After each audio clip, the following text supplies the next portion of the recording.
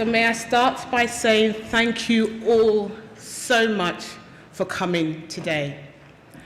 You all being here is actually what makes the conference. So I'm going to start by giving a 15-minute presentation. And I have my able timekeeper over there, Rachel, who will stop me if I go over. And then after we've heard from our vice principal, we will then have our able MC, Lanaine, who will take over and will be introducing the speakers. So, here we are again.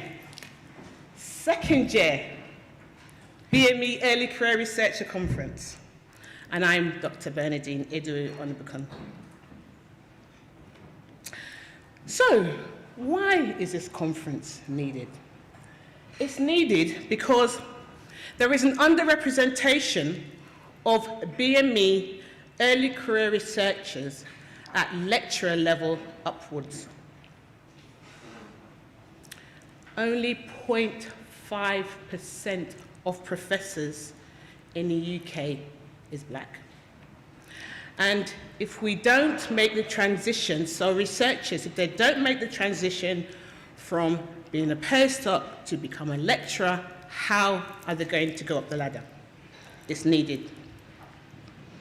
It's needed because we want to ensure we have the correct skills and confidence to remain in academia. There's more reasons, but let's deal with what was happening today. Some of you would have seen the article that I was privileged to write in the Guardian newspaper. And it was talking about how to inspire more black scientists. The first conference we did featured him. And I have to say a massive thanks to Toby Moses, who, even though I always thank him so much, he says to me, no, don't thank me. I'm giving you a voice, because what you're saying needs to be heard.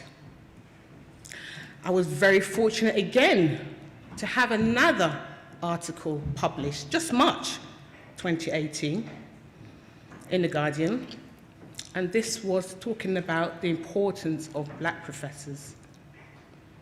And some of the speakers you'll hear today would have featured in the article, so please do have a look. What's the background of this conference? The very, very first one we did, and I think it's the only one that's been done in the UK, was conducted by King's Diversity and Inclusion team under my line manager, Debbie Epstein. For this conference, however, I've had to seek my own funding. A massive thank you to Wellcome Trust, King's Centre for Research Staff Development, and the Royal Society of Chemistry. And a special thanks to somebody called Donald Parle, who's an associate professor at Royal Veterinary College. And the reason why I'm giving him a special thanks, after the first conference, he said, Bernadine, you started something here. The actual term he used was a revolution. And you have to continue. So that kept, loads of people said complimentary things, but his words just kept ringing in my ear. That's why I had to find the funding to repeat it. I'm going to share just a snippet of the feedback obtained from the first conference. 93.3% said the conference had met their expectations. Thank you. 80% said the conference had increased their confidence and motivation to stay in academia. And I'm going to share some testimonials with you. Again, this is just a snippet. Actually, this conference exceeded my expectations Thanks for everything. It was amazingly inspirational, and I hope you organise more of this.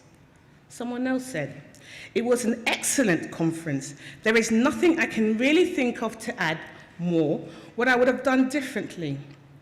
Another one said, it was a relief to have what felt like a private, personal failing identified, named, and reframed. Another person said, the descriptions of the speaker's successes were very inspirational. We came away feeling validated with important tips and ideas for personal development and certainly empowered. The quality, format of the day, choice of speakers, and food were all excellent. And finally, someone said, I have been a postdoc for over 15 years, and I found it difficult to move on to becoming an academic lecturer. Therefore, the talk on how to get out of a slump and put bad experiences behind me has motivated me to try and get an academic position. You can imagine what this last person had been going through, how they may have been waiting for this conference to happen before they've now decided, yes, it's time for me to move on. What we're going to hear today, we're going to hear from our provost, Senior Vice President Professor Sir Robert Leckler, who will tell us why this is important to King's. We've got a variety of amazing speakers, including the head teacher of Kingsford Community School, Miss Joan Delorme's OBE. And we're going to have university students who will tell us why seeing people look like them is very important. We're going to have many short inspirational speakers to hear several staff's journey, including Dr. Marcia Wilson, who is the head of Health, Sport and Bioscience at the University of East London. And our keynote speaker, Ms. Chi Onwurah, who is the MP for Newcastle Central and Shadow Minister for Industrial Strategy, Science and Innovation, will be speaking to us. She's actually on her way from Newcastle as we speak. In the afternoon session, we are going to have several workshops, and we're going to talk about the importance of applying and writing fellowships by Dr. Candy Hassel from the Wellcome Trust. We're going to hear the importance of networking and well-being. This year, we have Dr. Yvonne Thompson, CBE, the first Black female millionaire, and the founder of Choice FM, and other things as well, millions of other things. She's going to be teaching us the importance of mentoring and sponsorship, and then we'll have other talks. And the last event of the day, and this was feedback from the first conference that I didn't organize enough time for networking, we're going to have a keynote speaker, Professor Funmi Olonishakin, who is King's first Black female professor. And she's been recently appointed the Vice President, Vice Principal International at King's. Don't we get a clap for that?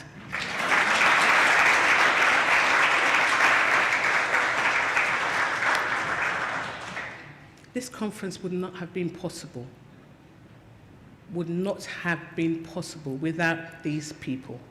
And I've intentionally used the word special people. It's these special people that has made this conference a reality. The principal, President and Principal Professor Edward Byrne. When I approached him, he was very, very welcoming. And he invited me to meet him at his office. I want to say more about that, but I noticed my time is nearly up. He listened to my concerns. He invested in me to work part-time in the diversity and inclusion team, which resulted in me managing several projects, example, the Open Doors project. Have a look on the King's website, you'll see. And we did an interview with him also. Professor Lucy De Silvio, Head of Tissue Engineering and Biophotonics, Dental Institute. She's been my mentor for many, many, many years. In fact, she's one of my best supervisors, and boy, I've had supervisors. Usually, your supervisor isn't your mentor, but clearly, she stands out. She's always supported, encouraged me when I go up to her with different initiatives. In fact, her favorite words are, "Bernadine, go for it." She's believed in me. She's given me many leadership opportunities. Prof, do you remember the time you sent me to a conference on behalf of you to present? That's what she did. That's what she's done. That's what's made me the person I am. Someone that's invested in me, looked after me, supported me. She's known me even before I did my PhD. I'm lucky. Dr. Eileen Gentleman, principal investigator, her own laboratory, craniofacial development, Dental Institute Kings. So our former dean, Professor Diane Rico, suggested I meet with Eileen. And the reason she suggested I meet with Eileen is because I went to see her. I said, I want a lectureship. I want to become a professor. Yes, Prof. Lucy kept telling me, Bernadine, you need to apply for your fellowship. You need to apply for your fellowship. I'd be like, yeah, I will do. But I didn't really appreciate what she said to me until my dean told me. So when my dean said, former dean suggested I meet with Eileen, I went to see her and I learned she sat on a committee for awarding grants and Wellcome Trust. And it was, even when I went to see her, I didn't believe in myself at all. But she kept saying, no, Bernadine, you need to go for it, Bernadine, go for it, and speak to that amazing lady over there, Dr. Candy Hassel. So I've actually been through the whole process for applying for a fellowship. Okay, I was unsuccessful. I got one excellent review. But what I can say is that experience empowered me. And now I can tell you guys what you need to be doing. Dr. Candy, Head of Research Affairs, Wellcome Trust. Again, another one that listened to me. She listened to my concerns about the lack of BME people, especially black people, not being awarded fellowships. But guys, we need to apply for it too. And she agreed to speak at the first conference to dispel myths that you need a Nature publication before you can apply for a grant. It is a myth. And she would tell us again today, it's still a myth. And it was her that introduced me to Lauren Couch, which is the head of diversity and inclusion, who supported this year's conference. Dr. Kathy Barrett. She's a university lead on research staff development, again at King's. I met Kathy when she first started at King's, and we've kept in touch ever since. In fact, Kathy's seen something in me that I don't know, and she's always recommended me to speak at the events, inspirational speaker, about mentoring, anything. She heard about the success of last year's conference through her colleague, and she also heard that diversity and inclusion were not funding this second year conference. She offered to speak to her boss, Dr. Nigel Eady, and within 24 hours, they agreed that they would love to sponsor this conference.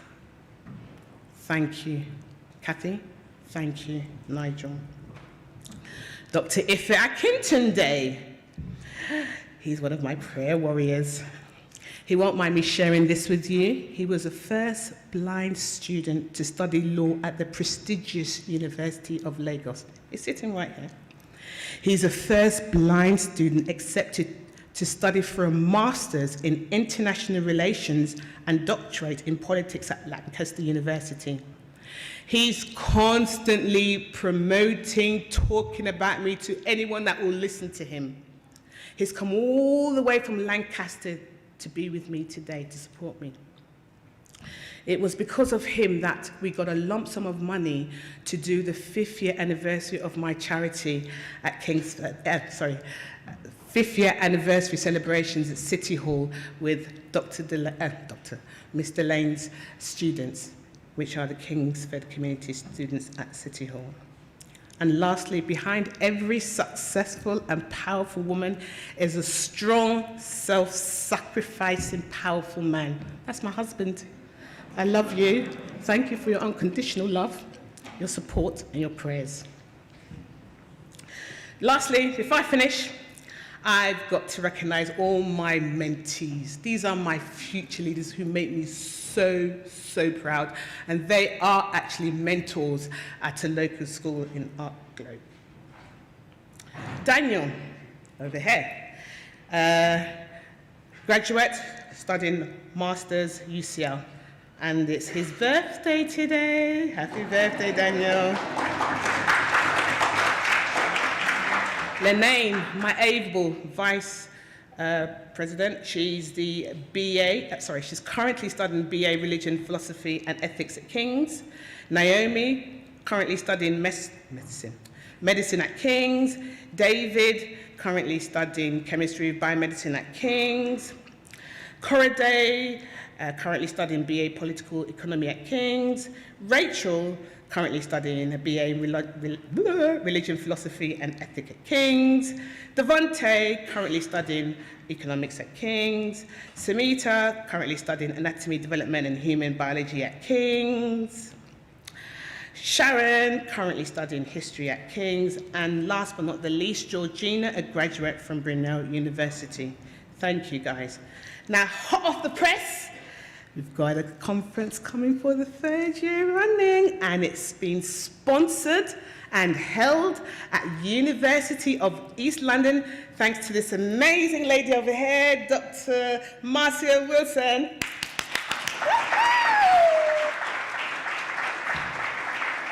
So as you can see, this is just a powerful movement that's not gonna stop, despite anyone trying to. And I must end by saying this is my inspirational quote. This is why I do what I do, by Michelle Obama. Success is not about how much money you make at all. It's about the difference you've made in people's lives. Thank you for your attention.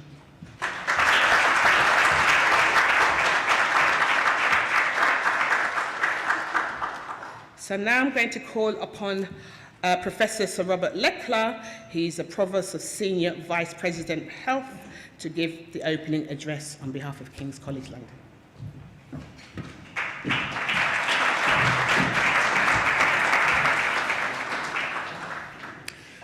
Well, good morning, and thank you so much for inviting me to say a few words at this really important event. And I say it's important because it's addressing issues that I think are absolutely key to our collective success, and they're issues that I care personally about a great deal. And I stand here feeling very confident that I can reassure you that King's is deeply committed to creating a culture that celebrates diversity and is totally inclusive. Now, how are we doing, you may ask? Well, if I look not at today's focus, but at the issue of gender and diversity, that's something that we've had a focus on for a number of years here at King's and indeed across the sector, and I think we have made progress, but you only need to look at the gender pay gap to see that we still have some way to go. When it comes to the issue of race, I think we've been slower off the mark, and that's why I congratulate Bernadine and colleagues in putting events such as this together. So without doubt, we've got a journey to travel, and I think my key message is that I, as one of the leaders of King's, are here to travel it with you and help that journey to progress.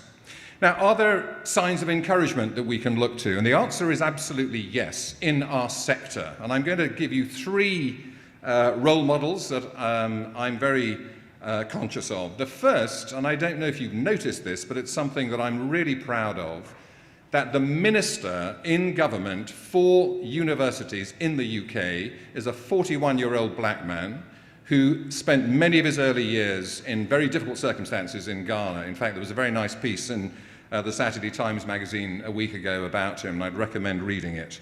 Sam Jima, and I have the pleasure of working with him in a number of contexts, not least because he chairs a working group trying to mitigate the risks of Brexit, something, again, that I'm very committed to try to help with.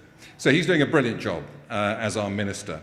The previous Dean of the Institute of Psychiatry, Psychology and Neuroscience here at King's was Kshitij Kapoor from India, a brilliant dean who unfortunately we exported to Melbourne, but then we've taken someone back from Melbourne to take his place. But Kshitij was an outstanding colleague. And then Bernadine's already referred to our own Vice President International, Funmi Olinasakin. Is Funmi here yet?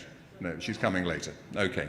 So there's three wonderful role models. But not only that, but many of today's speakers are living proof that if there is a glass ceiling, it is there to be broken, and I expect many of the people in the room to go on breaking it.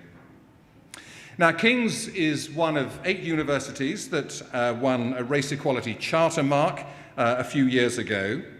And that's something, again, that I'm very proud of. And let me tell you the commitments that we've made in our action plan under that banner. They are the following 8 things: to create a more inclusive culture, to increase the proportion of BME staff at senior levels, something that Bernadine referred to, improve recruitment and selection practice and how it's perceived, improve the representation of BMA staff within our governance structures. Number 5, challenge inappropriate behaviour, language and banter. Number 6, review relevant policies and procedures. It's a bit dull, but nonetheless important. Number 7, address the underrepresentation of students from particular ethnic groups at certain levels and within certain faculties. And finally, address the attainment gap and embed inclusivity into our curriculum design and pedagogy. Now, that's quite a menu of commitments. Now, those commitments remain there, but now we come to the question, are we going to apply to renew that Race Equality Charter mark when it expires next year? And we had a debate at the senior management team of the university, and I happened to be chairing it on this occasion about 3 weeks ago. And Sarah Guerra, our head of diversity and inclusion across the university, introduced the topic, and then I explained the pros and cons. Now, you may say, why would there be any cons for renewing that Race Equality Charter mark? Well, there are 2. One is the risk that we have not made enough progress in fulfilling those commitments, and that's true, we have not. We're on the journey, but we haven't made enough progress. And secondly, just a bandwidth issue, that there's so many things going on at King's. Could we afford to commit to this renewal? And we had a discussion, and then I asked for a vote, and I'm happy to tell you there was a unanimous vote across all faculties to say this is so important that we need to commit to renew, and I thought that was a real sign of encouragement. So we're going to go ahead and go for that. So in closing, I think my personal messages to you are, number 1, believe you can do it, and I hope today enhances your self-belief as a consequence of your discussions. Number 2, be ambitious in setting your goals, because that's absolutely key. If you don't set ambitious goals, you're not going to get there. And my third piece of advice, and again, it's picking up something that clearly Bernadine and others are very much on the case to deliver, is find a mentor. Mentors are so valuable, and they've been very valuable to me, and I still have a mentor. Everybody needs a mentor. So helping you navigate through a complicated, competitive career structure, find a mentor. I hope today might assist you in doing that through the networking. Find a mentor and use them to help you set your path, set your goals, and pick your strategy. So in closing, congratulations for today. I think it's a fantastic initiative. I'm glad the next one's going to be at the University of East London. My daughter is studying there, so I'll tell her to look out for it. And I wish you every success, and I've no doubt that you're going to be successful in your careers. Thanks a lot.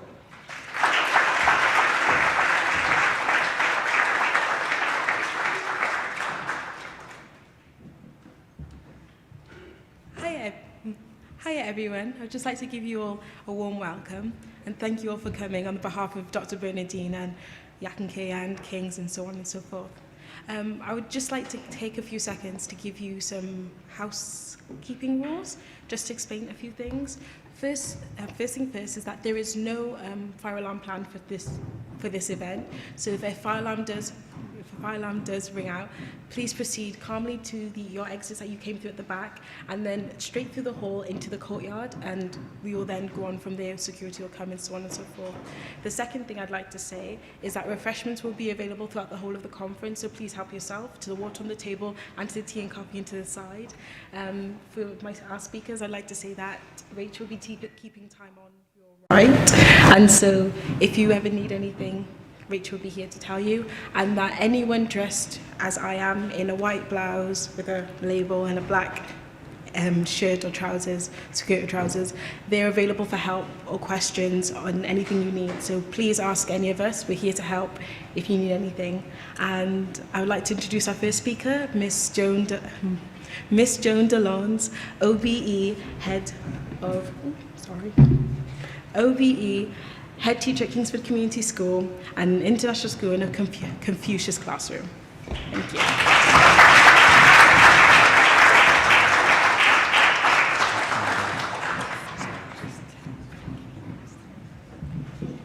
Good morning, everyone. It's an honour and a privilege to have been invited to address you today, and I'm very pleased to have the opportunity to a topic that is very close to my heart: the importance of BME representation across all levels of academia. As a head teacher, I too often hear about the challenges BME students aspiring to be leaders in academia face, and also the joys they experience of meeting these challenges. I have no doubt that all who are here today recognise their role, duty and responsibility to inspire the BME community to pursue academia at the highest levels and ensure that the vast BME talent pool therein are in a position to make their contribution to the further development of the domain of higher education. In terms of my experience as a teacher on the journey to headship, I faced parallel challenges to BME early career researchers seeking to progress to the heights of academia. I was inspired to enter the world of education because of a passionate and charismatic teacher who had a clear vision of the pathway she wanted me to follow. I'm sure that all of you can remember at least one teacher who had a lasting impact upon you and helped to shape the person who you are today.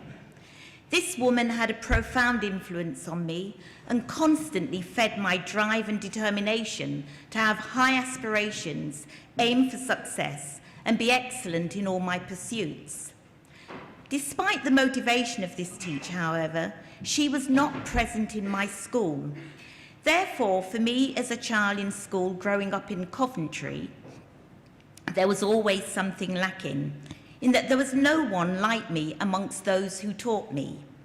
I was the only black child in my school, and I always yearned for a role model within my school to aspire to, and wished for a teacher who in some way shared some aspects of who I was, a black person from a working class background, as I believed they would understand me and relate to me with a deeper understanding than some of those whom I encountered. If I provide further context, I was a school child in the country prior to the times of the Race Relations Act and at the times of the Enoch Powell Rivers of Blood speeches. It was a very different world. Racism was legal and burgeoning. For example, when I had my careers interview with my head of sixth form, he advised me that I should be applying to a secretarial college, as aiming to be a teacher was not a sensible choice because it was beyond me. It would be far too much of a challenge for a girl like me. This was despite the fact that I'd done far better in my exams than my white counterparts, all of whom were being advised to make university applications. But this was just another in a long line of experiences that were like landmines intended to blow up my wild dream of becoming a teacher. Just a couple of years earlier, my head of year, when she learned that my class had been entered a year early for our O-levels, called my class one by one into her office. My friends emerged with beaming smiles on their faces, having been commended for their achievement. I left her office very angry, wanting to cry or shout at someone, as I'd been told that I'd be wasting taxpayers' money if I failed the exam.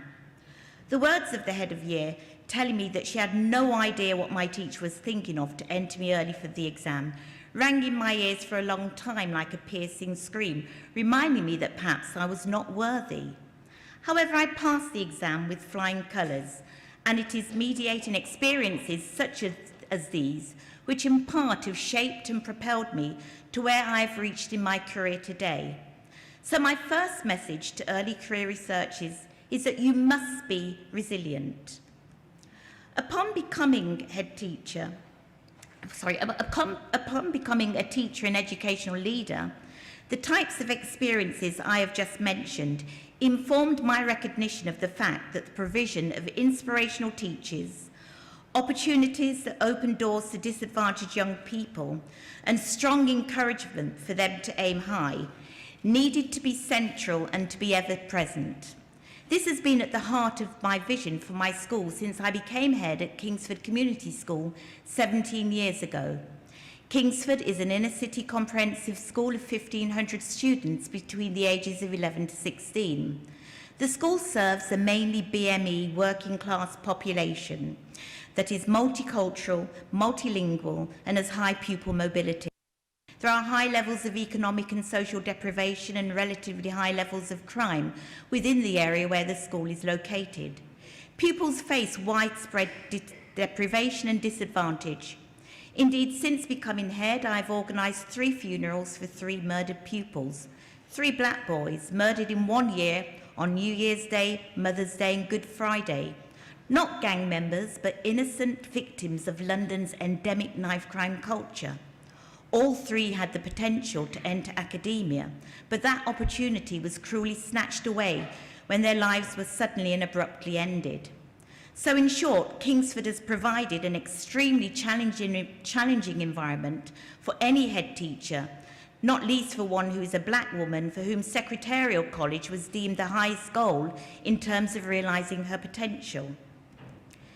Being resolute is part and parcel of the experience of BME people, and through fortitude, dedication, and inspired by a passionate commitment to the young people that I'm entrusted to serve, I have overcome many challenges in the world of education. I believe that anyone with resolve to do this is able to. This is true also for BME early career researchers seeking to progress in the world of academia. When I came into teaching as a consequence of my own educational experience, I wanted there to be more black role models in schools. I wanted my BME pupils to understand and comprehend that I can do whatever I want. It doesn't matter what colour I am or what my background is. And for them to have people in front of them who would walk that path. This is a lesson that needs to be delivered more consistently in academia. It is well documented that successful people are those with a positive state of mind. However, for BME people aspiring to progress in academia, it can be difficult to maintain such a positive outlook when BME representation in academia in high-profile roles, such as professorship, has historically been low. Thus, there is not necessarily an obvious template for success to be followed. I have a number of perspectives on how this could be challenged and overcome. If I consider my trajectory in the teaching profession, when I was a child, my parents, who came here from the Caribbean in the early 60s, drilled it into me that though I was born here, I should never think of myself as being the same or as having equal opportunities to my peers.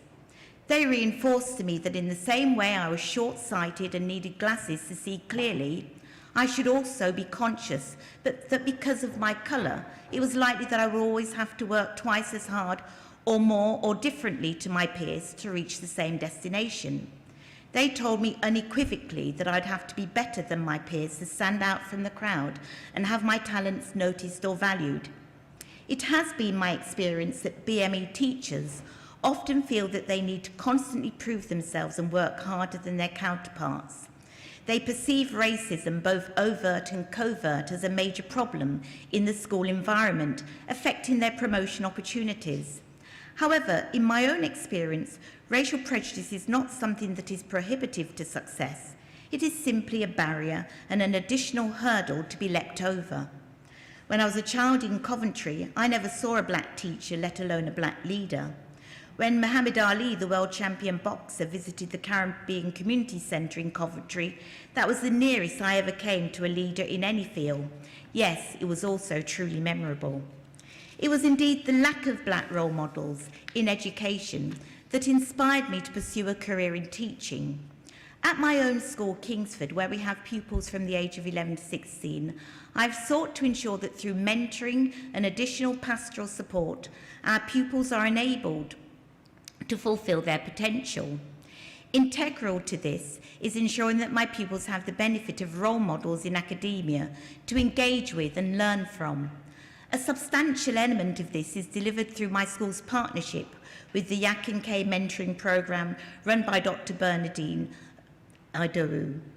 Through this programme, my pupils are able to meet and learn from role models in academia who reinforce self-belief, self-confidence and raise aspirations that my pupils come to know and believe that they too can reach and learn to flourish in academia. BME early career researchers seeking to progress to the heights of academia also need this later on down the line. Mentoring is very important. I'm very proud of the fact that BME pupils are amongst the highest achievers in my school, many gaining fully funded boarding scholarships worth £60,000 to attend sixth forms after leaving my school in leading independent schools in the country. Large numbers of them attend Russell Group universities, and the school that we founded in London, the London Academy of Excellence, has amongst the highest numbers of Oxbridge application acceptance rates of any sixth form in the country. From my experience, it's my strong beliefs that academics from BME backgrounds not only add their rich cultural heritage and intellectual prowess to the commonwealth of higher education, but through that process they also play a unique role in educational advancements through transforming academia, developing research approaches and enriching academia for the better in this country. We know that structural transformations are imperative in the higher education system to address the imbalance in the groups who flourish in academia. Alongside this, inner drive, motivation and a sense of duty, I believe, are amongst the essential forces needed for BME early career researchers who aspire to reach the pinnacle of academia, an area that too few are currently accessing, such as professorships. In the teaching profession, research has shown that BME teachers cite racial discrimination as only the sixth biggest barrier to them becoming ahead. Instead, they cite workload, self-confidence and family responsibilities as the most significant obstacles to taking up a headship. In my experience, one's self-confidence, motivation and self-belief are fundamental to becoming a successful educational leader. I believe that these factors also play their part in academia. It is true that black teachers often have to apply many more times than their white colleagues for higher positions, and this experience leaves many lacking the confidence and support needed to move up the teaching career ladder.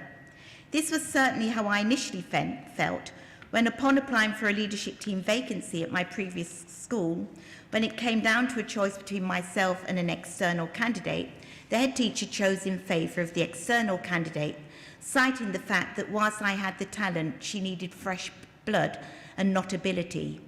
It is all too easy to be distracted and undermined by those who will seek from the start to question your ability and your worth to be in a position of authority or leadership. In order to counteract this, it is essential that you stay emotionally strong and clearly and persuasively articulate the vision that you have for your career. And when you reach a leadership position in academia, this vision should translate into one for those who wish to follow in your footsteps. Your mere presence at the summit of academia will be their inspiration. At the start of this presentation, I shared with you the image, I was going to share with you the image of the teacher who inspired me first. It was this lady, my mother. But upon becoming head of Kingsford, I was fortunate enough to have an experienced, successful mentor ahead of a nearby school. She was a woman of BME background and understood the additional pressures that I face. Her advice and friendship were invaluable to me as I sought to deal with the challenges I faced from the moment I was appointed head. Whilst we were of different faiths, I'm Christian, she was Islamic, we had more in common and much that unified us. She proved to be a solid support and motivator. Another head teacher colleague has likewise been invaluable to my own professional development. On the surface, we couldn't be any less similar. He is white, male, and head of one of the most expensive private schools in the country, very far from the demographics of my own school. What we did have in common, however, was that when we first met, we were both relatively new head teachers. Our shared learning experience brought benefits to both of our schools. We formed a unique partnership praised by many, including Prime Ministers and Secretaries of State for Education, as a model of best practice for partnership between the independent and state sectors. Ultimately, we're united by a common purpose to realise the potential of every young person in our care. It is such a vision that I believe should motivate and inspire all BME early careers researchers seeking to progress to the heights of academia, to overcome the adversity that they may face on their journey to and through academia. Throughout the journey through academia, you should not allow yourself to be co-opted, bought off, or otherwise compromised. In this sense, as an academic, you must be like a tree.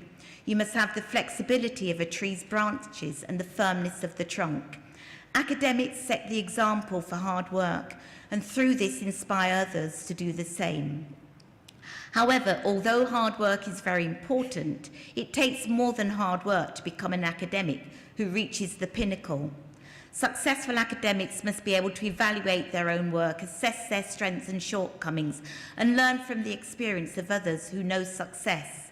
It is not only important to be consistently good at what you do, but you have to be flexible, whilst at the same time be uncompromising in your resolve to reach the highest destination in academia.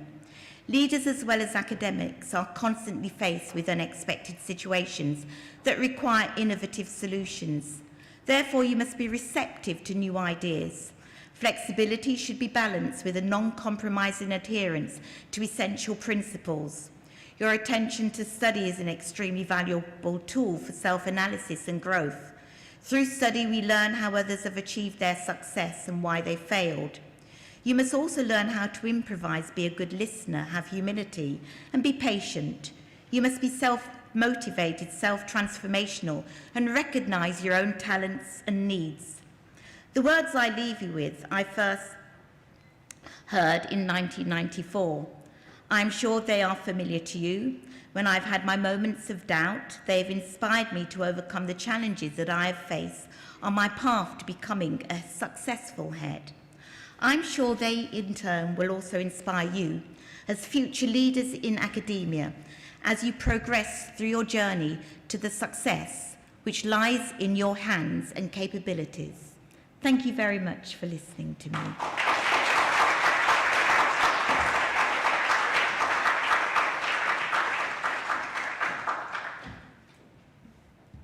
Hiya. I'd just like to introduce our second speaker. Our second speaker is Ms. Xu Lin, a second-year PhD student at Oxford University and president of Oxfest. Please give her a warm welcome as she comes.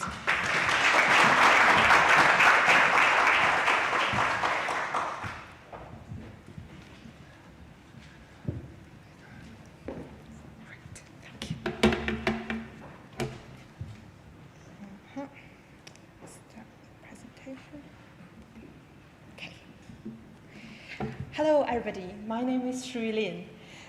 It's a great honor to speak here today. Dr. Bernardine has saved this precious slot for me and another student to share our experience, to represent a voice from many audience here today. So I want to start with some background about myself, and you will see, indeed, I'm one of you, the very early stage researcher. I'm not sure whether I'm allowed to call myself researcher as a PhD student outside this conference, but I'll do it for today. Yes, so I'm a second-year DPhil student in a CDT program called Autonomous Intelligent Machines and Systems. CDT courses are funded by EPSRC as a new trendy way of doing PhDs, with the goal of equipping PhD students with more thorough and interdisciplinary trainings to cover a broad range of topics. Different from the traditional 3-year of PhD programs, CDT courses are often 4-year long, with the first year full of lectures, practical labs, and a couple of 8-week-long mini projects. My first year at my CDT was very intense, but really fun. So here are a couple of pictures I took as record along my course. My cohort has 10 people.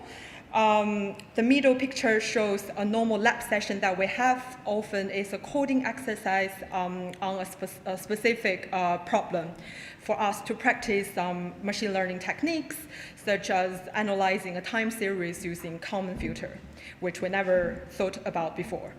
And sometimes we do go outside, regardless of the weather here in the UK. We try to program a mobile robot, let them self-drive through an area of obstacles, go to the other side of garage, and self-park itself at a specific point. So it's like a mini self-driving car that we try to crack in a week time. After finishing my first year, I've joined the Cyber Physical System group in computer science with 2 amazing professors being my supervisor.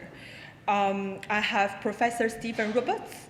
He is the director of Oxford Finance Institute, previously the Oxford Machine Learning Group. And Professor Nikki Trigoni, she's the director of my CDT course, also a professor in Cyber Physical System group. My group focused on research projects applying sensor in very applied scenarios, for example, indoor localization, i.e. tracking moving objects like people or expensive pieces of machinery inside a building where GPS usually is not available. Here are some short video demo of tracking a moving person inside a large building using some technologies that are developed in my group. My own research, though, is on analyzing large-scale sensor data to extract underlying pattern and structure, to detect any anomaly behaviors, and hopefully to predict the future trend. I don't really have yet a very fancy video as what I just shown before. I'm working on it. But at the moment, I really want to show you this plot, which came out freshly from my work last weekend. Here it shows a radio signal strength map that I surveyed through my research group area. This exercise shows that we can indeed interpolate the value between very sparse measurements, and the result looks quite good to me, as we can estimate the value in a very fine-grained scale with very sparse sensor data. Outside my research, I've been involved with a few student organizations. Among all of them, Oxford Females in Engineering, Science and Technology is the one very close to my heart, also known as Oxfest. Oxfest, we aim to promote gender equality and diversity in STEM subjects. We are a fully student-led organization with ourselves managing finance, managing the plan of events, and the way that we achieve our goal in the best manner. We often develop workshop events in collaboration with our very supportive and generous corporate sponsors in the area that we believe is not fully addressed in our degree. For example, here we show a couple of pictures as a traders game in collaboration with our gold sponsor for this year, Macquarie, an investment bank, and another coding workshop 2 years ago with Morgan Stanley. Besides those, here at Oxfest, we really care about our members' well-being and social life. So we offer a wide range of events for our members to meet to talk and to exchange ideas, at the same time search for peer support. We believe the best support that you can get is among us, among yourself. On top of that, we also host annual conference. It has been 7 years since the start. We often receive audience of more than 100 student members. At the same time, have around 20 to 30 speakers joining our program. And it was a great honor for us this year that we have Dr. Bernardine Iduwu for our, to open our program as the opening keynote speaker. On top of all those events or big events, we also offer a mentoring scheme. This scheme started with the vision that we notice women students often not seek sufficiently for the long-term advising or mentoring relationship as our men colleagues. So we wanted to offer a more structured program for our women students to sign up more easily without any worry or concerns. Last year, since last year, we have paired 50 mentee and mentor,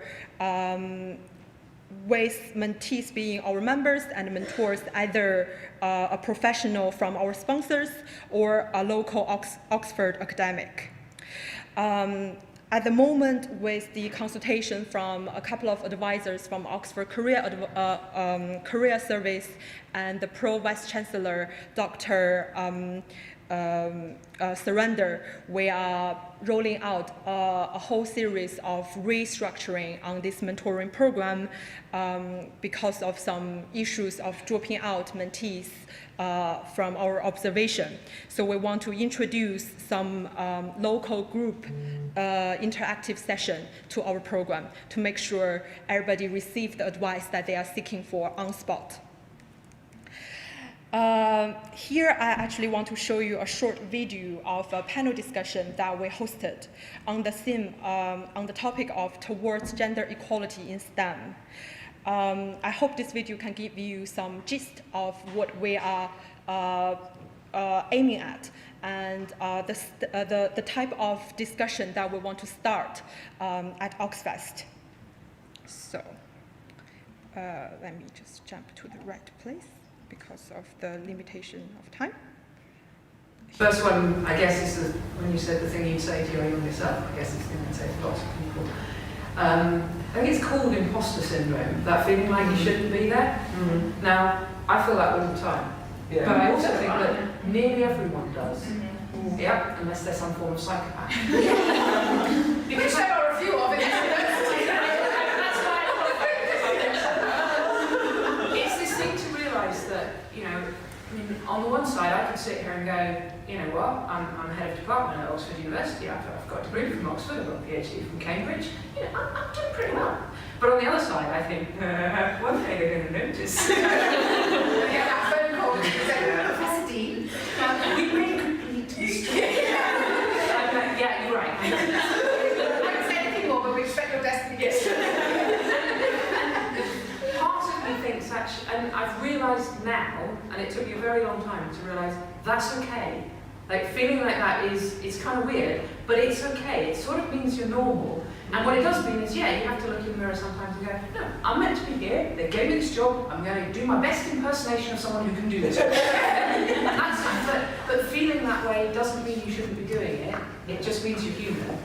And the second one is, I would massively reiterate what Alison said, which is the reason I picked this job is because I love it. And if you want to do it, you should just... Sorry, I ended the video a bit shorter, but I will complete the sentence that Professor Charlotte Dean wanted to say. It's actually very wise words, which I personally very agree with. And I want to use it, try to attempt to answer part of the question today's conference wants to post. Shall we stay in academia? My answer is, we shall, yes. If research is the thing that we love, if research is the career that we choose, then we should try. We should not give up. No matter what barriers is in front of us, no matter how difficult it is, we should just keep doing, make it happen, and most importantly, make it fun for ourselves. Thank you very much.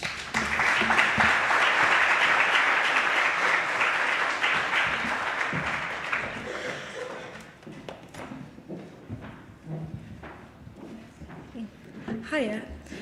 We've heard previously from Mr. Lawrence, who spoke about diversity in the junior levels of schools and also her personal journey. And also we've just heard from Miss Lynn, who spoke about diversity in the upper echelons of education and the support of institutions like Oxfest at helping people stay in academia. And both women have reiterated the point that we should stay in academia, and if research is our love, we should stay there.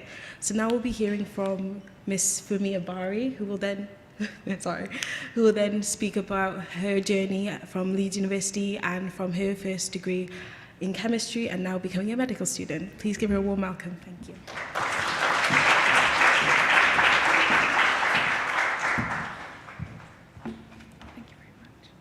Good morning, everybody. I'd just like to begin by saying a massive thank you to Dr. Bernadine Aidowu, to the incredible team, and to all the esteemed individuals here today who are making this event possible, this conversation possible.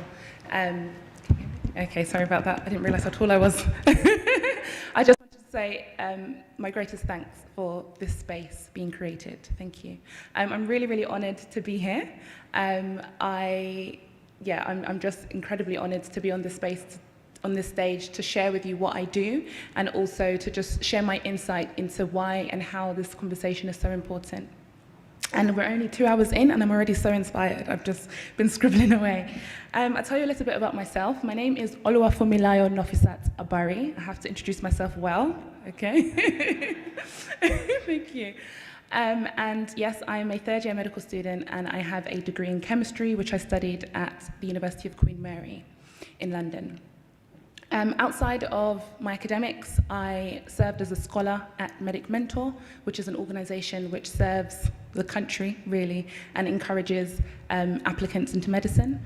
I am a private tutor and mentor for STEM, and I have designed and developed community international projects, both here in the UK, in Europe, and in Gambia. So hopefully I have given a little bit of validation as to why I'm here on this stage today. I really wanted to share my experience and my journey into medicine because I thought that was the most relevant story I could share. So my journey into medicine wasn't one which was straightforward. So I did a whole degree and I worked for a year and saved lots of money, soon to find out that the fees increased threefold to get there. And after 7 rejections, whoa, we got there in the end. So you can imagine how excited I was on the first day. I was ecstatic, I didn't sleep. I'm somebody that, I get a few hours of sleep, but I do love my sleep when I do get it. I didn't sleep the night before, I was so excited. I was 21, but I felt like a little kid. I was so excited to enter and have access to this dream I have dreamt pretty much all my life. So I walk into the lecture theatre, and I don't know what I'm expecting. I think I'm expecting fireworks and a celebration. I don't know what I'm expecting. But I walk in and I'm overwhelmed by this feeling that I just can't quite put my finger on. And I'm uncomfortable. And there's a feeling of feeling foreign, which was so new to me. And I looked around the lecture theatre and I tried to find a face that was familiar to me. I tried to find a face that looked like mine, and I realized that I couldn't find one. And in that moment, for the very first time, I felt as though this dream of belonging to this profession that I had dreamt for years, I promise you, I must have been 3 years old when I told my mum I was going to be a doctor,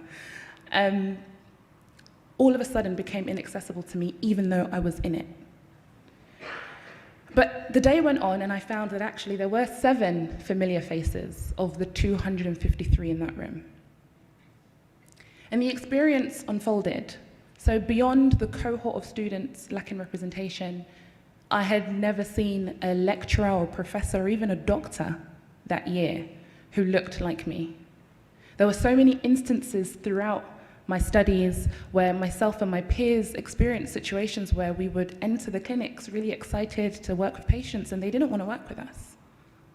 There were patients who pretty much said, "Oh, don't touch me." Now, was it because of my face? Was it because of my hijab? Was it because I was a student? But most of the time, they did think I was a nurse. Everyone thought I was a nurse for some reason. Now, these experiences were unfortunate, and to be honest, it brew a lot of discontent with the entire process for a lot of us. We felt really uncomfortable in many spaces. We felt almost unsafe to even challenge it, and we kind of didn't really know what to do. So initially, the idea was, right, let's devise the strategic plan to present to the university and explain to them, this is what we're feeling, this is what we're going through. You know, we want you to be a bit more alert about what's going on. We don't want lecturers to be reckless on the stage and talk about Africa as a country. We don't want doctors to talk about how certain pathologies are only specific to black people, for example, HIV. Imagine hearing that in 2017, wow. We wanted a voice, and we were angry. But something happened, actually. So 2 years later, after my first experience of being sort of introduced to this world, I went to a lecture, as I do, because I'm a very good student, I go to all my lectures, and I do. And I'm paying for it, yeah, well.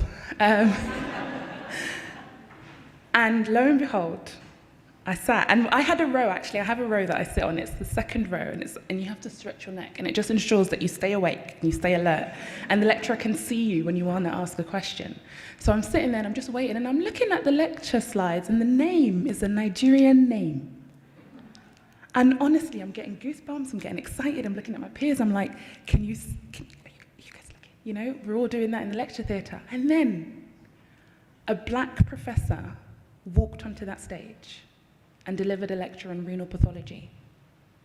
And I promise you, I did not hear that lecture. I didn't hear it.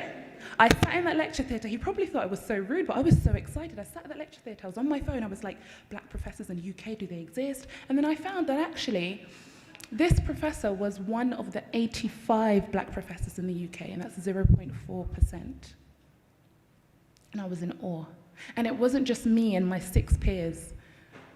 It was the entire lecture room. Everyone was like, whoa, this is new. And it was an experience. And in that moment, honestly, the anger sort of just left. And the discontent sort of left. And we were in a position where we wanted to celebrate, and we did. We went to Nando's that evening.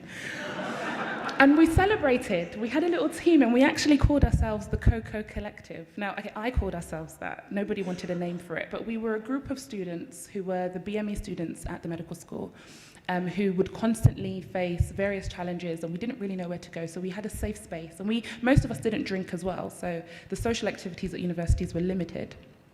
So we kind of did our own thing.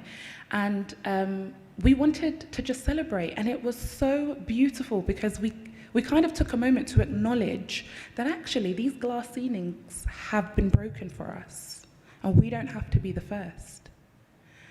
And I kind of redirected my energy, and I thought, you know what? A part of this strategic plan to get the university to wake up is we're going to have to celebrate the presence of black academics and professionals in the field. So we did that.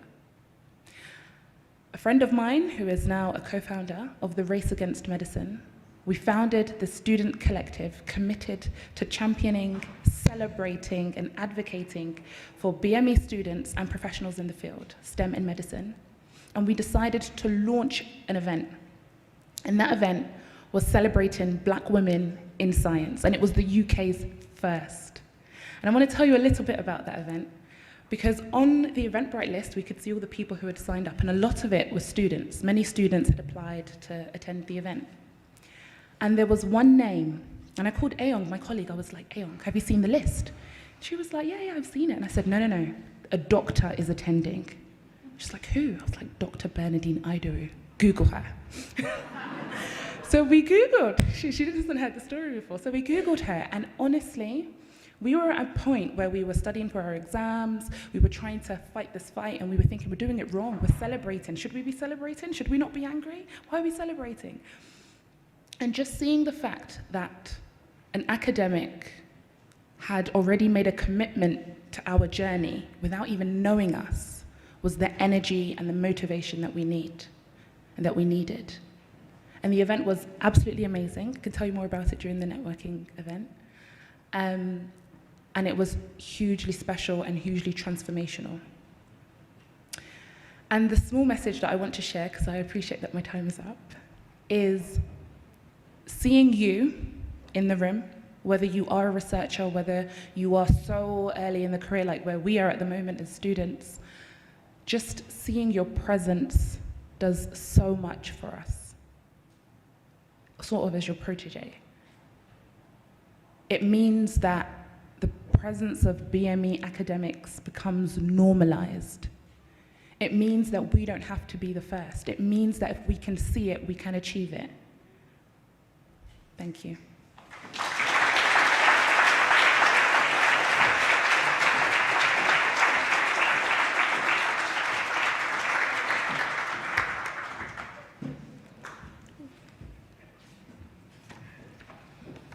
Hiya. I'd just like to thank you to Fumi, because that was amazing personally. I thought it was a really amazing speech about her personal journey and the adversity she faced and all that she's gone through and succumbed to get to this point. I'd like to introduce our next speaker, Dr. Oyinkansola Adesakin, who's a lecturer at the University of Sussex and belongs to she has a speciality in dementia and pharmacology. Thank you. Please give her a warm welcome.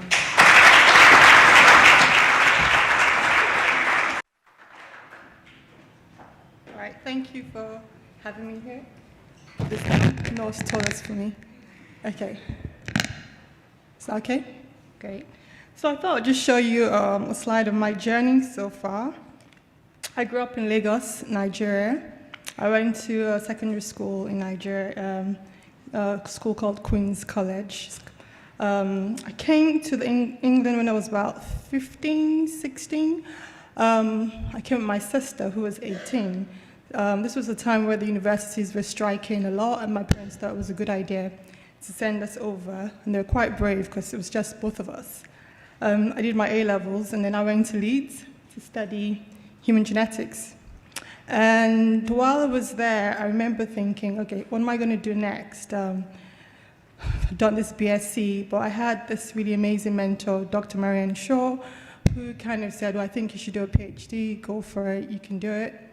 At that point, I was an international student, so I think there was only one source of funding at that time, and I didn't want to put my parents through paying for school fees, again, after going through boarding school, A-levels, boarding school, and then university. So I decided to figure out what other options I had, and I moved to the States, where I was funded. So I had a stipend, and I had a full tuition and everything paid for. And I studied molecular and human genetics at Baylor College of Medicine. And actually, it was the best program for genetics in the States. So I was quite thrilled to get into that program. So I was in the States for 5 and a bit years, and then came back to the UK. I did my postdoc at UCL with Professor Dame, she's now Dame, Linda Partridge, who works in aging. While I was there, I did my research on Alzheimer's and got a fellowship from the Alzheimer's Society, and stayed on with Linda and did some work actually at King's with Sandrine Thuret as well. And then last year, started as a lecturer in pharmacology at the University of Sussex and teaching third-year pharmacy students neurology and psychiatry. So you can see it seems all pretty straightforward and kind of straight path and light at the end of the tunnel, but actually my journey felt more like trying to go across the Golden Gate Bridge and terrified of heights. So you can imagine it was a bit of ups and downs. You think you have a hold on things, and then things feel like they're not attainable. And actually, I started off saying I did my BSc in human genetics.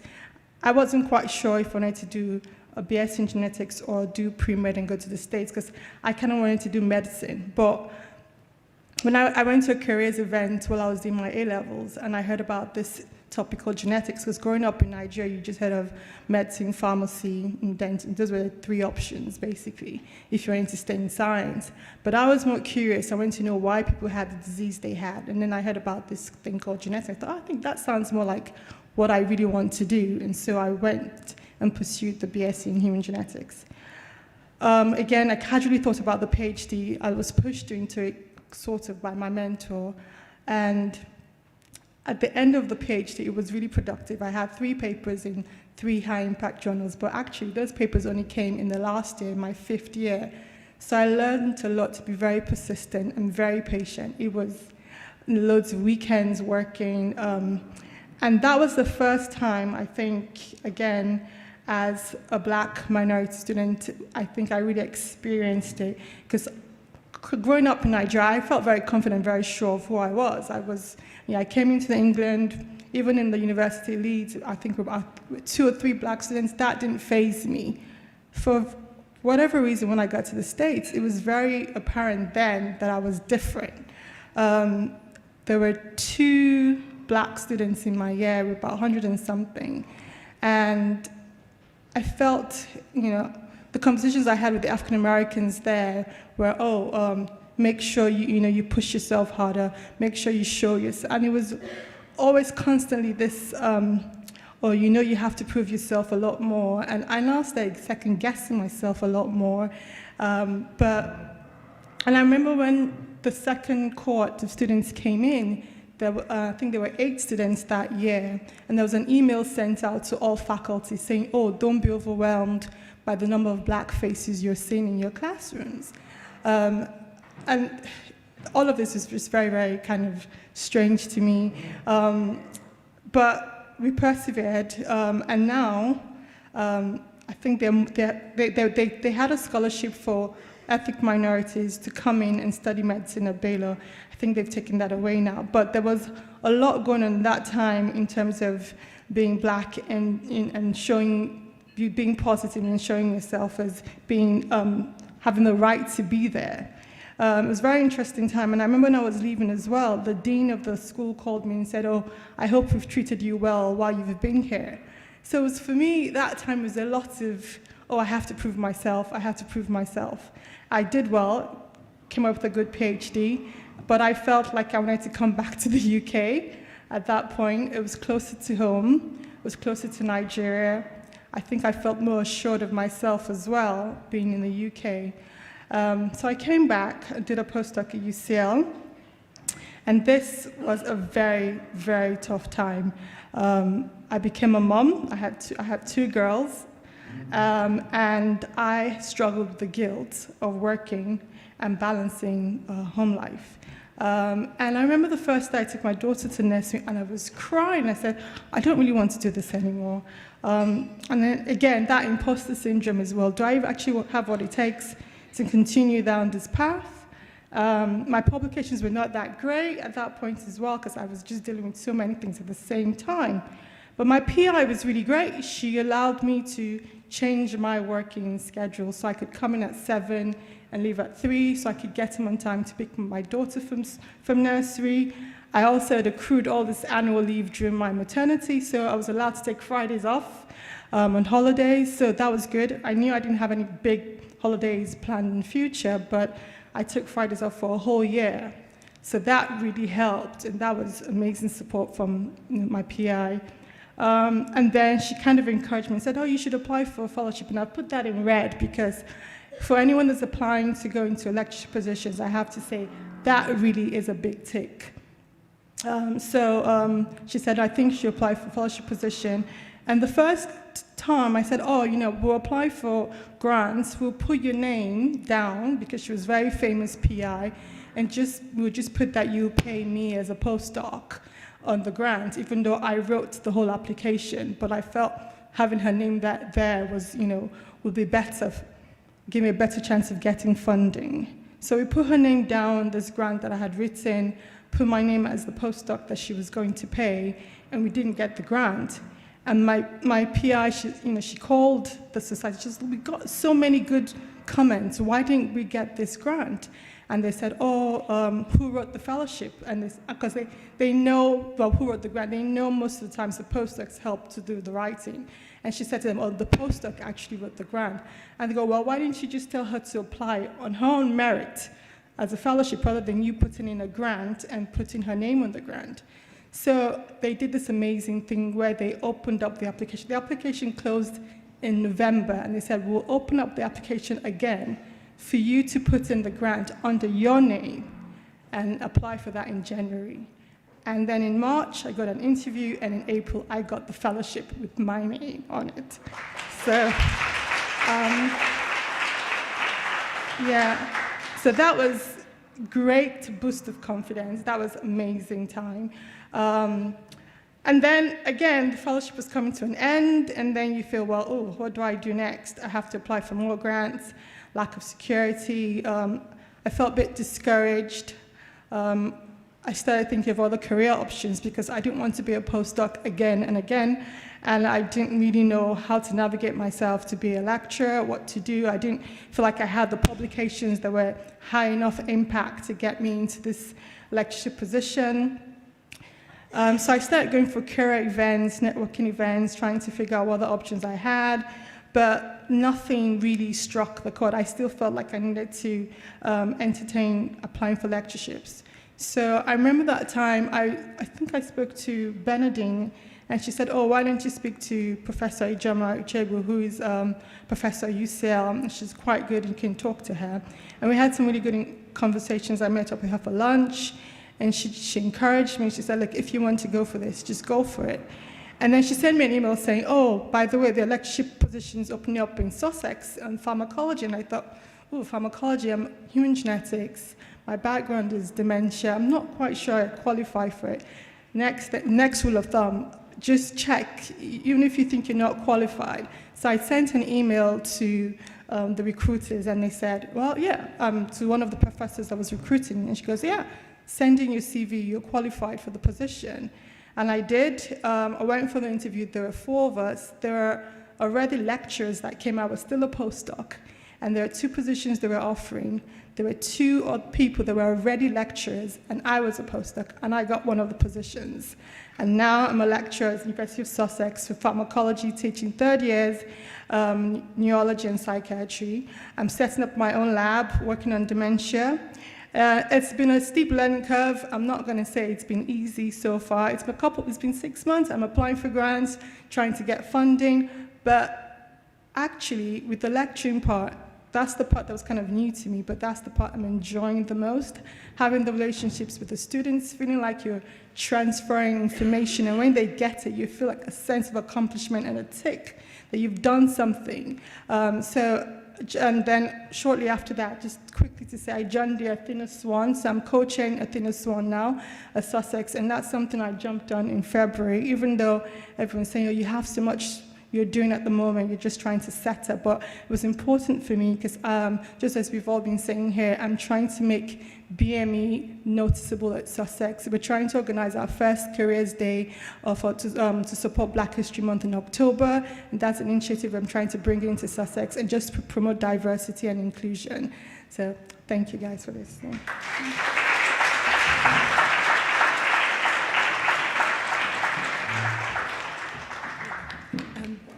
Thank you for that, Dr. Thank you for that, Dr. Adisakin. It was amazing to hear about her personal journey from Lagos to the UK, her academic journey as well. I'm managing a work-life balance. Now it would be my great pleasure to introduce Professor Luciano da Silva, Head of Tissue Engineering and Biophotonics Division at the Dental Institute of King's College London.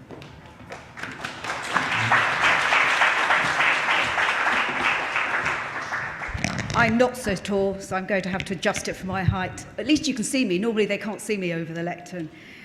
First, I'd like to thank Bernadine for her invitation to come and speak here. When she first invited me, I asked her, what would you like me to speak about? And she said, well, just speak about anything you want. I said, well, could you kind of tailor that a little bit? It's quite a broad subject, anything I want. So she said, oh, well, just speak about yourself and your journey in life. And I hope that my title will be reflective of the sort of things that I'm going to say to you over the next 10 minutes or so. If you ask anybody to think about the greatest woman scientist throughout history, the name on most people's lips is Marie Curie. All the pub quizzes, that's the answer that everybody gives. Marie Curie is indeed a person that should be honoured. She's the only person in history to have won 2 Nobel Prizes.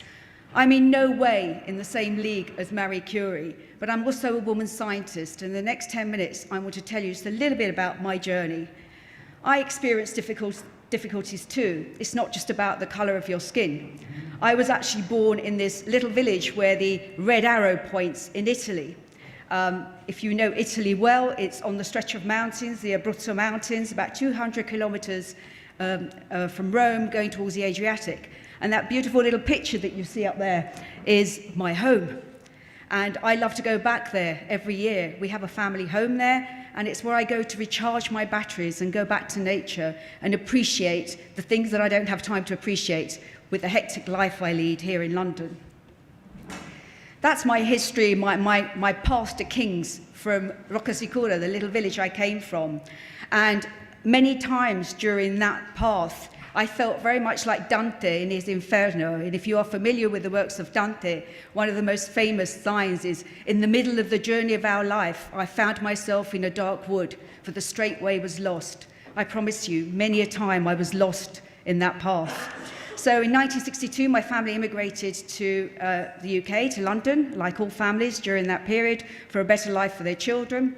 My father was a bespoke tailor and was very fortunate to end up working as a military outfitter in Savile Row for the Queen's Guards.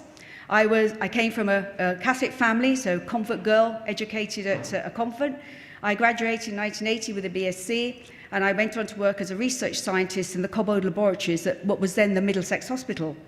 And it was during that period that I met some of the most influential people of my life. And I trained to become a biochemist whilst I was there, and a lot of my work was in vivo, metabolic and endocrine unit. And serendipity certainly came into my life.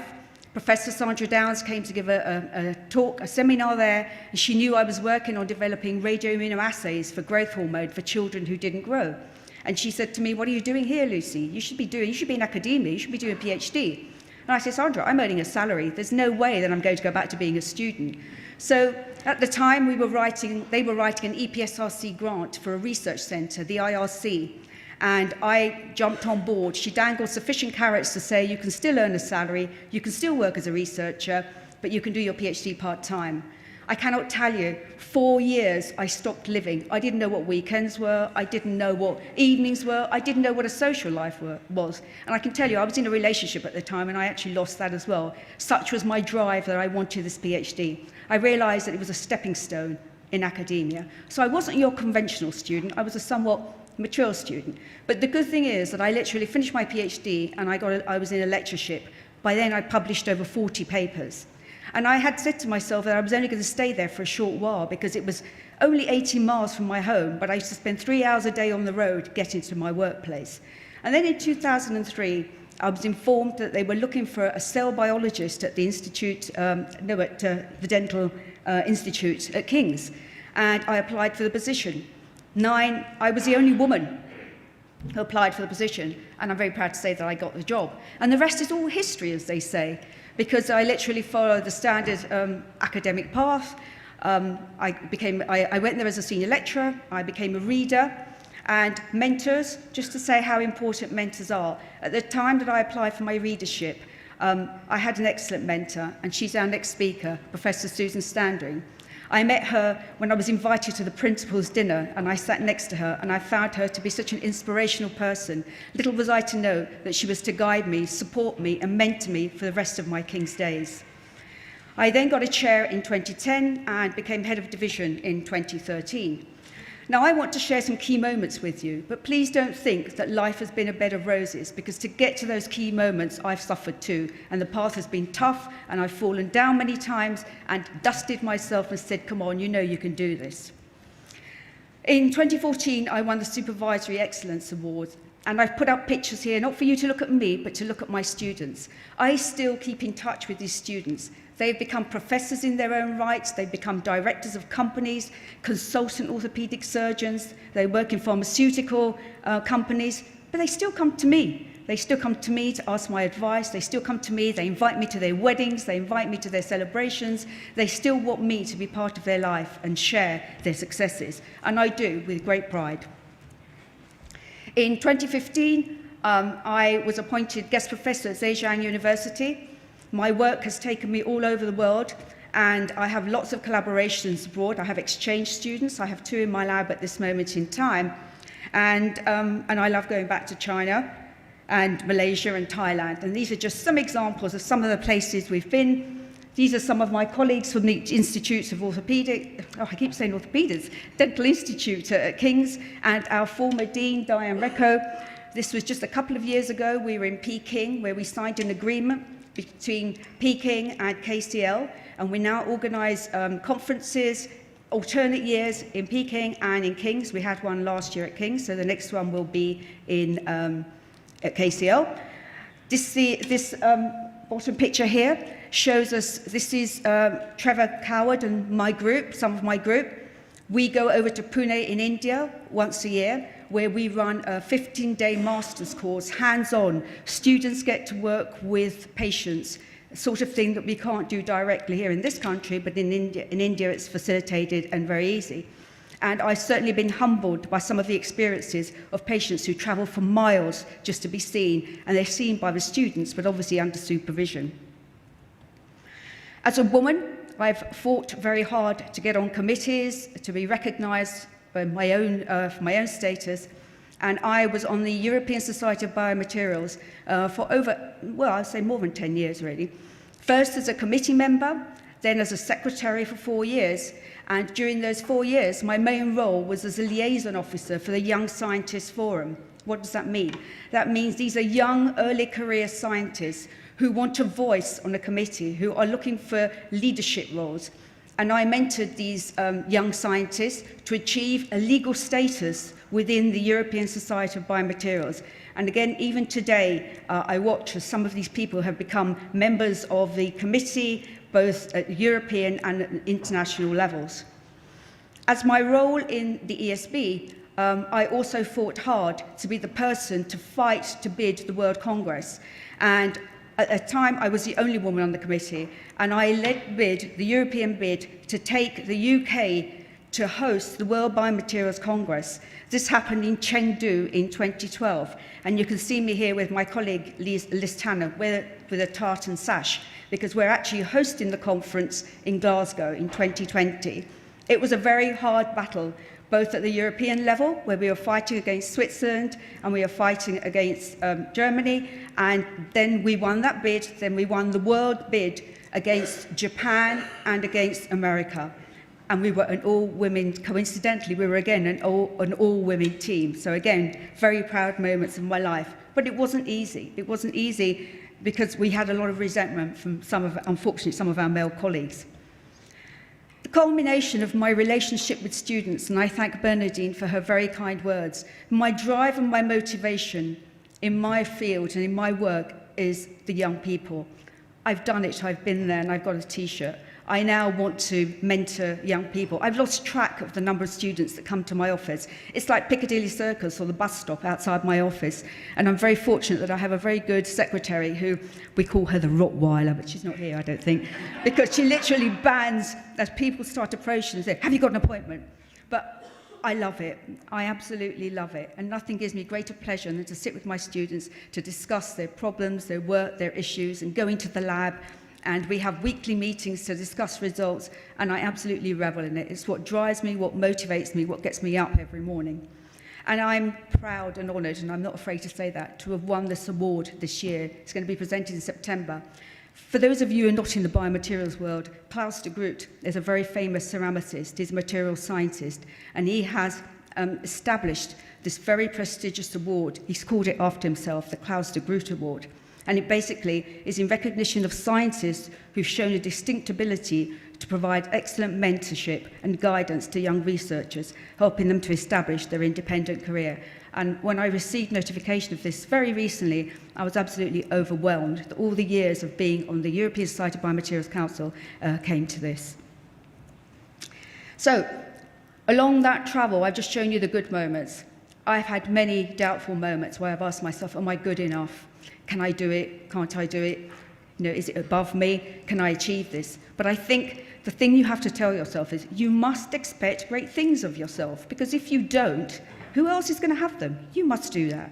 So you ask yourself, can I do it? But the strongest factor for you to do it is self-esteem. You've got to believe in yourself. You've got to believe, yes, I can do it. And yes, I deserve to be there. I've worked hard, I've struggled, I've worked hard, and I feel that, yes, I do deserve to be. Why shouldn't I be there? And in the words of Obama, one of my idols, was, yes, you can. You set your mind to it. Of course there are hurdles. Of course there are struggles. You will fall many times, but you will get up and you will dust yourself down and say, I can do this. I know I can.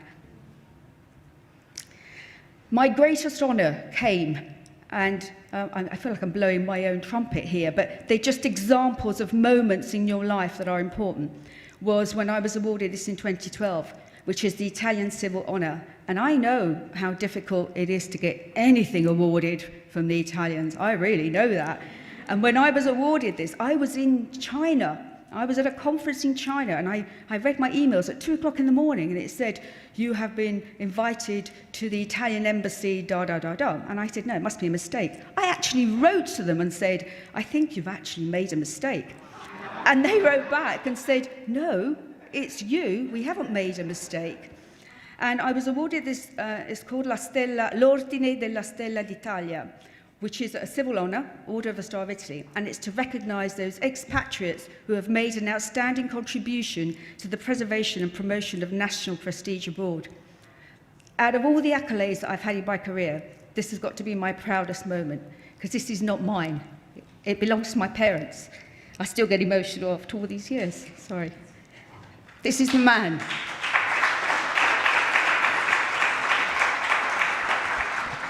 This is the man who inspired me. This is the man that even now today, when I have my hard moments, I think, you know, if my father could leave that little village in Italy, come here, not speak a word of English, and set up a home, earn a living, and put his children through their education, oh boy, I can do anything I set my mind to. And my father shared many, many words of wisdom. But this is a particular one that I want to share with you. And if you don't take anything else away from my 10 minutes, please take this away from you. Never fear difficult moments. They are a lesson in life, and the best comes from them. And I've certainly learnt from my most difficult moments to be the person that I am today. So get out there, because you know that you can do it.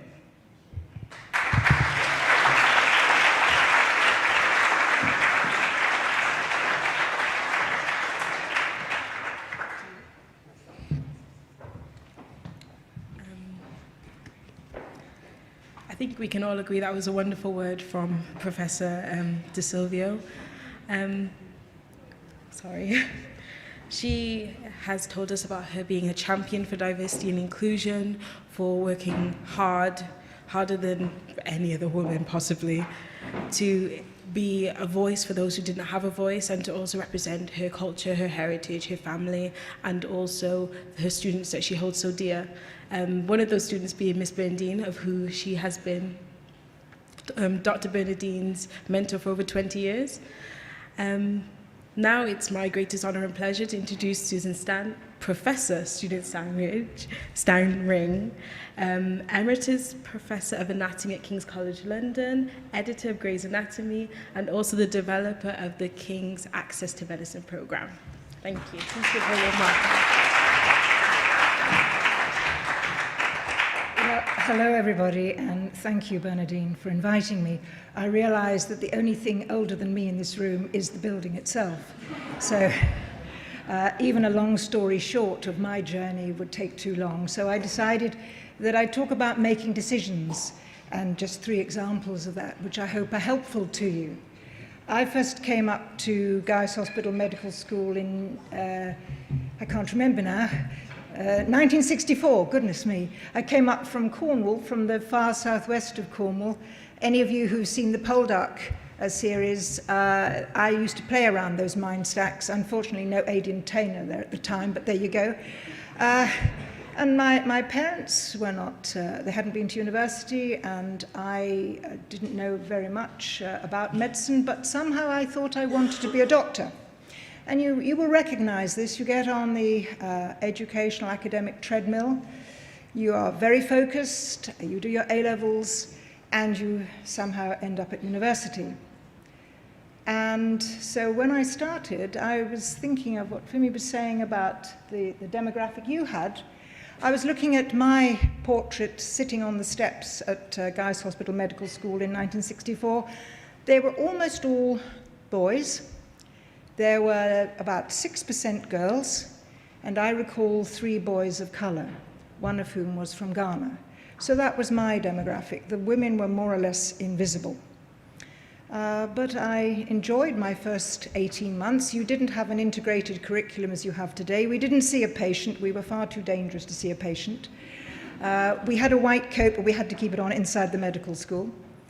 And when I passed second MB, which in those days was an absolutely horrendous exam, I was fortunate enough to be invited to take a BSc.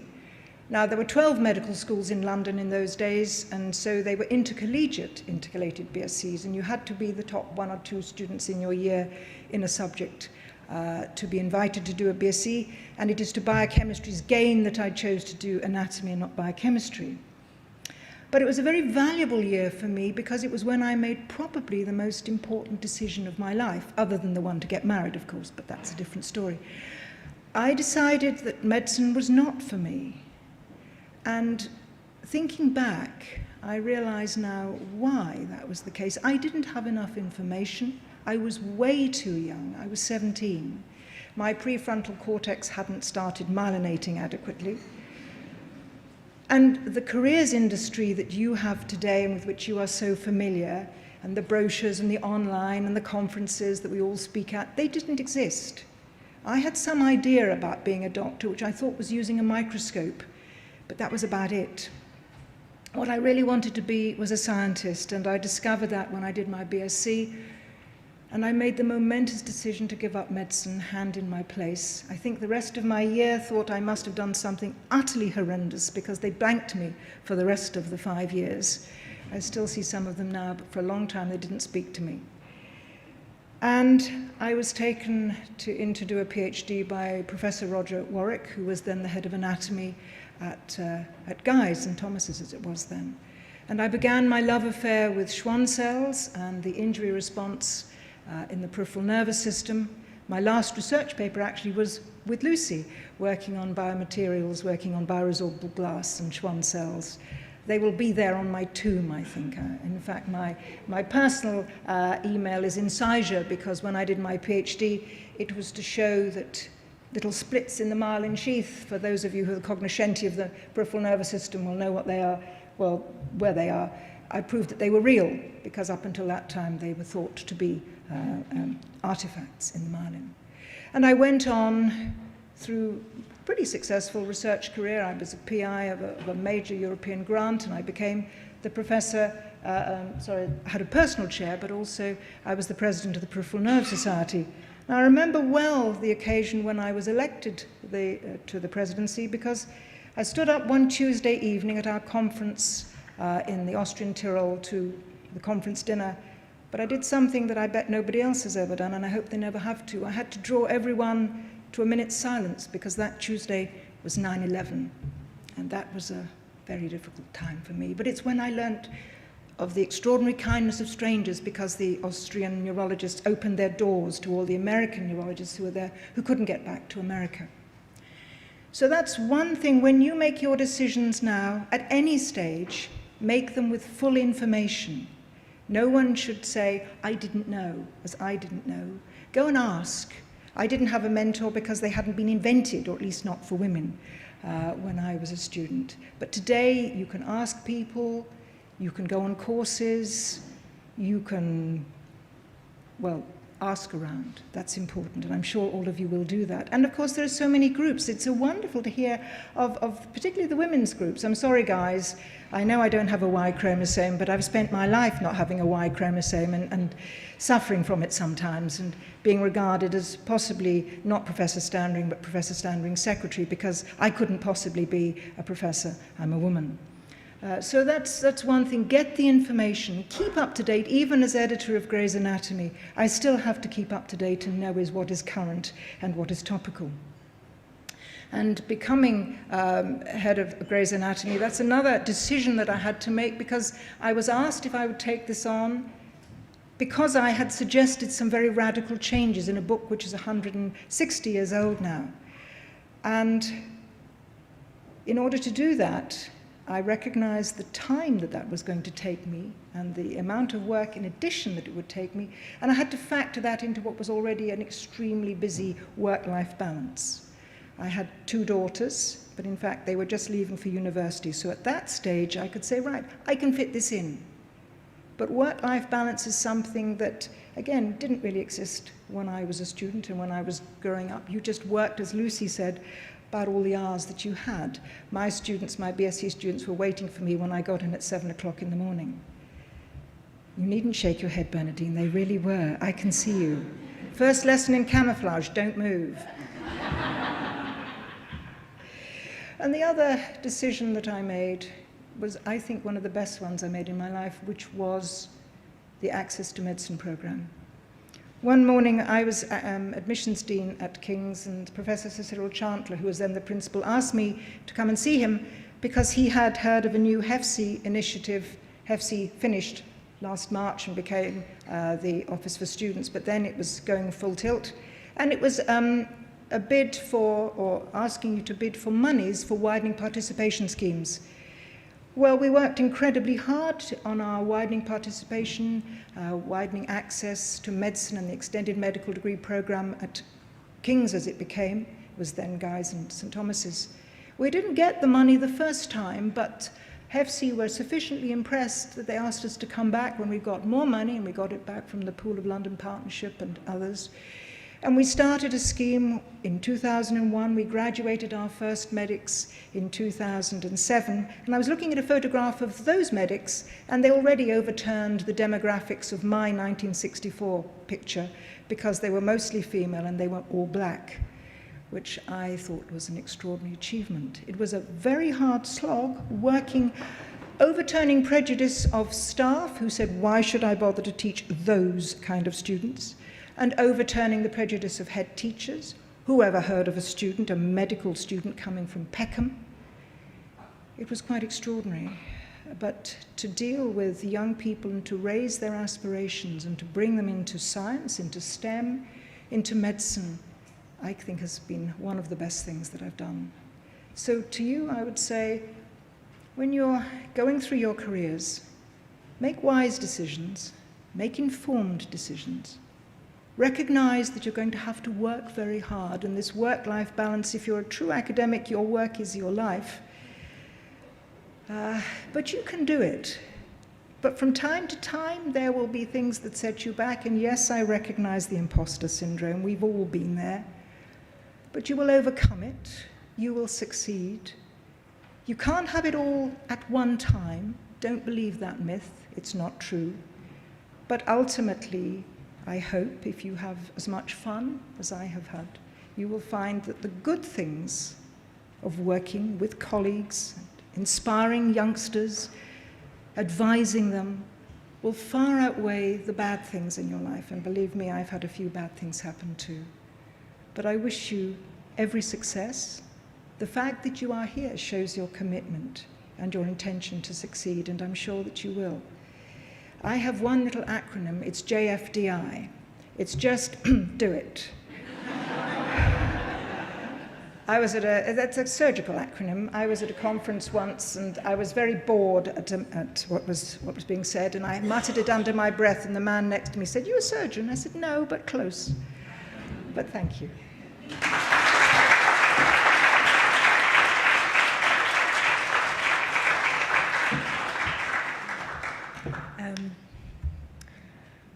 Well, personally, I think Professor Stannering deserves another round of applause, if you could.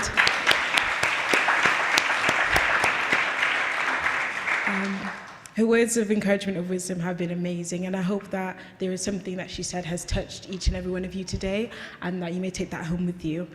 Now I would just like to say that it's the tea break, a time about 15 minutes of time for networking and talking. So please introduce yourself to your next door neighbour, to anyone else, to any of our speakers here today, and just take this time to really get to know each other, please. Have a nice time.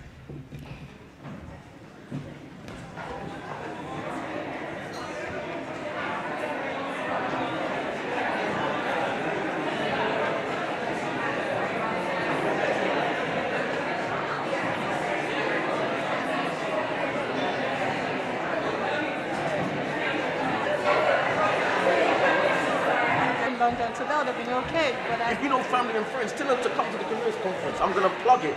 Yeah, plug it. I'm going to plug it while I'm here. Where is it? Hello, everyone. Just to say, our afternoon session will be beginning shortly. So please find your seats.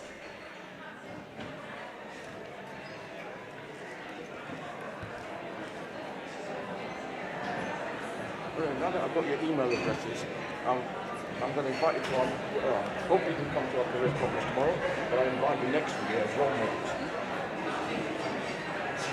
That's okay. Yeah. That's fine, good. Ladies and gentlemen, can I have your attention, please? We're about to start, so can we settle down, please? Thank you. Thank you, Dr. Morgan. I'd like to now open the afternoon session. Actually, it's not the afternoon session, sorry, it's the second part of the morning session. This session will be dedicated to short inspirational talks from our panel at my side. These talks will be on 4 themes. Why is it important for BME academics to be visible? What are the barriers and challenges of BME academics in senior positions? What needs to change, and their personal journeys. My panel, I will now introduce the panel at my side. The first doctor to my left is Dr. Winston Morgan, who's a reader at the University of East London. The second doctor is Dr. Anna Barumani, Research Associate at the Department of Perinatal Imaging and Health at King's College London. The third doctor is Dr. Mandy Guman, Clinical Lecturer at the Dental Institute of King's College London.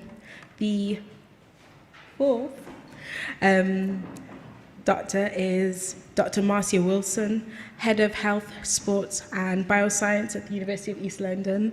The fifth doctor is Dr. Donald Palmer, Associate Professor from the Royal Veterinary College. And the last doctor is a face you've seen earlier today, Dr. Ayinkansola Adisakin, who is a lecturer at the University of Sussex. This now begins the afternoon session. Okay, good morning, everyone. It's still morning, I think. Now, before I start my session, I just want to quickly say something. This session should have been chaired by Professor Uchebu, and unfortunately she can't be here. But it's interesting because we have a connection. In the early 90s, Ijoma and I were both doing our PhD at the UCL School of Pharmacy. I was there for about a year, and then along came this Nigerian woman. She was a mother already. She left her husband behind in Nigeria. And what I noticed about her, first of all, she was very, very, very, very bright. And the second thing was that, she had no fear. Whatever she wanted to do, she would do. And I want you to go to, I don't know if you can still hear me, I want you to go to page 15 of the booklet and just read her profile, and also Google her, about her journey. It's really inspirational, okay? But anyway, we were at the School of Pharmacy together doing our PhD, and then we went our separate ways. And it's quite interesting how, depending on the choices you make and the journeys you go on, you can have different careers. Okay, so Bernadine asked me to talk about, I'm going to talk about how to stay and succeed in academia. I'm also going to do a second presentation at the end about why we need black professors, because I think the two themes are quite important. Okay, so how to stay and succeed in academia. And, right, so this is who I am. I'm Winston Morgan, as I said, a BSc, PhD, etc. But I'm a reader, and that's the first interesting thing you'll notice, that I'm a reader and not a professor. And that's been one of the challenges for BME staff in higher education. How do you go from one level to the other? So I'm a reader, not And the second thing is that the talk I'm going to give is based on an article I wrote for the Times High. So if you want to have a look at that article in the Times High later on, it's worth a read because it talks about, in a sense, why I haven't become a professor. Okay? But what this talk is more about is I want you to learn from if you like, the challenges that I've faced. So we're talking about this all the time, and one of the things that you'll notice, we talk about the numbers, and one of the things, you see this table. Can you all see this table, by the way? I'm not quite sure if you can see the table and hear me. And if you like, the numbers in the brackets here, they're about if you like, the UK population, the number of individuals in the UK population. By the way, this is the only table or graph I'm going to show. And you can see, if you like, for example, the Asian population is about 7%, black population around 3%. But then if you look at in terms of professors, academic staff and then professors, you can see that the numbers drop quite significantly. Yes, you can see that. So there's clearly a deficit, and that's something that we need to address in the future. And we may, in the discussion, we can talk about this later. Okay, so there are 8,300 professors of STEM subjects in the UK, and as you can see, only 35 are black. And the other interesting point about them is that, as you can see, the majority didn't actually go to school in the UK. So one of the first issues you have to realize is that the UK education system is not really helping BME, particularly black academics, go through the process, or black students go through the process to become professors. I did a talk at Liverpool John Moores University, and I call it the missing 300, because if we go back to those numbers, you know, numbers I just saw, about numbers of professors in the system, basically it should be around at least 300 black professors. So there are 300 black professors that are missing from the system. And what that basically means is that potentially, if we get our act together, those of you, you're now aspiring to become professors, there are huge opportunities because these positions are there available for you to achieve in the future. So there's 300 missing black professors. If you like go on the right path, it is likely that you'll be able to occupy one of these positions. So it's a great opportunity for young black academics going through the system at the moment. There are lots of opportunities there for you. Okay, so the other thing I normally say when I'm doing these talks is, and there are a few white professors in the room, I'm asking you, are you actually sitting in my professorial chair? Because this missing, 300 missing black professors, they're actually, it's not that they're not there, they're waiting to get those professorial positions, but there are actually white professors occupying those seats that shouldn't be there because of discrimination and that kind of thing. So basically, they have to ask themselves, are they actually occupying my professorial chair, your professorial chairs? Okay, and that's over the next 10 years. I want you to take those chairs back. Do you understand? Good, okay. Right. So, now I'm going to sort of talk about why there's a problem, and I probably go over time, but I always do this. When Bernadine said only 10 minutes, I said, no, it's not going to happen. Anyway, so why is there a problem? Okay.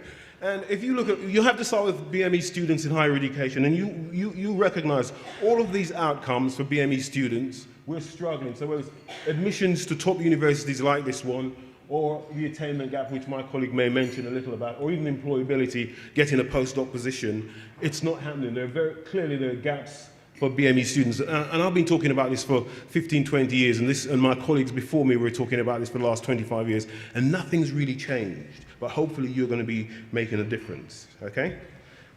So, effectively, the reason why this isn't happening is because I call it a large white elephant in the room. And it's all about things like Eurocentrism, whiteness, and white privilege. But we're not going to go there because Bernadine said I had to be really positive. I'm not going to talk about all these negative things. So, but just have, these are the things, these are the issues that are actually preventing you from getting your 300 places and becoming professor. Okay, so what we see as a number of BME students, and particularly black students, become PhD students and they complete, and the numbers are increasing, there's no question about it compared to when Ijoma and I were PhD students. We were probably the only two in the University of London, well perhaps School of Pharmacy at least. But it's still not making its way down to in terms of who's employed in academic positions. And the other thing is, even if you do become an academic, a black academic, it's highly unlikely that you're going to be promoted to either a professorial position or, like Marcia, a managerial position. So those are the issues that we need to think about and why. Okay. So, and that's why you've all heard about this. Why isn't my professor black? Yes? Yes? And that's what undergraduate students say. But if you're a PG student and you're working in research, you're probably also asking yourself, Why isn't the professor of your department black? Okay? And we're going to change that over the next 15 years or so. So how do you stay in academia and become a professor? So what I want to do is give you some lessons that I have learned and also from my colleagues, briefly. So first of all, if we look at the profile of a typical professor, so what you'll need to do, aspiring early career researcher, you need to produce lots of high quality publications, okay? You'll need to supervise PhD students. You'll basically need to generate external funding, and I think my colleague was there talking about that's very, very important. So these are the things you need to be aiming at in the future. And you need to also, again, my colleague there, she was talking about chairing committees, being members of committees. You need to aim for these things. So when you see these opportunities, you go for them. Is that making sense? Yes? So these are the things you're going to, otherwise you're not going to become a professor, because when you look at the profile of a professor, all of these things are there. And also, you need a reputation, okay? And that's a good reputation, by the way. And you need a reputation. That's very important. You must have a reputation. Okay. Next one. So how do you get there? Well, first of all, you need what I call your own personal environment. And for that, you're going to need key individuals. And again, a lot of the people who've spoken before me, they talk about these key individuals who are going to facilitate your journey. Without these key individuals, it's not going to happen. It doesn't matter how brilliant you are. And we've spoken about mentors. Mentors are important, but mentors can't help you against discrimination, okay? They can help you in your subject and that kind of thing, but in terms of discrimination, I think you need a sponsor. You need someone, and a sponsor, for those of you who don't understand, a sponsor is someone who's going to talk you up, recommend you to other people in senior positions. It's very, very important. Mentor is one thing, but you really need a sponsor. So you need to be working on your colleagues, your senior colleagues, to make sure that they can sponsor you on your journey, okay? The other thing you need to be strategic about the individuals that you want to help you. So seek them out. They're not going to come to you. You have to, early careers researchers, you need to seek out these key individuals and make sure they know who you are and help you. So I think I missed one, but it doesn't really matter. There's also your personal development, okay? One of the things I did, which I think when I look back was a mistake, I kept moving subject areas. One minute I was researching in liver, then I was researching in kidney, then I was doing some microbiology. I think the best way to becoming a professor is you need to focus on one narrow area where you can gain a reputation over time. So you build up your reputation. Because if you talk to a lot of professors, they're really only focused on one area. That's what I found. Most professors do not jump from one area to the other. That's why I'm a reader and not a professor, one of the reasons. Okay? Okay, you need to publish a lot. My colleague there talked about high-impact journals. Try and do that. But the most important thing is to publish. Publish everything as much as you can, and also try and get yourself as the first author if it's possible. Okay, but make sure you publish. What else? Also, present at conferences. Again, every opportunity you get, you must present at conferences. Okay, and as we've talked about getting on committees. And also, the other thing is, use the media. So if you get a chance, someone says, right, do you want to talk about something in the media? Try and do that, okay? Because you've never heard of a shy professor, have you? Okay, well, you should know, of course. Most professors like to talk about their subject. So again, that's how you sort of create this kind of aura that makes people think that you should be a professor, okay? Because you're authoritative, you have reputation, okay? Also, remember to use online, look at your online profile. That's another thing. Things like Google Scholar, your ResearchGate. Make sure you're visible on these things. They're also very important. And also your H-index. Think about that. What can I do to improve my H-index and I-index, that kind of thing, yes? So these things are very, very important. Also, the next one is try and get your own funding. Even if it's a few £1,000s grant, or even if it's an internal, or it doesn't matter. Start the process of getting grants. It's very, very important. And if you can't get grants yourself, make sure you're closely linked to someone who is getting grants. And again, my colleague over there spoke about how important that is. So all of these things are going to help your personal development. So when you later on apply for that post, you're more likely to get it. Okay? The other thing is about where you work. Now, Ijoma and I were both at UCL, and then I went to UEL, and then she went to Strathclyde. She went to Strathclyde because she made a good connection with her then supervisor, Professor Florence, who basically used his connections to get her to Strathclyde, which is a very good university. I didn't make such good connections, so I ended up at UEL. Okay, that's the reality. So you have to use individuals within your organizations to get to where you want to. Okay, so it helps if you're at a Russell Group University, okay, because of that reflective glory. And let me show you some stats. I said I'd never show you any more stats, but here you can see 1 in 4 of all UCL academics are professors, whereas if you go to UEL, it's about 1 in 15. Do you see where I'm going? So if you can stay at a Russell Group University, just by being at a Russell Group University, the chances of becoming a professor is significantly higher, okay? And remember, if you can't stay, and it's likely that you won't be able to because, pressures in terms of grants and that kind of thing, and you should also make sure you keep those connections, okay? So you're not there, but you're still collaborating with them, you're still working with them, you're still talking about them, and that's going to be important in terms of your profile. You may be able to go back, okay? So that's quite important. Okay, let me move on. Okay, if you do go, when you're choosing an institution, if you're interested in a research career, make sure you choose an institution that has the kind of resources that will enable you to do research. Because if you go to a teaching-only institution, it's less likely that you're going to have both the time and the resources to do the research that you want to then enable you to go up that professorial chair, ladder. Okay, next one. Also, once you're in your institution, the other important thing if you're going to become a professor is you need to gain support from that institution. So what I say is make them want you to be a professor, okay? So again, that's about increasing your profile, letting them know who you are, and suddenly they'll be saying, why aren't you going for a professor, Winston? That kind of thing. So you make your institution and your colleagues want you to be a professor. So you have to be proactive. If you want to be a professor, that's the only way to do it, okay? The other thing you need to be thinking about, when you apply to become a professor, you need 4 referees outside your institution. So it goes back to this thing about building a reputation. So you need to start thinking about who are these people I'm going to ask to be my referee, who's going to basically certify that I am a leader in my field, that I have an international reputation. So again, by making these connections, by letting people know who you are, by being in the media, when they see your name, they'll think, oh yes, it makes sense. They associate you with a good reputation and the idea that you can become a professor. Okay, what's the next one? Okay. You also, wherever the institution you're in, again, this goes back to the other things I've said, you need to build these links, these networks of people, so that both within your institution and in other institutions, so people, as I said, people who know you are. I'm almost there. What else do we need? Okay. Exploit what I call the BME collective action. So whenever there's meetings like this, you go to them, you network, you use people, and also what you might find is some very senior individuals in academia who will be there, and again, they'll see you and know you. So exploit these things. And the other thing is to look at the examples of female academics. When I first started looking at these statistics, the numbers for female academics and BME academics were roughly the same.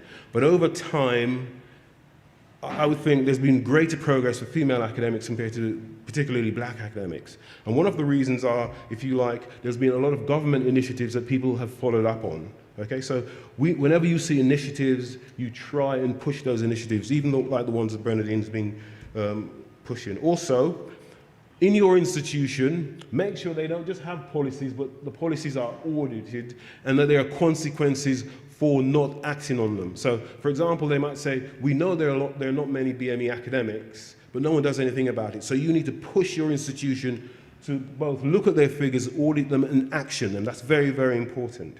I think I'm almost there. And also, that will enable mindsets to change, and also you'll get less resistance in terms of trying to improve the number of BME academics and professors in your institutions. Okay, the other thing I've noticed, again, is that what we found is a few years ago, all institutions were suddenly really interested in international students. So, for example, they're interested in Indian students, Chinese students. And along with that came a lot of Indian professors and Chinese professors. Interestingly, they're also interested in going to Africa to get African students, but they didn't seem to improve the number of African professors. So that's something that we need to push. If you want African students, you need, or people from African origin, if you like, then you really need to have more black professors.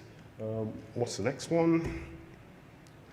And the other thing is, we have to be realistic. We can't stick our head in the sand, and basically, we have to remember that black academics will face racism and unconscious bias. So don't think there is going to be some of that. So you have to be aware of that and find ways of navigating your way around these kind of issues. And finally, I think I just put this on this morning. I don't know if it's appropriate, but in a sense, it's all about preparing. So if you don't prepare to become a professor, it will never happen. And that's all I want to say for now. I've got another presentation at the end of this to talk about why it's important that we have black professors. So thank you very much.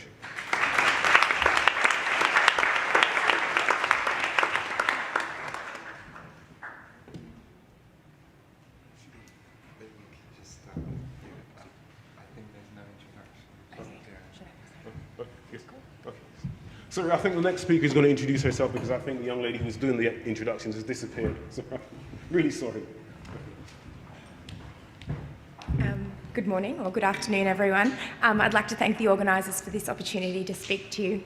So I'm Dr. Anna Babaramani, and I'm a postdoc here at King's over in the Department of Perinatal Imaging and Health at St Thomas's Hospital.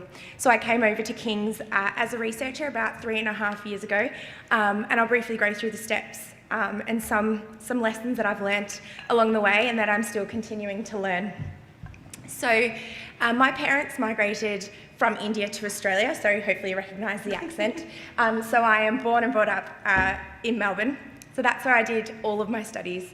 And one of the biggest things that my parents have always instilled is hard work, which is something that's commonly echoed here.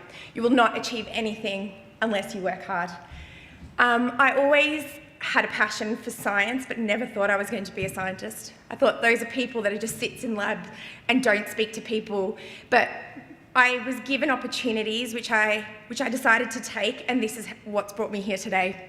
So I am a neuroscientist and a physiologist. So in university, I really wasn't sure what I wanted to do.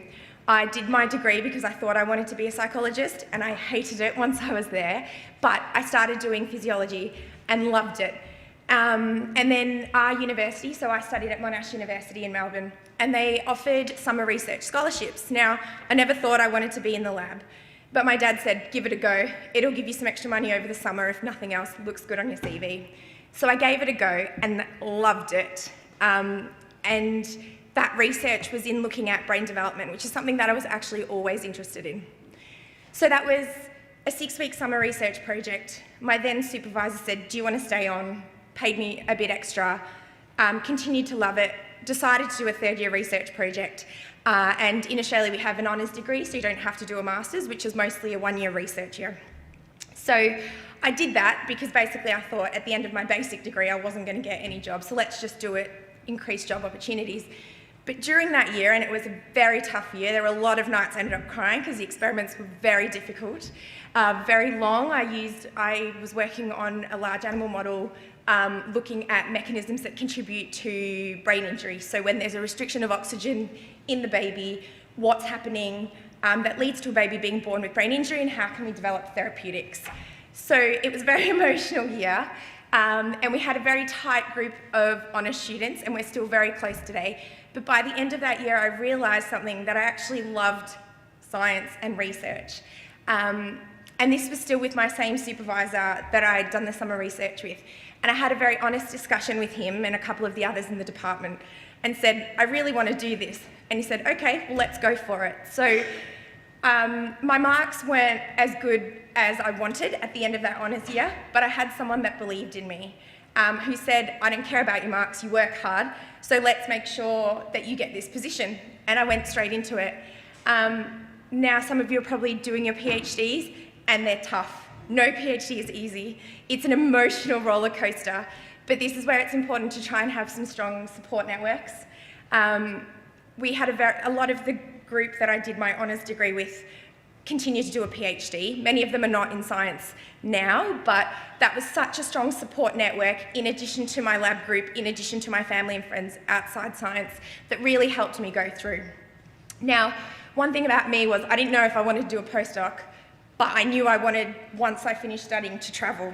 So that was actually the one bit that got me interested in looking for postdocs. And my parents said, you're not going backpacking without a job, so finish your PhD and that's the only time we'll allow you to go.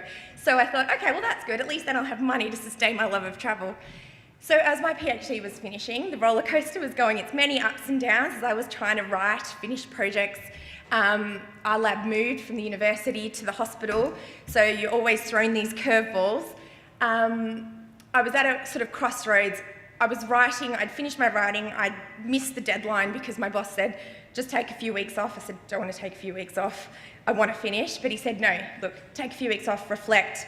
Well, your thesis will get submitted. And I came back from this time off and I was really disheartened. I thought, this is never going to finish, even though my thesis was written. And I think, some of you are going to reach this. You really feel the moment that you're the closest is the moment you feel the most furthest away from the finish line. And it's something I think probably 99% of PhD students feel. So we understand, I trust you. And it was one day I thought, right, my thesis is written, my bosses aren't reading it at the moment, I'm going to focus on the next step.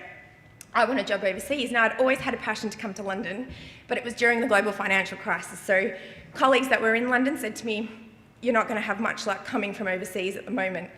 But in keeping contact with friends who had done their PhDs in my department but now were in London, I got literally the day, without a lie, that I decided to sit down and update my CV to start contacting professors. My friend emailed me to say, hey, there's a boss here. He's looking for a postdoc in Sweden. I thought, Sweden? Now, that's quite different to Melbourne, the weather, the people, the culture. But I thought, why not? And I knew the lab had a good reputation because it was still in the same field of brain injury. I had a previous colleague who'd been there, said the lab was very supportive. So I thought, why not? So I emailed with the time difference included, within a few hours I got a response saying, great, here's the position. And I thought, what? It's this easy? And actually within 24 hours, I decided I was moving to Sweden. So there was a curveball, but the opportunity presented itself and I took it. So that allowed me to kind of put the pressure back on my PhD supervisor to say, please, can you read this? Because I need to leave the country very soon to start a job. And so I moved to Sweden, actually without a blink of an eye. I knew I was going to make something of it. Absolutely loved my experience there. So I moved from a large animal model to a small animal model. So scientifically it was a bit challenging. And you will face these, you question yourself, you think, oh, here's someone that's believing in me in something that's so different, but they see different skills in you. So trust yourself and believe others when they believe in you. I think that's very, very valuable. So I had a great time in Sweden. I was there for 3 years, got extended a couple of times based on the research. Learnt a lot, not just about science, but just being surrounded in a different scientific environment was really valuable. Not just, I think in your PhD lab, you learn different skills personally and professionally, but having a different experience, if you feel that possibly you want to leave science at the end of your PhD because you haven't had a great experience, I would suggest at least try and give a postdoc a go, maybe in a different lab, because it could just be where you are or the people you're surrounded with. Just give it a chance if you're presented with that opportunity. So after Sweden, I came to London, which was literally like my dreams coming true. I've just always wanted to live in London. And since then I've been in the Department of Perinatal Imaging. But probably the toughest, most realistic journey in science is grant funding. So in the last 2 years, a big lot of funding was coming to an end. I saw a lot of colleagues decide to leave science, which is hard to see. You know, you're a family in a lab.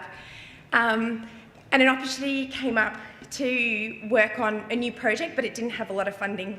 So I spent the last year writing a lot of grants with a new PI that believed in me. We finally got some funding, which was actually the day that I met Bernadine, was the day after we got funding, which was amazing. So I would say celebrate every success, no matter how big or small. It is worth celebrating because, you know, we get pelted with reviewers' comments, with manuscript submissions every step of the way. So take time out for yourself, celebrate the victories, which is sort of where I'm at now.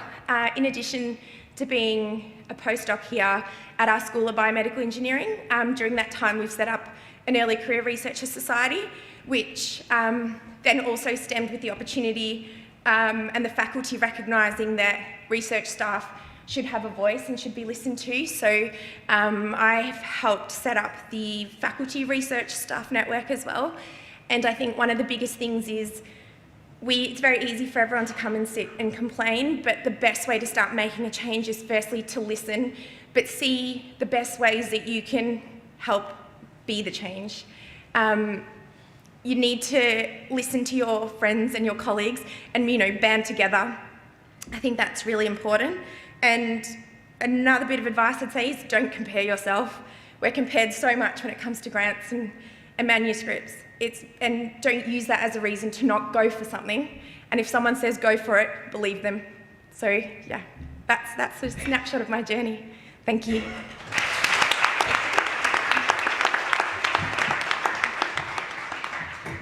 Okay, I suppose what we should have said at the start, at the end, you will get a chance to ask the panel members questions, just to clarify things, so don't worry, okay?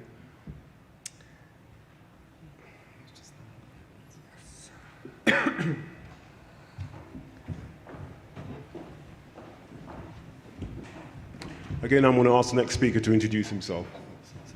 Hello, good morning everyone. So my name is Mandeep Guman. I'm a lecturer at the Dental Institute, actually in the department of Professor De Silvio, who's sat here and who spoke earlier. And I'm a clinical academic, so I've also undergone clinical training as a dentist and subsequent specialist training. And I'm currently an honorary consultant in periodontology, which is the management of gum problems at Guy's and St Thomas's. So today I'm going to talk to you a little bit about my journey and my thoughts on my journey, actually. And I've never really kind of thought it from an ethnic perspective so much before, and it's given me a chance to reflect on what advantages and perhaps disadvantages I may have faced up until this point, and actually going forward in the future, what impact that may have. So first I'll go on to where I work. So I work in the not so nice building next to the Shard on the 17th floor. So we have a great view of the Shard and amongst other views of London. And it's an amazing privilege to work in a fantastic place, in a fantastic department. So what do I do? So as I mentioned, I've got a clinical academic role, and at the stage that I'm at the moment, around 50% of my time is devoted to KCO or college activities, and with the nature of my contract, the other 50% is devoted to my NHS role. So for King's College London, I carry out research, which is really looking at how we can improve the management of gum problems, teaching dental undergraduates with the largest dental undergraduate with the largest dental score in Europe. So we have a significant number of undergraduates, around 150 a year, and also a significant number of postgraduates. And then we also have pastoral and administrative responsibilities. So I'm program lead for in year 2, and I'm also a personal tutor for around 20 year 4 students. So the other half of my role is involved as part of working for the NHS, and that involves seeing patients who've been referred by dentists for gum problems that are not suitable for management in a general practice setting, specialist treatment for some of those patients, and then supervising undergraduate and postgraduate treatment, and as well as developing and trying to improve the service in the NHS, and also the administration that comes along with that. So how did I get to this position where I am now? And I kind of been thinking about this from day one. And I think a lot of it is luck in some ways, and which I'm thankful for. But as I think all the speakers have mentioned before, also an incredible amount of hard work, which I think is reflected in my upbringing. So I'm from a working class background. I'm the first person in my family to have gone to university. So something I'm really, really proud of. Both of my parents work in manual occupations. My father had to retire early due to ill health as a result of his job. But my parents saw the value in education, and actually so much so that they devoted quite a bit of their income, and I was privately tutored for one evening a week from the age I was 5 years old until I was 14. That enabled me to have a little bit of an advantage, so that I was able to get a place at my local grammar school, and really my grammar school education set me on the road to succeeding in the future. I did okay at levels. I didn't do fantastically well. But I got into dentistry, which I was delighted about, and I'd be quite blunt about why I picked that choice, because when I looked at the employment rates for occupations in terms of when the UCAS, and it was the big thick handbook, nothing was done online then, everything was written on paper. And so you looked at how many people or proportion of graduates got the jobs. The number one was dentistry. So I thought, well, if I'm going to university and I liked biological science, I thought, well, I would really want to get a job after this, because I need to get a job and I need to work. And fortunately, I got in and I did dentistry, and I thought, that's great, I'm going to become a dentist, and that's going to be my life. So when I got to university, it was a very interesting experience, actually. Looking back on it now, I felt really inadequate when I got there. Although I'm kind of obviously of an Asian background, a significant number of medical and dental students are also from an Asian background, but I still felt different because my social background wasn't similar to them. A lot of them their parents were doctors or dentists. My parents weren't very well educated, they hadn't been to university, and I didn't feel really the same as them. And and I also felt I got in by the skin of my teeth, and I really needed to work so hard just to stay there. So I definitely had an element of imposter syndrome, which I've never really got rid of, even to this day. And I'm not too sure whether it will ever go away. But it's something but it's recognizing that and trying to overcome that and realizing and developing self-confidence, which has taken time, but I think is definitely possible. And events like this, I think, are hugely important in that regard. So whilst I was at university, there were many role models, but actually thinking about it, they were really more from a science and clinical perspective, but I didn't really have anyone to look up to from a BME point of view. And although there was the odd BME academic, both in the dental hospital and at the university, they were not really some people that I could relate to. I found it difficult to relate to them. They weren't extremely visible either. They weren't the most visible people at the university that I went to, which I think is also something that, looking back on, I think may have influenced the career choice of maybe other individuals that I went to who were in my cohort. In terms of the choice of the clinical academia, I think in some ways it's become harder now than it has in the past. When I went to university, I was really lucky. I got a grant. I didn't have fees to pay, so I was in the golden era. So I was very lucky in that respect. And to become a clinical academic, the undergraduate training is around 6 years, and then you have your junior jobs after that, and then you can think about doing academic PhD training after that. So the amount of investment that is required financially is absolutely significant, and I think there's a little bit of a lack of recognition of that. Certainly, I think probably from a government point of view, that we're storing problems for the future, and I think particularly BME students from particularly for those from disadvantaged backgrounds, it is getting increasingly tough, because it's something I would consider, So as part of when I went to university, I carried an integrated BSc, which actually was funded by a scholarship. Without that funding, I don't know if I would have really thought or taken up that option. I probably thought, actually, just finish my degree and I'll go on to become a dentist, and that's it. So this today, or my career, would never have happened for that. So I'm really fortunate for that. But those kind of opportunities don't seem to be around as much now. So after qualifying as dentist, I went into practice and I thought, oh, that's it, I'm done now. I did my integrated degree. It was a lot of fun, where I did some research. But then there's this whole other route that, is not very visible on here, where you have this section on the left which is called foundation programs, where you do work in junior hospital posts or in some other field for 2 or 3 years. And then after that, there's a competitive process way which you can apply to get funding to carry out a PhD, and then subsequent training, which is actually funded either by the NHS or some other grant, some research council. And I was luckily enough to, at this point, contact a professor of mine at the university where I studied, who really took me under his wing, and I was extremely fortunate to have his mentorship, to this day, who has really guided me to the position where I'm now. And he provided some excellent advice, and the thing that Winston mentioned about the difference between a mentor and a sponsor, I can really relate to that. In fact, he really sponsored me.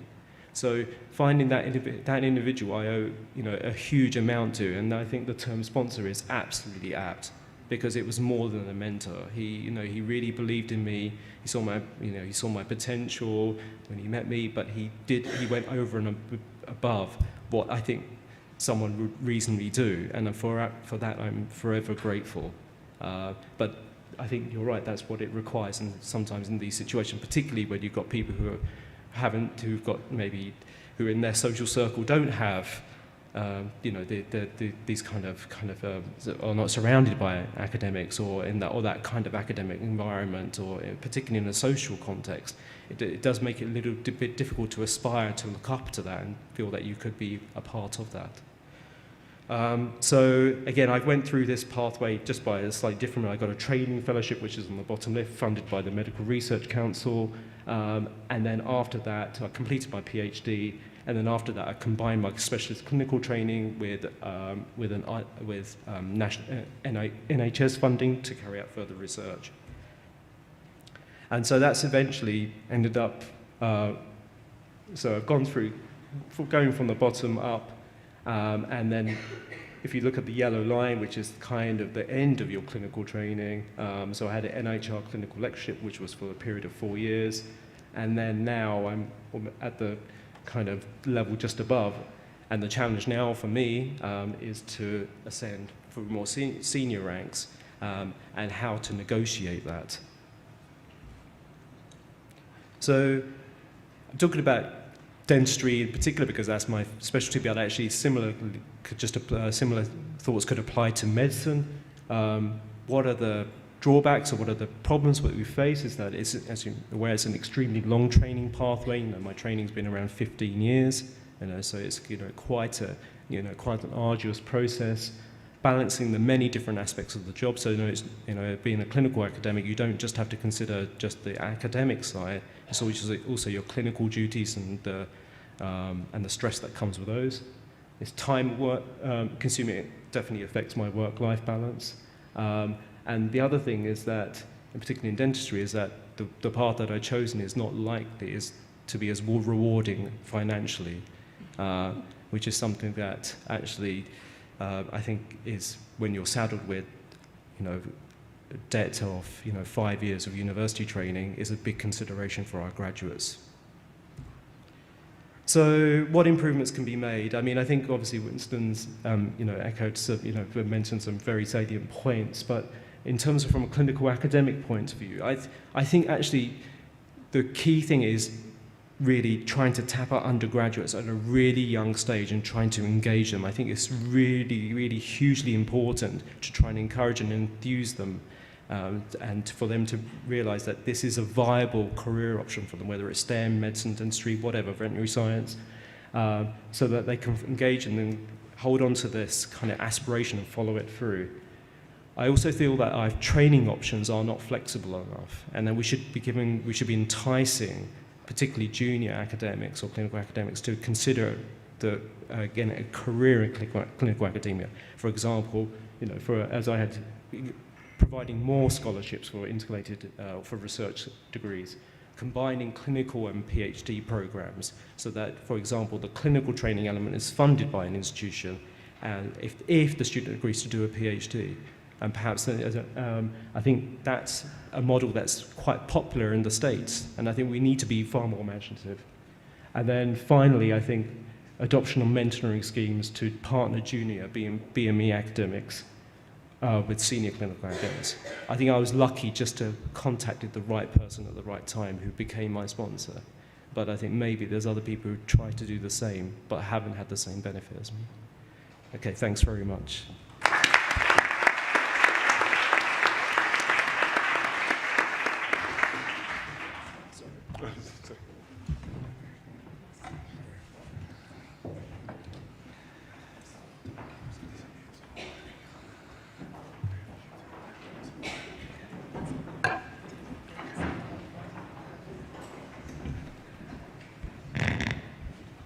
Yes, it's afternoon. Good afternoon, everyone. My name's Marcia Wilson.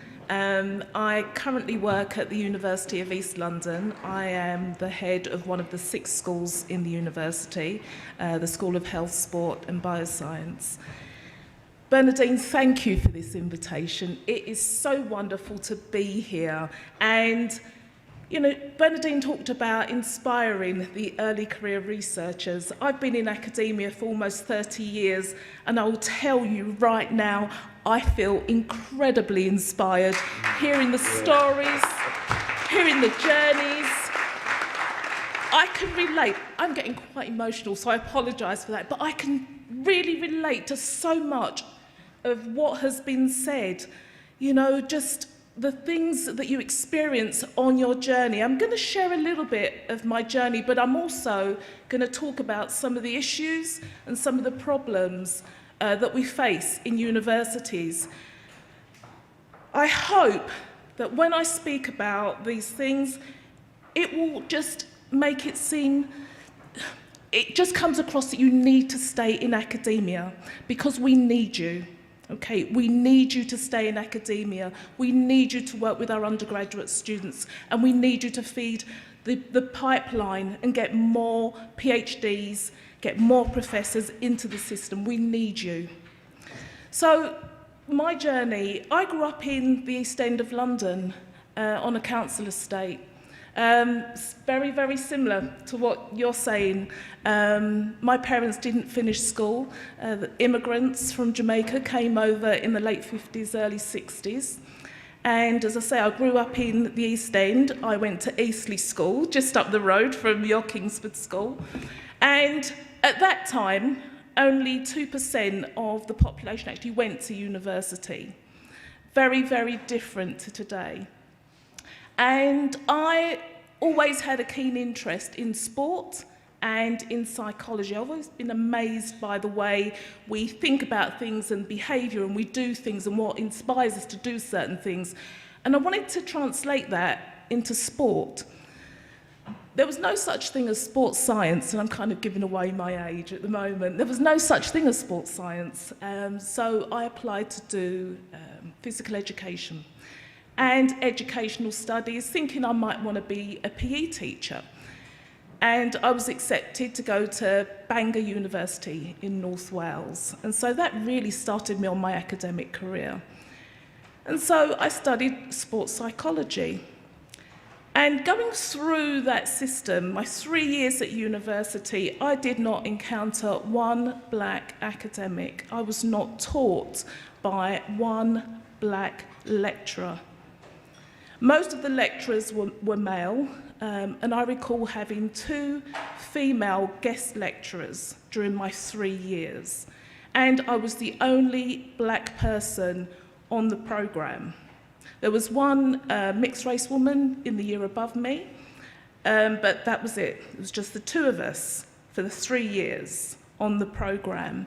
And that presented its own challenges. There were lots of situations where I know that she experienced microaggressive behaviour, and we're still seeing that, and also more overt racist behaviour.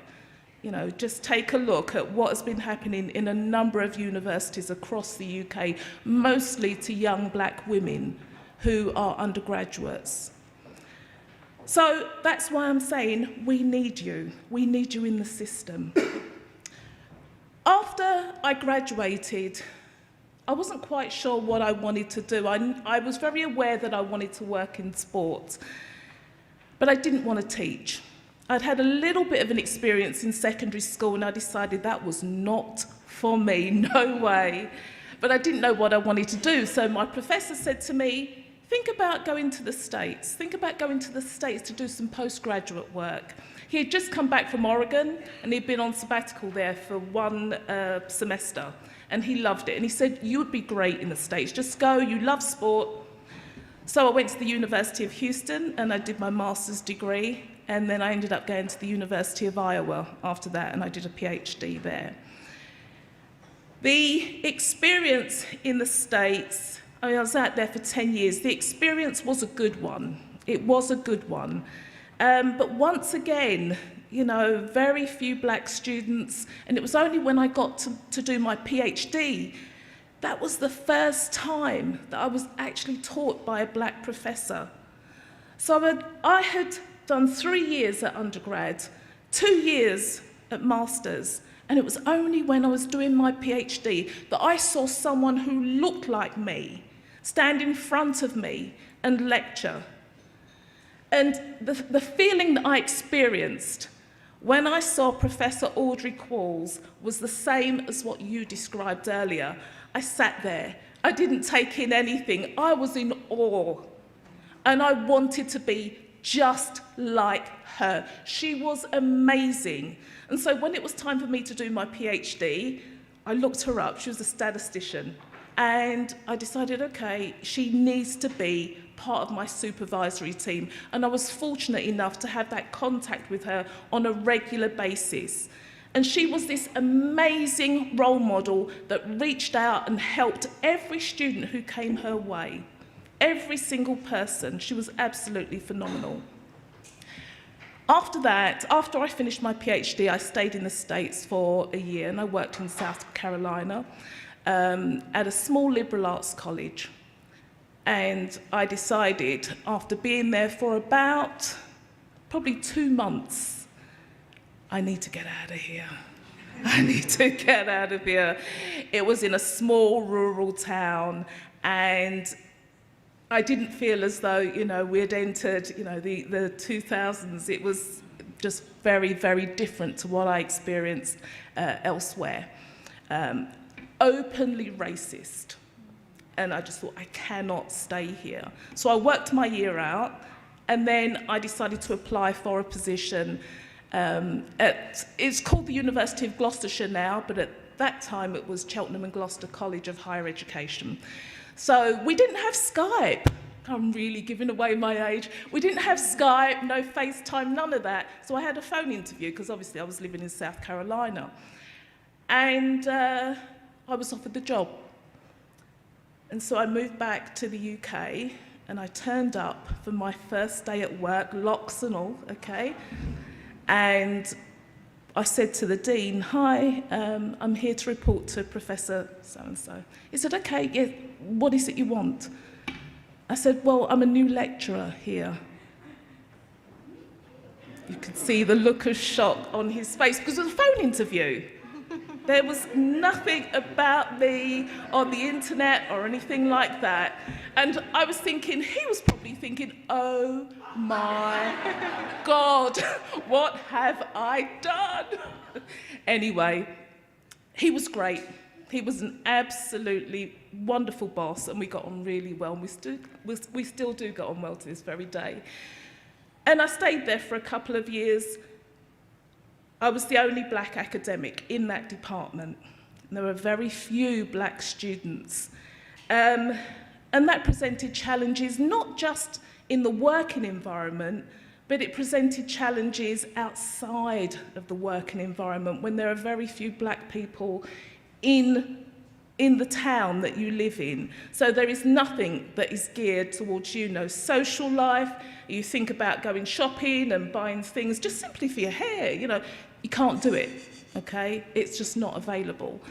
And so I was fortunate.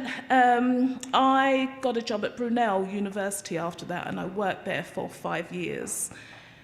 And it was a good 5 years, but I wanted to work with students that were more diverse, okay, in sports. My background is sports psychology, and a lot of the students that I had at Gloucester and at Brunel were young white men. And as far as I was concerned, those students had, they were well taken care of, and I wanted to be a role model for young black students. I wanted to work with more black students. And so I got a job at the University of East London. I started there as a senior lecturer, and it was about 10 years ago. And my dream came true. And I look at our student population, about 65 to 70% of our students are BAME. But as Winston said earlier, and as Bernadine said at the very beginning, the number of professors are, we have one black professor at UEL. And although the number of black academic staff that we have at the university is higher than the sector average, it's still low, considering that the majority of our students are from a black and ethnic minority. And that's why I said at the very beginning, we need you in the system. They need role models, okay? They need people who really understand the challenges within the system and people that can hold their hand and really take them through the system, help them and guide them. And that's you. A couple of things Winston alluded to earlier about some of the issues within academia. I am the Race Equality Chair for the university, and I've been presented with a lot of data over the last year, over the last 14 months or so, about the inequalities within our system, but it's not just at UEL, it's across the sector. We have an attainment gap. We have an attainment gap that needs to close, and I firmly believe that the attainment gap will close, but only when we get more black and ethnic minority academics in the system, only when we deliver our curriculum in a different way to the way that it is right now. Things need to change, and that's why we need you. We need you to stay in academia. Progression rates, retention rates, especially for black and ethnic minority students. It is not good. And now this is compared to white students. Winston has already talked about the fact that we have very few black professors in the UK. And the ones that we do have are mainly men. I think we have something like 34 black women professors in the UK. And when you think about the number of professors that we have, it's over 19,000. 34 black women professors. And so, as I say, things need to change.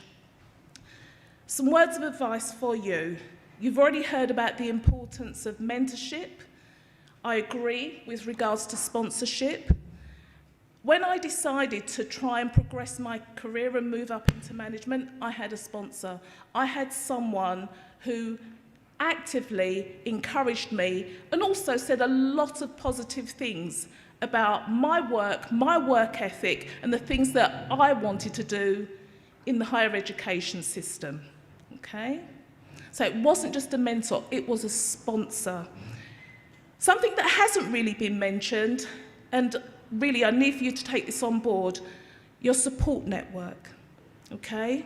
You're all doing a PhD at the moment, or you're early career researchers. Look at who is supporting you, because there will be days when you feel that you're at the end of your tether and you need to go to people who really understand what you are going through. You need to have a cry on their shoulder, pick yourself up, dust yourself off and move on. Keep on with it, okay? So, I will say it again, stay in academia. I have so much more to say, but I know I'm running out of time. Stay in academia. We need you. Thank you.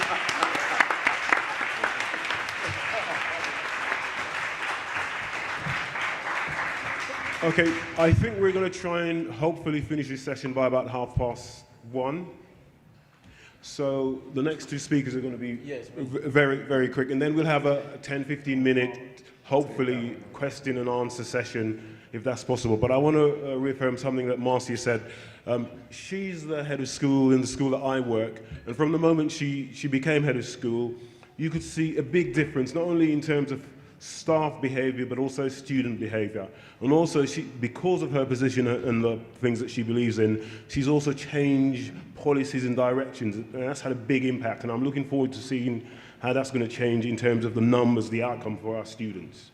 But it's made a big difference. So when she says she wants you to stay in the system and have an impact, that's what will happen. Okay, sorry. Okay. Donald. All right. Thanks very much for me to give a talk. I'm actually an imposter in the sense that you probably may have noticed that I'm not actually in the program. So Bernadine sent me a text, I think, last night. Donald, we're short of a couple of people. Could you be Solomon? So I'm really grateful for Bernadine to give me a chance to talk to you today. And I'm going to be echoing many of what the speakers have been saying. So I'm actually going to be brief, because she texted me and said, Don, be brief. So here goes. So I'm going to tell you what I'm going to do, because I know there's lunch, and once you see food, you know, the gastric acid juices start to flow, and you think, okay, be quick.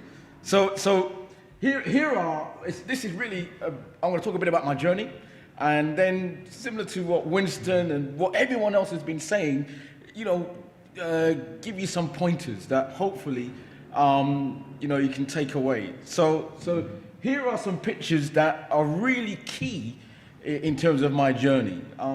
The top one is me when I was much younger, and the bottom one is also me, which you can see there are one or two differences. However, but there are some key people, and a bit much like what has been said, my parents came in the 50s to South London, where I was born in around the in the 60s. So well done to South London and my parents, and really they've been key.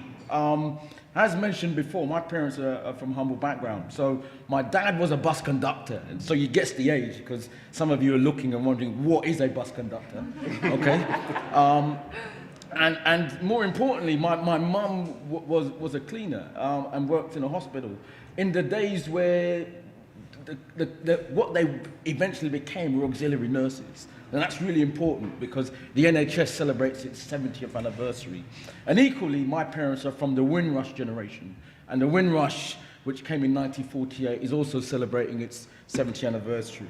And they were key. One of the things, particularly my father talked about, was self-determination. And something that was really ingrained on me. And I think that's key. But equally, I had this innate interest in science, and one of the key individuals that inspired me is that geezer with glasses. That was a similarity. I used to do paper round, again showing my age, when people used to read these large broadsheet newspapers. So I got incredibly bored, so I ended up reading Marvel Comics. And yes, I did also read some Black Panther, so Wakanda to some of you. But my main interest was Spider-Man, Peter Parker. Peter Parker was cool. I really loved Peter Parker. One, he wore glasses like me, and he loved science. So I don't know why, but I always thought I could be Spider-Man. But anyway, I moved on, studied at Bradford University. So I think it's really important, even though I was born in South London, to travel. And okay, Bradford is a bit far, but you know, I mean, I'm a Londoner, so just going a bit further outside, you know. I did go out abroad, but afterwards I became a research assistant. I did a master's, and this is the key, I did a master's in immunology at King's. And then subsequently I did a PhD at Imperial. Did some postdoctoral fellows. So I ended up working in different institutes, and more importantly, as what everyone's been saying, keep those contacts and interact, build up your network, which I'll come on to. And then the biggest challenge we talked about was getting funding. And for me, I was encouraged to apply for one of those MRC Career Development Awards. And what was interesting, I didn't get it the first time. But again, I was encouraged to keep applying, and hopefully you'll be successful. So I was really fortunate to get one of those. And then I worked in different universities, and then I was managed to get a position as a lecturer at the University of London in the Royal Veterinary College, and I'm not a vet. So at lunch, don't ask me any questions about your pet cat or dog, because I have no idea. But I teach vet students. And something Winston said, which is key, in about maintaining and keeping relationships. So even though I left Imperial in 2002, I managed, and they've kept me as an honorary lecturer there. So I still have contacts, because I actually now teach on their master's course in immunology.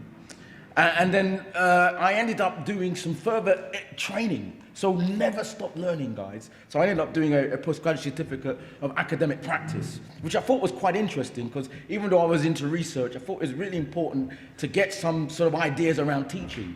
And in fact, I did that at King's College. And then a couple of years ago, I got promoted to an associate professor.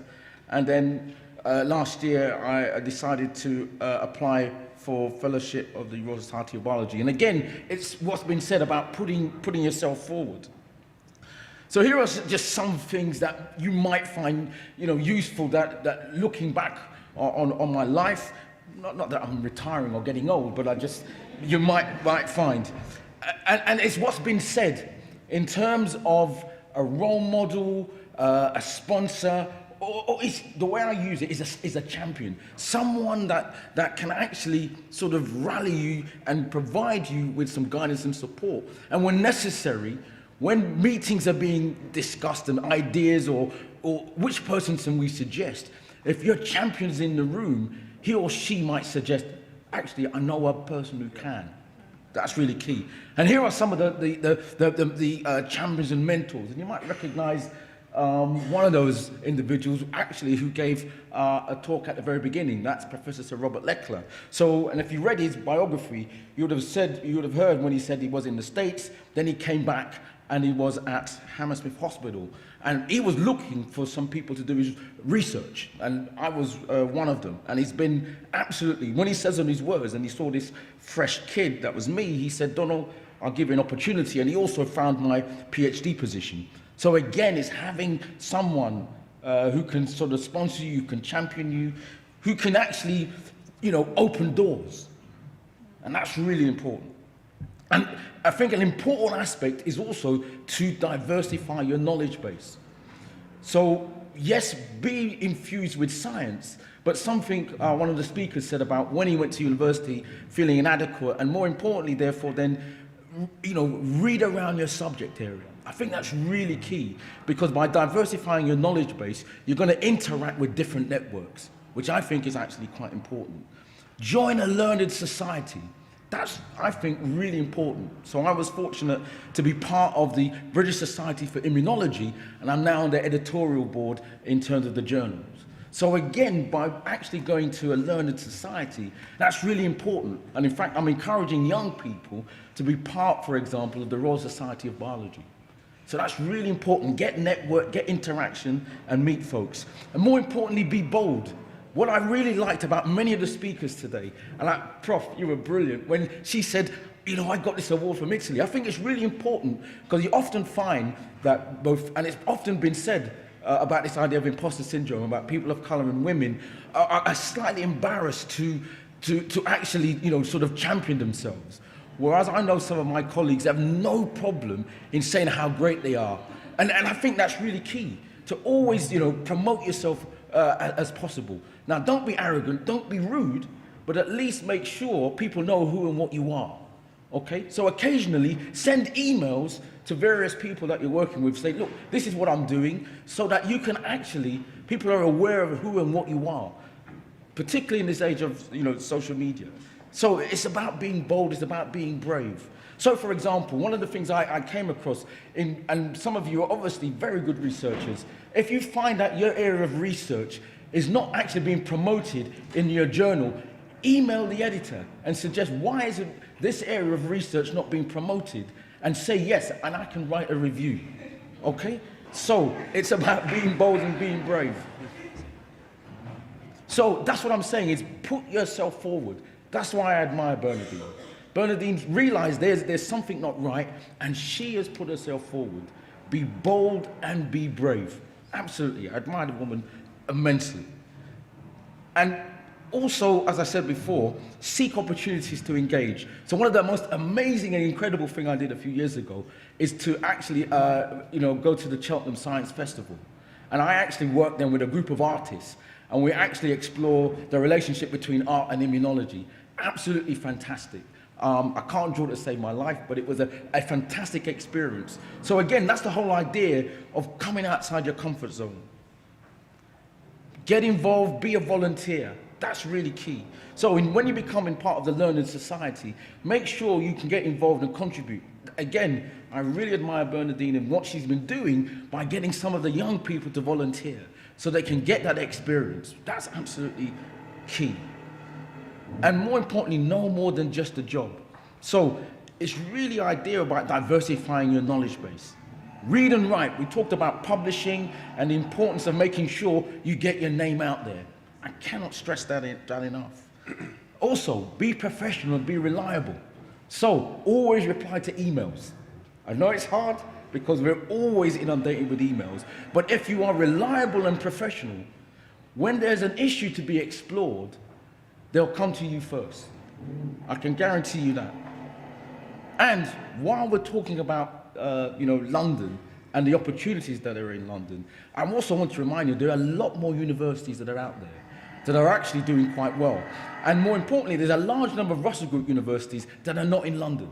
So sometimes you may be London-centric to think, if I can't work in London, where else can I work? Okay, there are opportunities outside, and you've heard many of the speakers talk about working in different universities, etc. So always think a bit more outside London, okay? And also enjoy life. So I love jazz, and I go to as many jazz concerts as possible. So explore. So what about the future then? For me, the future is basically what I see in front of me. I think Bernadine has done a fantastic work by getting you guys, and I was really impressed by the last speaker, to say, stay in academia. You are basically the key people. And I think that's really important. So I'll leave with a phrase. It's really about the continuation of the next generation. And I think what we all as academics are trying to do is to encourage the next generation. So I'm really grateful for getting this opportunity. And I look forward to interacting and discussing with you. And finally, I'd like to leave with the idea is we talked about role models and the importance that role models may have. So a group of us are organizing a careers conference tomorrow. There are flyers outside. And on that careers conference is not just people from STEM, but there are around 60 professionals from the BME background that have given up their day for free, and we'll talk to as many young people as possible. And they're from many organizations. So if you are free tomorrow and you know of a young person, please come along. I'll leave it from there and I'll take questions. Thank you very much.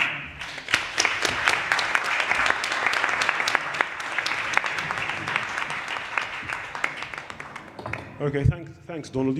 Have you noticed how academics always say, I'm only going to be a few minutes, and then going on and on. Yeah, we can't help ourselves. Okay, so we've got... Yeah. Okay. So, we have a slight change in the program. What we're going to do is we still want to hear your questions and we'd like to respond to them, but what we're going to do is a slight change. And we're going to have our keynote speaker next. So it gives me great pleasure, and I'm surprised I'm doing this, but I'm happy to do it, to introduce our keynote speaker. She's the... I need my glasses. She's the Shadow Minister for Industry Strategy, Science and Innovation, so very important, and hopefully at the next election she might be actually the minister, okay? And it's Chi Onwura. Have I got your... Yeah, okay.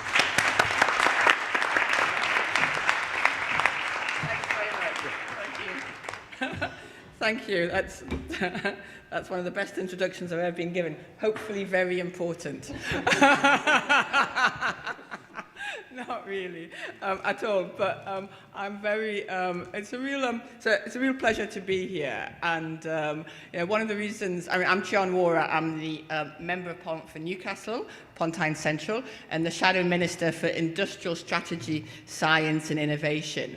And one of the reasons that, this is recess, Parliament's not sitting. I should be in Newcastle, which is the best city in the world, has 2 of the best universities in the world. I should be there, but the reason I accepted the kind invitation, and I'm so pleased to be here today, is because the amount of pleasure it genuinely gives me to be in a room with so much diversity. It doesn't... You know, it doesn't happen to me often.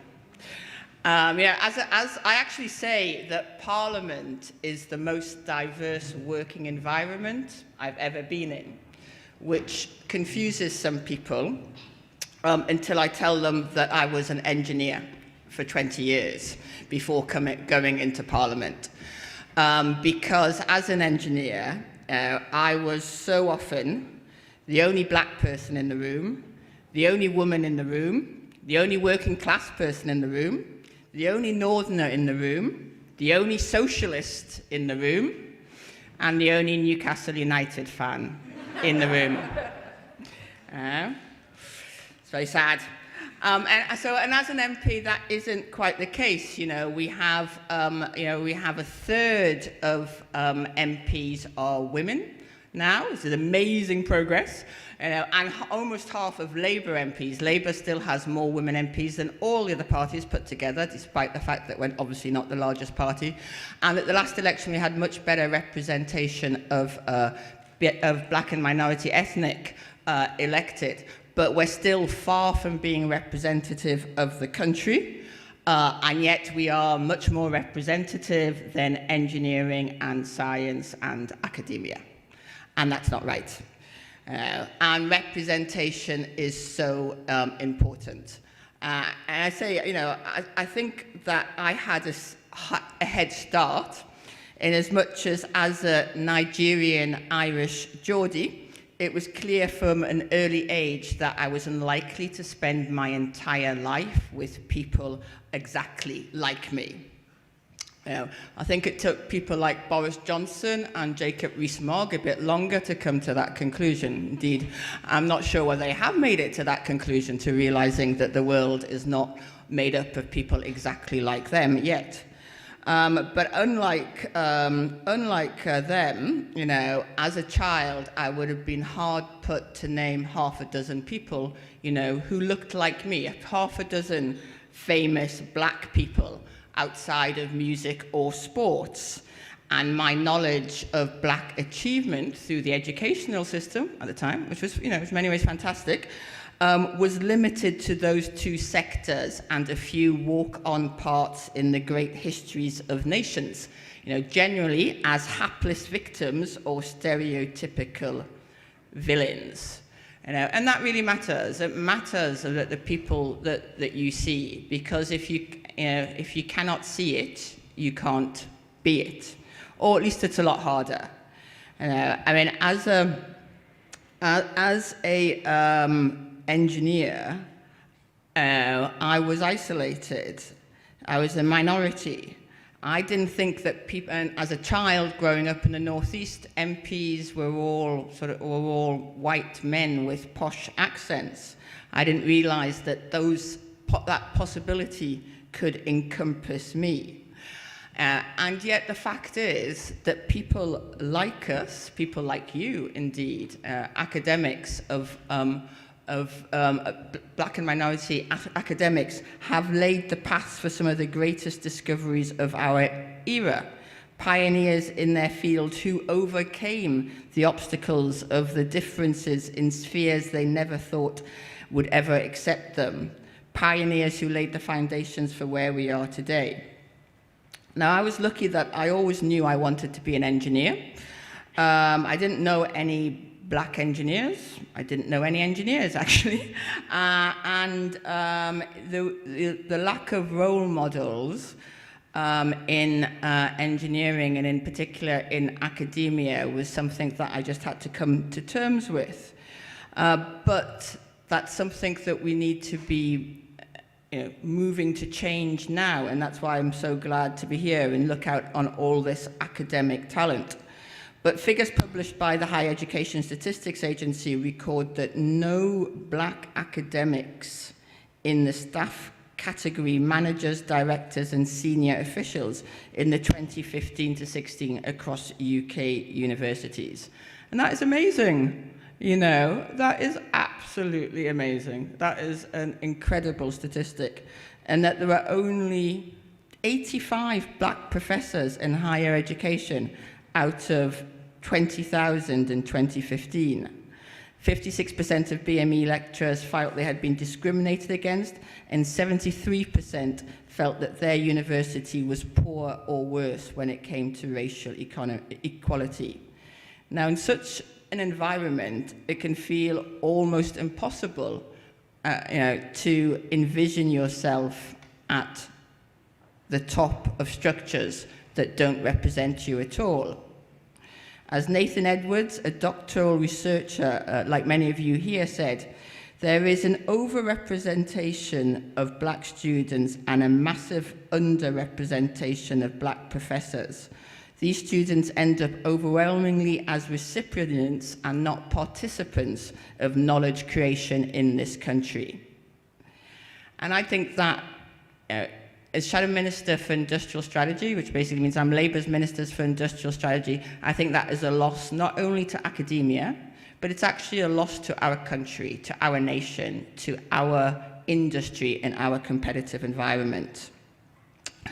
I think what those who are not part of a minority often fail to understand is how tiring it can be to be the only one of you. And when we talk about the lack of BME academics or the lack of BME at the top of any sector and the challenges and barriers which BME workers face, even though we have legislation in place which supposedly outlaws discrimination, what is much harder to address, what is much harder to measure are those barriers. I mean, I remember as an engineer, I would go and speak at a conference of 2,000 engineers. They do exist. They're great fun. I hope you get to try them. And everyone there would remember me because I was the only black woman speaking, and I wouldn't remember any of them. And of course, I came across as being rude. But it was both, and it was like a small advantage in being so very visible and noticeable once you were on that stage. But it was a huge disadvantage because not only did people think I was rude for not recognizing them, they thought that I was some kind of freak in terms of my rarity. And I also had to learn to understand that when I walked into a room, although it felt like it was only me who was walking into that room, full of engineers, there was actually a lot that entered that room with me that I wasn't aware of. Assumptions that might not be explicit, though sometimes they were. Assumptions about black people, about women, about Nigerians, my heritage is Nigerian, about Geordies. I'd be asked if English was my first language. Was I a qualified engineer? Yes. Was Newcastle ready for a black MP? That's one question I was asked. Would I only represent black people in my constituency? Now, I think it is really important, to recognize these, if you like, it's like these little bubbles that were floating around my head that I wasn't aware of, but white people, and men saw. And it's really important to recognize them without internalizing them. So it's important to acknowledge and challenge unconscious bias without making it part of you. I think it's really important to remain authentic to yourself and don't succumb to being made a victim when you are a trailblazer. That is your role. I always say, that I used to say that as a black woman engineer, I was an exception, and another woman engineer said I should say I was exceptional. So now I say I was exceptional, Phenomenal, in the words of Maya Angelou. But you have to recognise the barriers that are there, and that they represent a vicious cycle of underrepresentation, where there are too few role models to inspire BAME students, which continues and solidifies those feelings of doubt and alienation. So without BAME academics and professors to act as role models, there is no support for students who are trying to excel in fields they aren't represented in. And I always remember, I studied electrical engineering at Imperial. Is there anyone from Imperial here? Okay. Oh wow, 2 black women from Imperial. Oh, yeah, my God, that would have been. I always say to whoever is the Pro-Vice Chancellor of Imperial at the time, it was the worst period of my life at Imperial, you know. At that time, which was the 80s, they had a Royal School of Mines, which was seemed to be staffed or made up exclusively of white South African mining engineers, because at that time black people couldn't go down mines in South Africa. And the levels of racism and ignorance were such as I don't think anyone should have to face. Now, I am told that things have changed, and I do believe that there's a lot more. In fact, this if you like, this conference is testimony to the fact that there is greater recognition of the need to have a supportive environment for students and early years academics of all backgrounds. And I really hope that university institutions are coming through on that, because it matters that we have students, BAME students and early years academics supported and championed, so that we can have the professors of a level of diversity amongst the higher positions to encourage and bring forward more diversity. And all of you here represent this diversity that specialized knowledge brings, and you sit as the future of the fields in which you study. There is a very practical power in showing the diversity of achievement that is our history, and should even more so make it our future. As I've said, working and excelling in white-dominated environments is a challenge. Academic excellence is too often framed in the lens of white excellence. When the people you work alongside, experts in your fields, are all from a different background, race, and class to you, it can be hard to identify your success with theirs.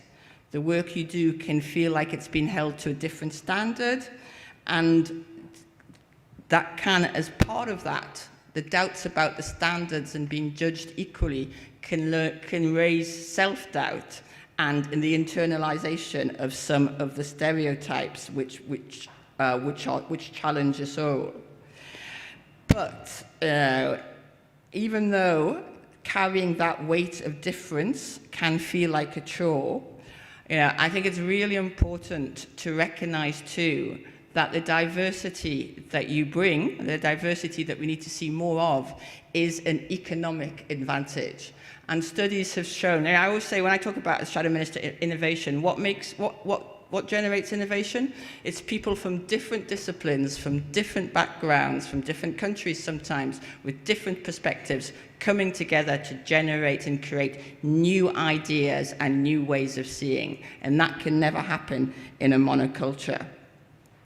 So how can we help address the lack of diversity in early years and in academia generally?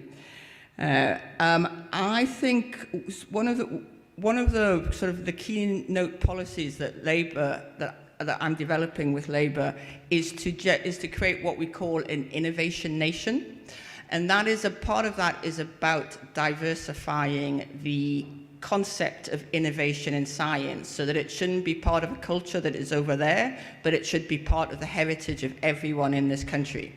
And the practical part of that is to increase funding for R&D to 3% of GDP under a Labour government. and also to ensure that the UK has the highest number of high-skilled, high-productivity jobs in the OECD. What that should mean in practice also is that we see greater diversity in academia. We don't want academic funding to be going to exclusively to a narrow monoculture. And some of the ways in which we can look at increasing diversity is obviously we are going to be abolishing student tuition fees, which should help ensure that students do not put off by debt levels of £50,000. Thank you. And that is part of our National Education Service, which, modelled on the National Health Service, will provide education from cradle to grave, free at the point of education, so that at any point in your life, in somebody's life, they should be able to have the education that they want to make the changes that economics, that society, that personal environment require. Not everybody has the good fortune to be able to make the right academic choices at the ages of 11 or 16, and we want to make sure our National Education Service ensures that education is free at the point of use throughout people's lives. We also will be look to provide long-term funding for students who don't have the means to self-fund their studies in academia, and to look at better measuring the diversity of academic institutions. You know, I always like to say that I can tell within 45 seconds of walking into an engineering department if they take diversity seriously. You know, it's not simply about who is there, but it's also about what the deans and the vice chancellors talk about and how they talk about it. And I want to look at ways of measuring that.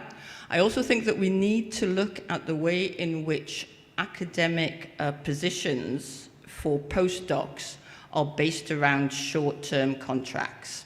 Now, there's been research into how these short-term contracts are particular barriers for BME and for women who don't always have or less likely to have the social assets and the financial assets to see them through from one contract to another, as well as more often having caring responsibilities, particularly in the case of women, which means that they provide more of a barrier to remaining in academia.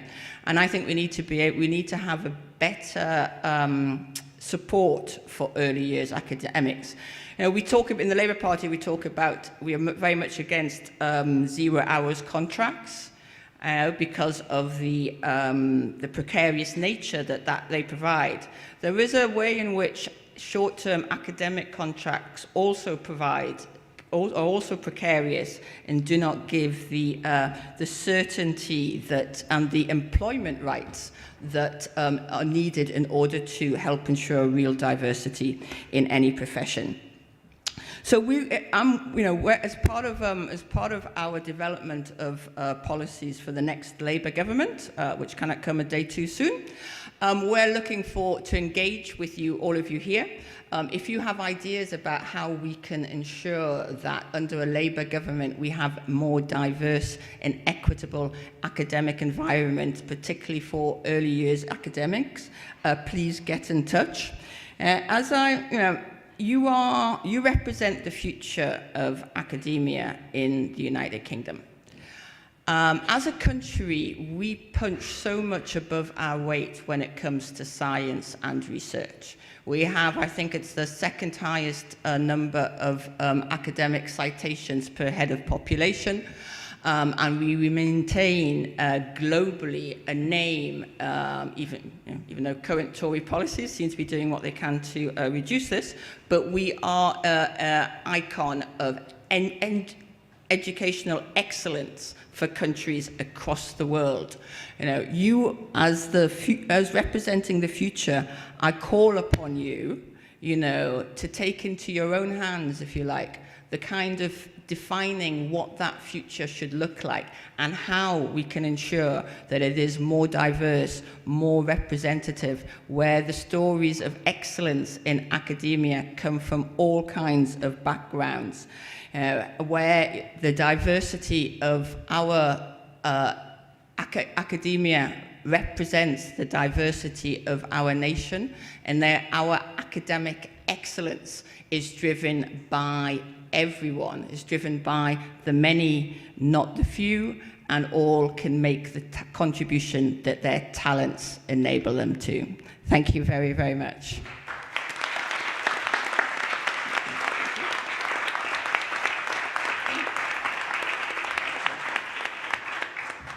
Thanks very much to you. It's really good to have a politician who actually sees the problem as it is, but not only that, actually has solutions. So I don't want to be too political, but I'm looking forward to seeing her in power in the future. Right, we're going to... Okay, we're going to have a slight change in the program. What we're going to do, we're going to break for lunch now, and then just before the afternoon session, we'll have these questions and answers that I've been promising. So we'll have a break now. Is that right, Bernadine? Yeah, so we'll have a break now, and then we'll come back, 20 minutes of questions and answers, where you, early researchers, can ask us about, you know, how do you get there, basically. So thank you very much.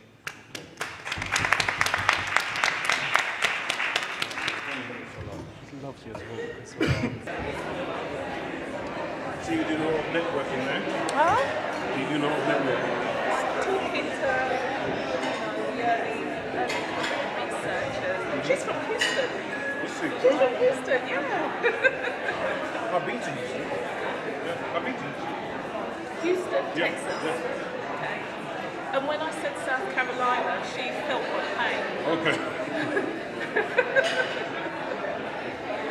Even now, and you're talking about some time ago, so... So yeah, listen, my goal is to get practice. But has good understanding about inequalities. Do you think there are people who are going to be making decisions and talking about it? No, that's why we need to get the advert out there and start making noise about it and talking to people about it. They're not thinking about it at all. But we are. Yes, and then we're going to turn that thought into action.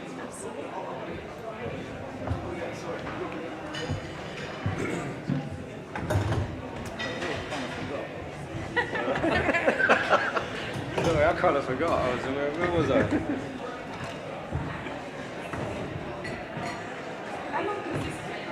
I have no idea. 20 minutes back.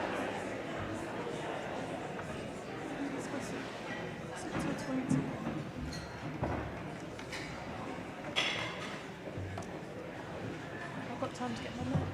I've got time to get my milk. Yeah.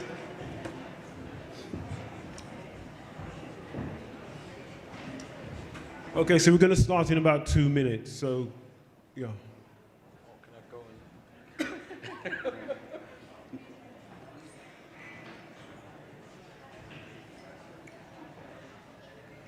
Actually, you know what we could have done when you think about it? You know, all these things is last minute. We could have, well, no, we could have done that. Or alternatively, got, if there were any questions, fields got them, and therefore then, I just realised something last year, but it's always these last minute things. Well, they're walking away with the families. I wanted an extra Yeah, it's not really last year because I'm being on some visa. Oh man! I don't have a passport for a couple of months. So once I get that back, it'll be. But yeah.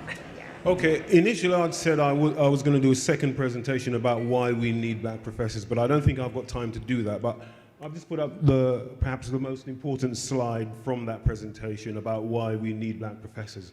Now, if I said I wasn't going to do a presentation, but if hold down.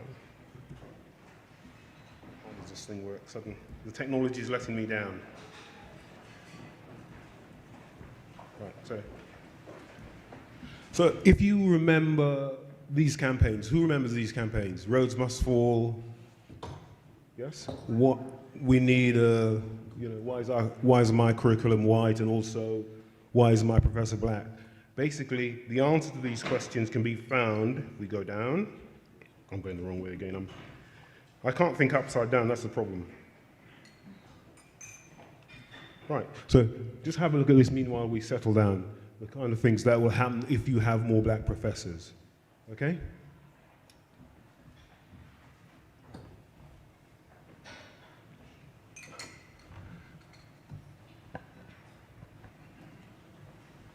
Okay, so the theme, if you remember from this morning, was there are 4 themes that we were trying to look at and we were trying to give presentations on. The first one was the need to have visible BME academics on campus. The other one was basically the challenge, if you are going to be a BME academic, what challenges do you face? And some of us spoke about that. The other one was what needs to change sort of structurally in terms of policy and that kind of thing, so we can talk about that. And finally, a lot of my colleagues spoke about their journey, so it's now open to you. If you have any questions, just raise your hand. I think my colleague over there has a mic, and then you can put any question to any of my colleagues in the audience, on the panel. So, over to you. Raise your hand if you have a question. Yeah, see, what we should have done is for them to feel... Surely the presentation, were they so good that they've answered all your questions? Okay, can I suggest that, does any of my colleagues want to say anything else that they haven't said that might prompt a question? Does anyone want to say something else? Oh, sorry, there is a question. Okay.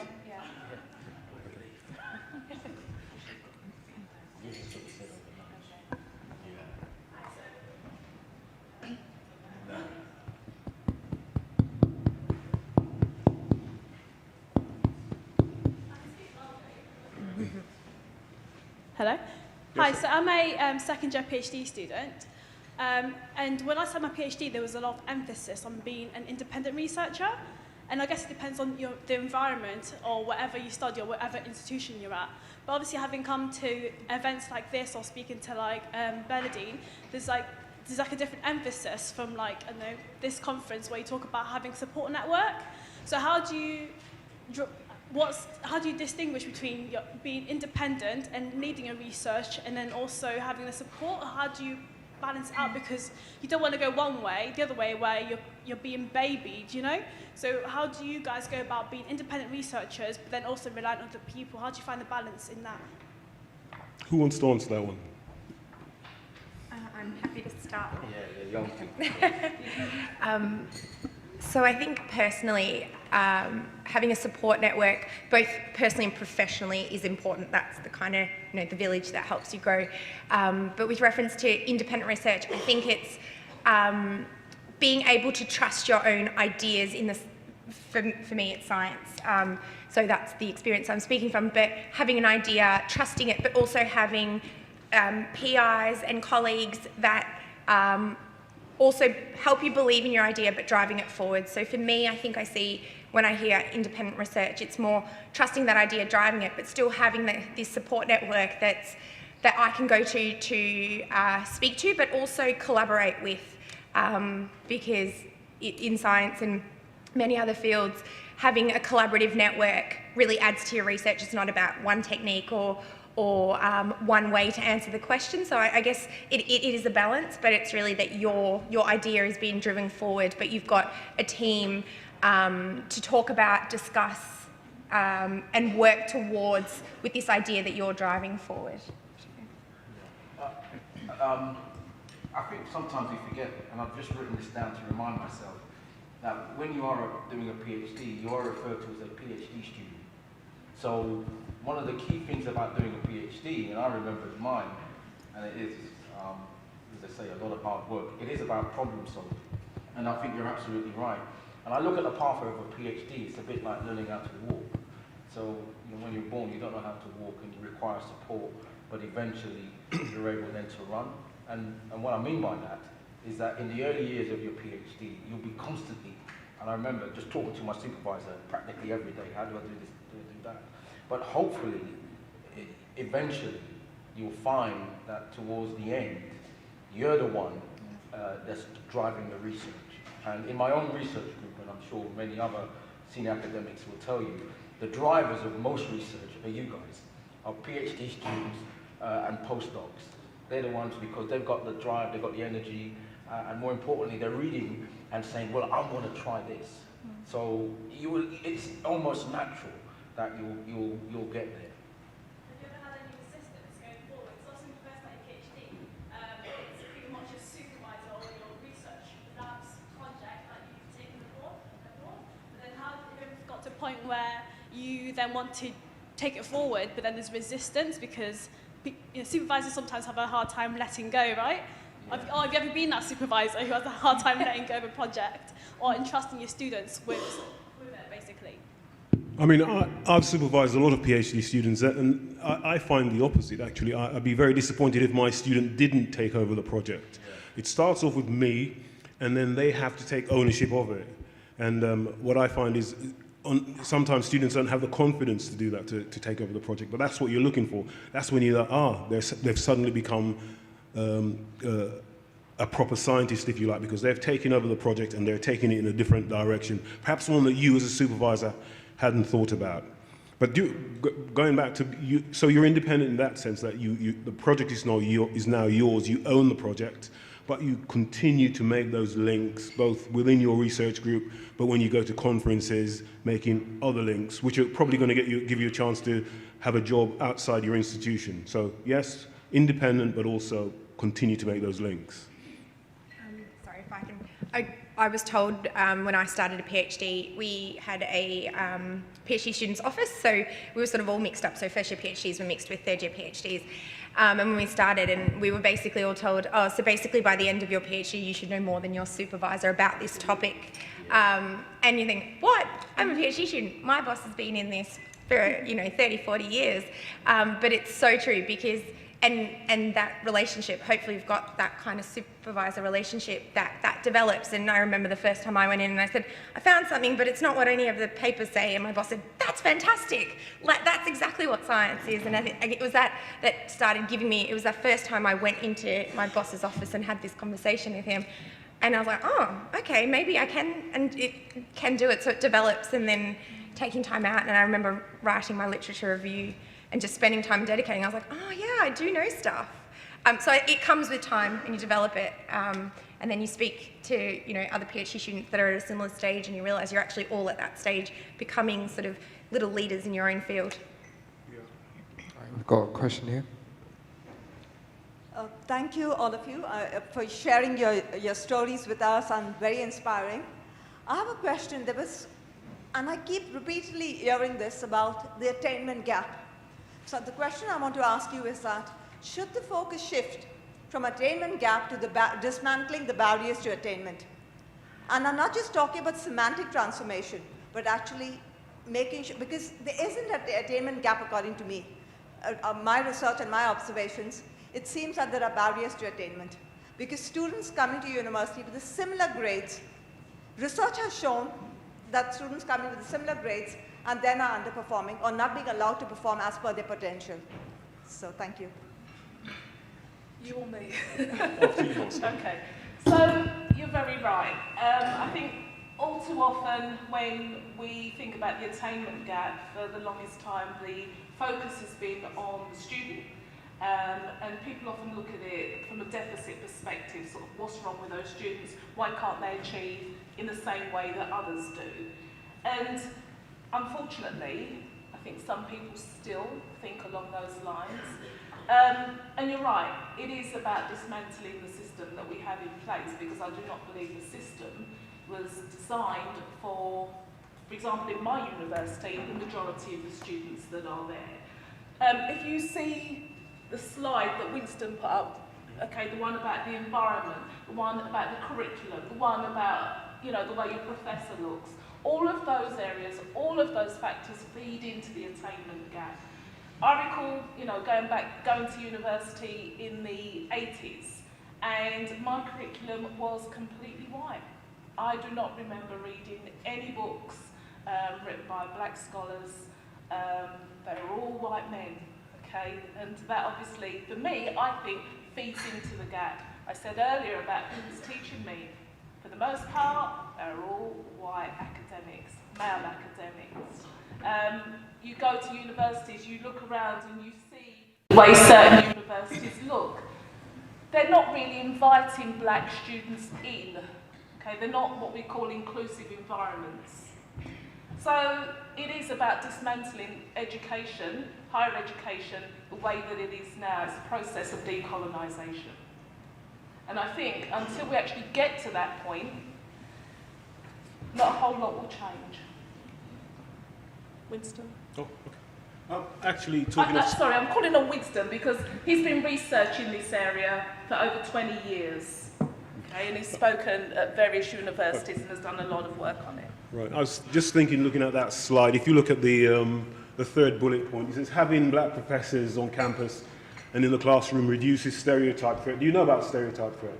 There's this fear of, if you like, confirming a negative stereotype about yourself. So simply by having a black professor in front of you on campus, it will make you perform better, literally, and that would reduce the attainment gap. So that's one of the reasons why it's so important to have black professors, just by seeing, so that those negative stereotypes just simply disappear.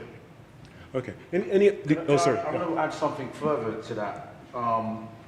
So there is the aspect of about having black staff, but equally, it's also about having appropriate study skills. And the reason why I say that is that, as I mentioned, I work at the Royal Veterinary College, and the veterinary profession, or should I say, getting into veterinary medicine, is a large proportion of students that come from sort of fee-paying schools. And what we have seen is that those that come from a comprehensive background often struggle. So it's quite clear is the acquiring of appropriate study skills at the early stages. And so, as well as having a more appropriate environment and perhaps the curriculum, it's also what prior skills that you've acquired when you arrive to university. And we've got evidence of that as well. So that's also quite important.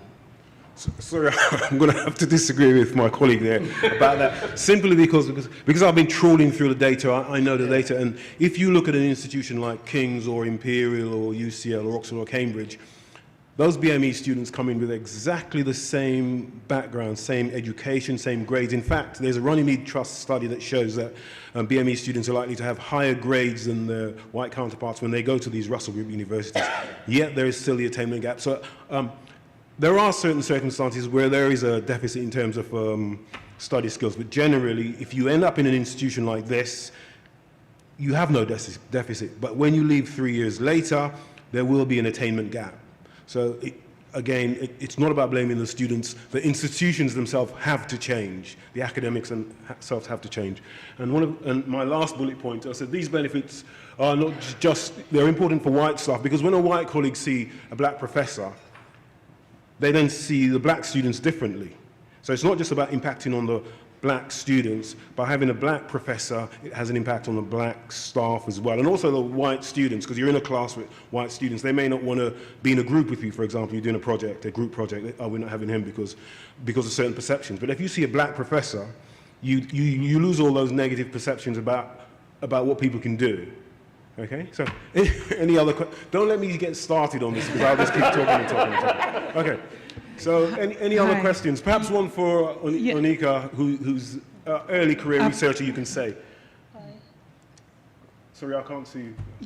Hi. Hello. Hi, my name is Magdalene Adenaike and I run a youth organization called Music Relief Foundation. So I'm not an academic, but I came here because I was invited by Dr. Benedine, and at first I was wondering, what is this for me? But I'm really loving today's session. But my question is, as a creative working with young people using music, because that's my passion, and now championing the cause against knife crime from my area in Croydon, how do I then, looking at the young people, looking at how they respond to music, not understanding that music has two sides, it can influence in a positive way, as we can see with knife crime, and also a negative aspect of things. How do you combine the academia side of things with the creative and still make it interesting for young people who see music, social media as their key thing that they're able to relate, but not really necessarily relatable when it comes to the academia side of things?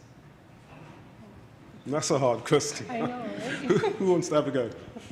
Well, I can comment briefly because my daughter studied music, and she's now a music teacher at a secondary school. And one of the things she's been managed to do, because she comments on me about, you know, grime, etc. And I get some of it, but not a lot. But I do rate Stormzy because I've been listening to him. But that's the point. But she's classically trained, and what she's able to do is dissect some of the grime artists and say, actually, they are classically trained. So it's by combining the aspect, and also the point with music is those can read music are actually quite good at maths. So it's the idea that, and also one of the things she's been doing is getting young people to look not just at playing music, but the music industry as a whole. That's a lot of money behind the scenes. So it's getting, she's trying to infuse young people to look at music in its holistic terms and potentially using that as a way of trying to get some of the young people. She works in Brent, and if you know Brent has got similar problems to Croydon. Just to add, so we had a conversation earlier, and I've invited, Madeline is a UEL graduate, she's an alumni, and I've invited her to come back. I think one of the things that's key is dispelling the idea of what is inside universities, especially for young people who have very little or no contact with anything that goes on in universities. I think that one of the key things we need to do is reach out to communities and have, for example, the young people that you work with come in and talk to our current students, come into the university. I think that's key. We need to be working with communities. And we've done, my background's in sport, so we've done a lot of that, reaching out to kids from the local area who are involved in sport, but working with our undergraduates and some of our postgraduate students as well. And just getting an idea of what is going on in the university. It is about breaking down those barriers. And, you know, I think the wonderful thing is that so many of our students come from the local area and they can relate to some of the kids that are, you know, in school and are trying to go somewhere. So they themselves, as undergraduates, act as role models for kids who are in school. And I think that's key. It's about the university and the local community connecting and breaking down those barriers. Right, okay. We have perhaps one or two more questions. Anyone else? Hi there. Thanks so much for all your contributions. They've been so energizing and inspiring. My question is about, for all of us, it's about for everybody who wants to stay in academia. How do we resolve the tension between wanting to work with BME students, but also wanting to work in a research-intensive university, which sometimes tend to have less BME students? How to balance those two priorities? How to balance? Okay, so basically, I mean, for me, I just never really think about the BME side as an issue or a barrier for me. If I'm interested in working in an institution that's highly, it's a good Russell Group university, or if I wanted to do my PhD in a university that was high class, what do I need to do to make myself, put myself in the best position, basically? So being in an academic institution like Baylor, where I went to, I knew I had to publish high-impact journals to get myself to get a postdoc in a good institution. And that's for everyone, I think, whether you're BME or not. If you don't have good publications, the chances that you get a good postdoc in a good lab are limiting. And I think for PhDs, I always tell people that when you're looking for a PhD position, try and find a university that's really, really, really good and very well recognized. But when you're looking for a postdoc, look for a lab that's got a PI that has links, to be honest, that's well known and that can sponsor you. And it's not so much as, okay, I'm at UCL and this PI is good, but looking at going to UCL and find a PI that is excellent, that can open doors for you, which is what they've been talking about. So for me, I think the main things are making sure you have the right skills, you have the right publications. It will be hard work, it will be luck sometimes. And then when you're looking for a postdoc, go in with the intention that you're looking for someone that can really open doors for you, a lab that has the links and that will give you the good publications. You have to be strategic when you make these decisions in terms of how you want to progress. And I think it goes for everyone. So obviously, you might have people that might not want to have you in the lab because you're from a different background or whatever, but I haven't seen that as being the case. I have actually had good PIs that are willing to take me on, and they've been fantastic mentors.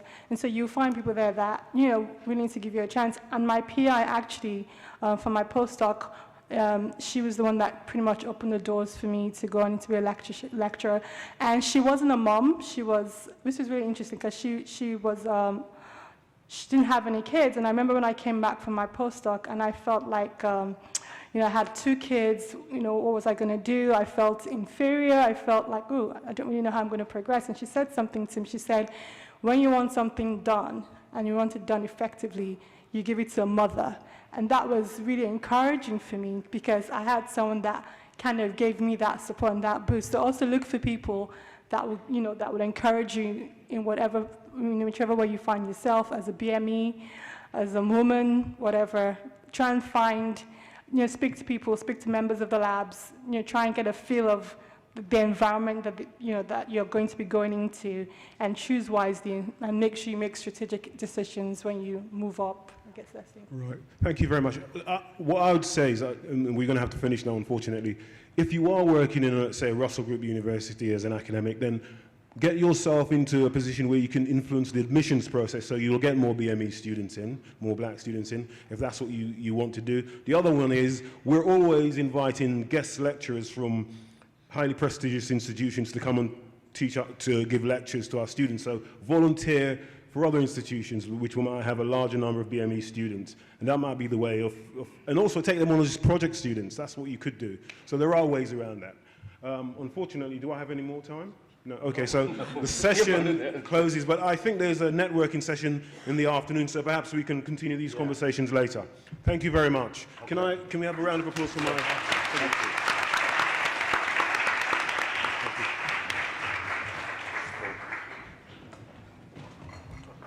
These are the most awkward cheers ever. You're right. Can I please get... Sorry.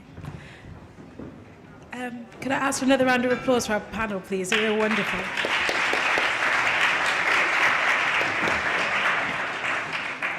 I hope that it was as inspirational and thought-provoking as it was for me, and I hope that's inspired more of you to take that plunge to become lecturers and professors, and hopefully to break down walls and barriers and mirrors that we all know are still there.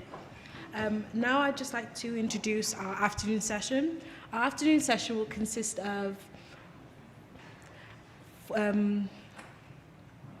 four speakers talking on 4 different topics, which are applying and writing for fellowships, mentoring and sponsorships, tips on networking, and well-being. So to answer everyone's questions, I will ask that at my left-hand side, there are 4 boards dedicated for each topic, and if there's any questions, for everyone to go and to write questions down, and when the speakers come up, they will address the questions as well as talk about how best they think the process to apply and write for fellowships or tips for networking would suffice for the general audience. So my colleague Rachel is going to write down the questions on the board or the topics on the board, and if you have any questions, feel free to write them down, and the speakers will then address them within their speeches next. And that will be, you have until 3 o'clock, so 15 minutes to do so. Awesome. Have a nice time.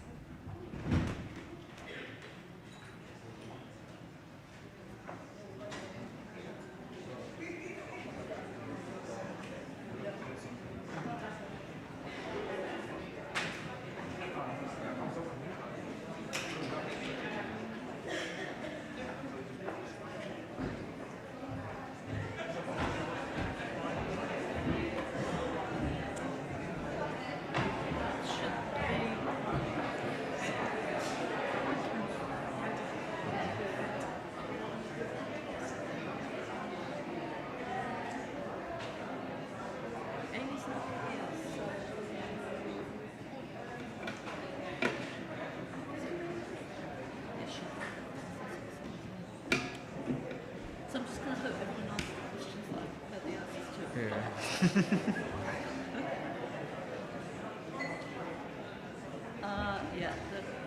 the small. PowerPoint? No, the PDF. The PDF?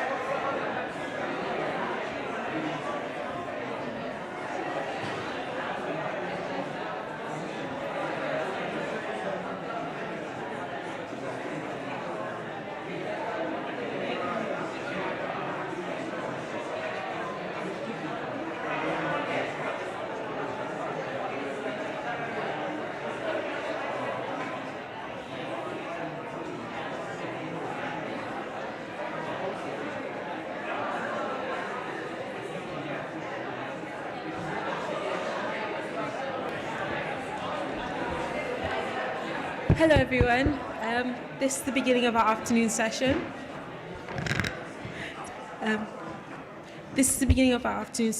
But before we start, we will be having a quick word from Dr. Lisa Mooney, who's the Pro Vice Chancellor of University of East London, also known as UEL. Please give her a warm welcome as she comes to the stage.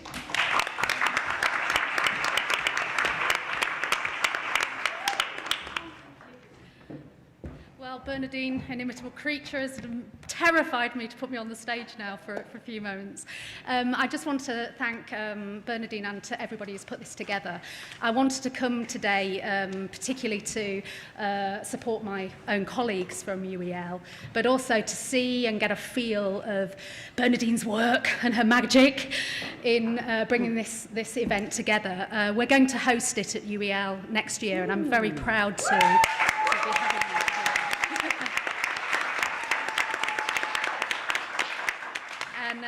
And also looking at 2020, Bernadine, maybe Canterbury might be interested.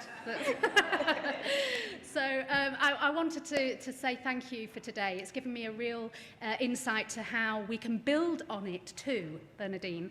We'll add a different inflection. All of our universities are very different in the way that we approach this, and I think from what you've heard today, you'll know that UEL is a very diverse institution, one of the most diverse. Therefore, people presume that we're getting this right. We're not always right. We've got a very, very long journey to go on.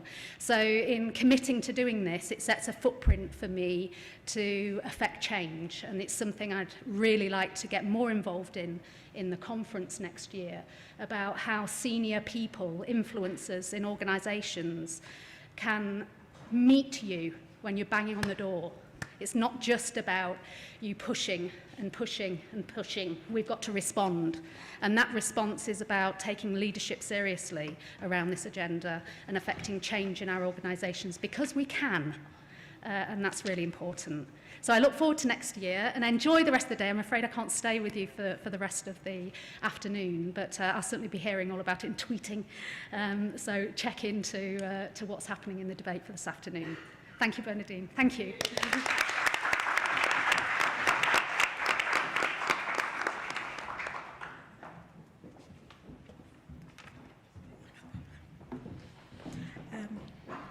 Now begins the actual afternoon session.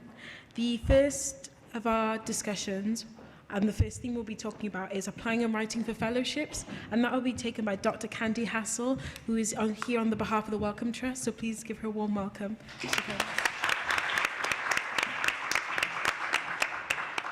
So I could start by lying to you and pretending that I've just made these slides in response to your questions, but that isn't true. This is something I'd have prepared earlier. So I'll be running through some of them really quite quickly in order to focus on the general questions you've asked. So I've got questions here that relate to timing of applications, how to choose what to apply for, and then what sort of topic should you be working on, and what is a good CV, what's right, when is enough publications. So just to reiterate what some other people have said today, so you're here, you're thinking about your future, you're planning, and that's excellent. You're researchers, you're objective, you're trained, you know that what you should be doing in your research, and it's great to see you're using that same sort of skill set to think about your career. Another piece of advice is the only 100% guaranteed way of not getting something is by not going for it in the first place. So what have you got to lose? Seek advice and listen to it, but don't listen to gossip. This isn't gossip, I'm paid to do this. So, and one thing I think with researchers in academia is that they are terrible gossips. They're terrible because they do it a lot, but they're also really rather bad at it. So don't rely on gossip, and regularly ask yourself questions. Now, someone just now asked about independence. What does it mean to be independent? And I agree with what the other speakers said. However, there is another aspect that they didn't mention, which, funnily enough, I have on my first proper slide. So I like to think about independence as having a distinct research identity. It doesn't mean that you have to work in a shed or a cave and not talk to anyone and not collaborate with anyone.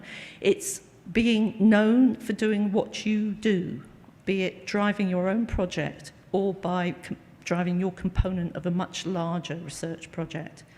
So what you need to do in order to develop that independence that you will need in order to progress in academia is to find a niche that you can make your own, that you can be the expert in. Collaborate with others so that they know that you're an expert, become the go-to person. And to reiterate what people said this morning, give seminars and talks, get out and about, make people realize and recognize who you are and what you have to deliver. As I've mentioned, other people have said, be proactive. No one gets nothing by sitting waiting for things to happen to them. Supervise students, get smaller grants, take up training opportunities, come to places like this, use social media and blogging, but be careful about that. Lots of people use it, and it's funny how much they can find out about you in the way that you might not want them to. There's a whole session on mentorship and sponsorship, so I'm not going to be talking about this, but a mentor or a sponsor isn't simply someone who's going to be nice to you. You need to trust them to tell you things that you don't necessarily want to hear. And depending on what you want to do, and we'll come back to this in relation to choice in your research projects and what you should think about applying for a grant to do, being in the right place is very, very important. But think very objectively about what the right place means to you, because it will be different from different people at different stages in their career. So timing. So stating the obvious, with a job it's a bit easier because the right job for you may only come up once in a while. But with grant applications, of course, there are multiple grant schemes, as someone has highlighted here. There are multiple deadlines, and so it's very, very important that you do not waste time by writing grant applications when actually you should be using that time to do what you need to do to strengthen your chances of getting it. So if you need preliminary data before you think you can persuade someone to fund you to do a much larger piece of research, you're better off trying to get that preliminary data than spending 6 weeks writing a grant proposal, submitting it and keeping your fingers crossed. If you need to write that paper, then get on and write that paper. Get it submitted, get it accepted on Impress if at all possible. And if you can't get it through a standard route, then look at the preprint places, because this is a great way of getting your research out there.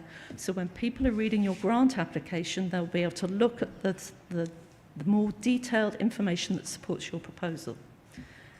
Check the facts and the deadlines. This is the worst sort of gossip, when you hear people pronounce very, very confidently that, well, I applied to Wellcome Trust, they didn't let me do this, and the application deadline was then, and then it turns out that the last time they applied to the Wellcome Trust was 15 years ago. So get the facts, get the deadlines, and keep checking the facts and the deadlines, because we change our deadlines and our facts really quite frequently, just to make our lives interesting and your lives even more challenging. So just because deadlines are always in the summer and in the spring doesn't mean to say when you come to look, it's always in the summer and the spring. In terms of timing, you need your CV to be at its strongest. This does not mean that you need a certain number of papers in certain journals. What committee members and referees are doing when they're reading grant proposals and looking at your track record is they are asking themselves this very, very simple question. Does your CV provide evidence that you can do what you propose to do? And perhaps even more importantly, that you're going to be able to deal with any setbacks that may arise. That's what they're looking for. Having a super strong CV in a field that is completely different from the area you're proposing to do research in will mean that your CV is not super strong in that context. So I've answered this question here about just how many publications do I need? What's sufficient? What's enough? You need to provide evidence that you can do what you want money to do. And just to reassure you, applicants are always judged according to their full-time equivalent career stage and experience to date. Tell us if you've had parental leave. Tell us if you've come into research late. Tell us if you've been off sick. Tell us if you've been working part-time, because if you don't tell us, we don't know, and therefore we can't take it into account. So in terms of the choice of which grant scheme to go for, of course, the internet is a wonderful thing. It gives you access to information that you wouldn't otherwise have access to, but equally it can swamp you. Now, several funders have got together in the biomedical research area to put together a website. It's actually hosted by the MRC, where you can look at which sort of general career stage you're at, and then click on the box and it drops down and tells you what sort of schemes from several different funders are suitable for that career stage. Unfortunately, that's not widespread across all funders, but hopefully if you spend enough, if you do research on your opportunities, then you're going to be able to choose much better. That's not a very good answer to that, but I think probably the most important answer, and I'm looking at my colleague Sharon here, is, and I can say, I know I'm speaking on behalf of Sharon as well, people at funding agencies are paid to help you. We are paid to get rid of our money to great people who are doing great research. And actually, please don't hesitate to contact us and ask us the question. We may not be able to give you the answer that you want or you need, like, yes, of course you can apply for this, and the deadlines, and you've got plenty of time. We may be telling you things that you don't want to hear, like, no, we don't advise you to apply for this, but you can apply for that. But contact us and ask for advice, because we're always happy to give advice, and it's far better to help you when there's still the opportunity for you to change your mind or reframe what you're proposing to do to make it more fundable, so that, you know, as I said, we get our jobs done in terms of getting you the money you need to deliver your research. So the timing issue also reflects the timeline for applying for grants. So different schemes, different funding agencies have different components of this sort of process. So preliminary application stages, sometimes, not always. You obviously have to submit the grant application. There may be written peer review straight after you submit it, or it may occur later in the process. But actually, all we're trying to do by undertaking this process is to enable us and our advisors to tell us whether or not you've given us the information we need to assess what you're proposing to do, how you're proposing to do it, and therefore they can recommend to us whether or not it's likely to work. As I said, if in doubt, ask and always have a backup plan. The last point I'll make relates to the question about which is advisable, to apply for a fellowship that builds on your PhD or to consider something new and interesting. Well, with any grant application, please try and put yourself in the shoes of the people who will be reading your proposal. It's hard to do. It's like reading your own papers. The brain is very, very good at filling in gaps and understanding what you mean to say, even though perhaps you haven't written it very clearly.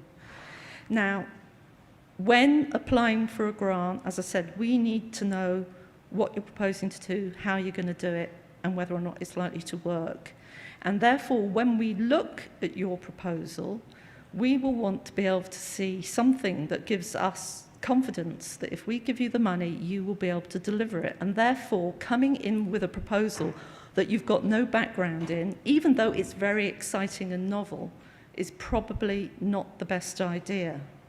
However, at the other extreme, doing more of the same, where you won't have developed that distinct scientific or research identity, because it's very much part of what you did as your PhD when you were supervised by your boss, is also unlikely to succeed.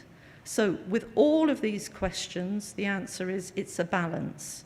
And so what we're looking for is you've got a strong track record in what you're proposing to do, appropriate to the amount of experience that you have. Obviously, when you're early career, we're looking for bags of potential, but also some achievements. When you're more senior, we're looking for more in the way of achievements, and they still also have to have potential. The Wellcome Trust, and I know other funders have signed up to the San Francisco Declaration on Research Assessment, which means that we don't care where you publish, we're only interested in what you've discovered. And tell us about your career to date. Explain how what you're proposing to do is the platform for your future success. And this is the last slide. We want high quality research. We want people to care about the results that you're going to discover. They really want to see this done, and therefore it is going to have to be important. It will need to make a significant difference to the field that you're working in. It does need to be clear, and it does need to be feasible in your hands. So make sure that when you come in for your interview and leave the room, all the committee members turn to each other and say, I can't wait to read the papers coming out of this proposal. Because that does sometimes happen, and when it does, you can be sure you've got the grant. Okay, so I'll be around later, and I'll be happy to answer questions then.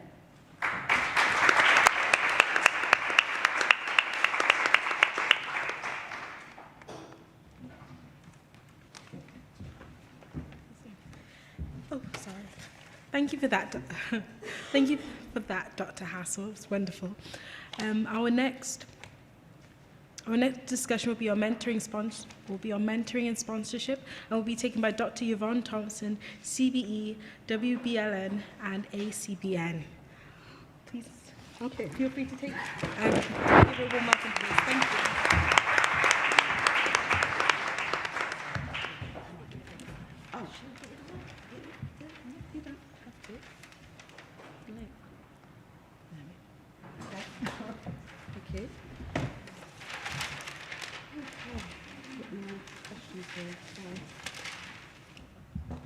Good afternoon, everyone.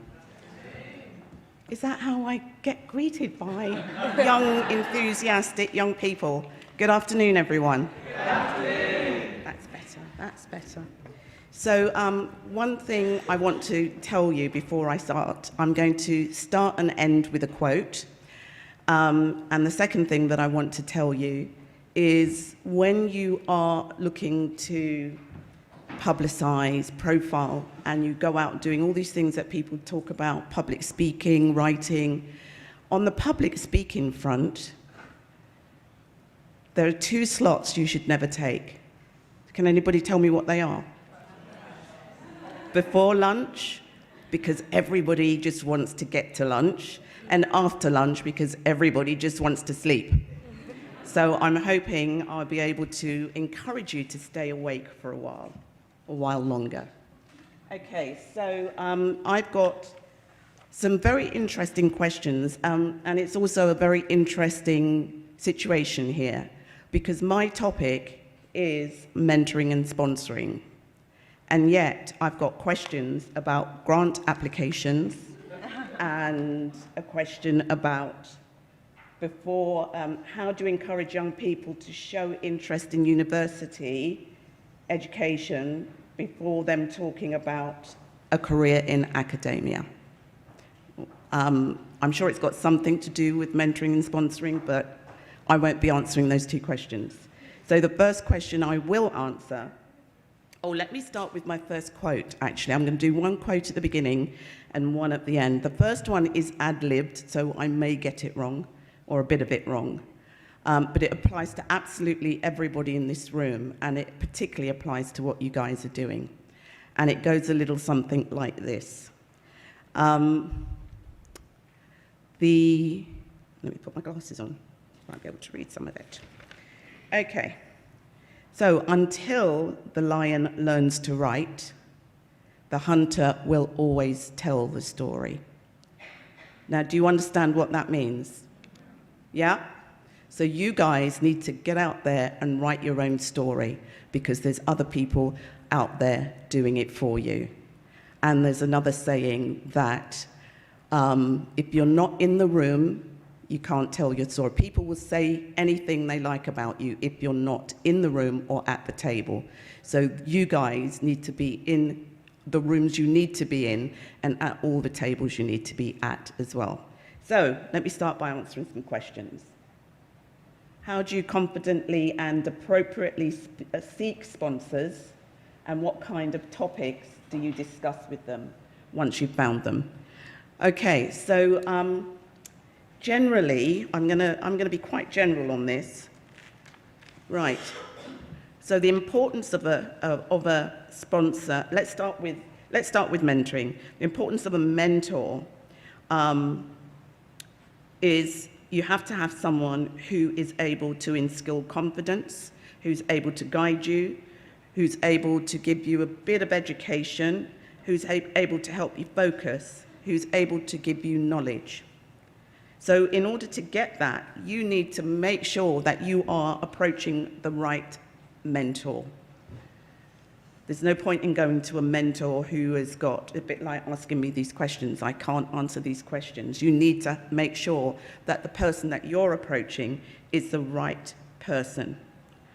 And mentoring is also a bit of a give and take. It's a bit like sponsoring, but it's a bit of give and take. If you are approaching somebody to give you their time, their experience, their knowledge, all the things that it's taken, in my case, over 35 years to gather. If you want me to share that with you, you need to be responsible, you need to be focused, you need to know where you're going and what you want. Again, there's no point you coming to me to mentor you in something that I've got nothing to do with, or vice versa.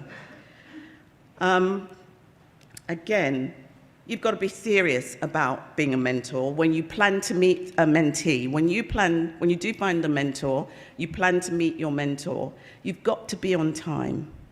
You've got to know what you want out of that time. It's usually an hour and a half, depending on who you are, who you've managed to secure, whether it's every month or every quarter. You've got to make every second count. So go prepared with the questions, the things that you need answering during that session, and really pay attention and know what it is you want to get out of that session.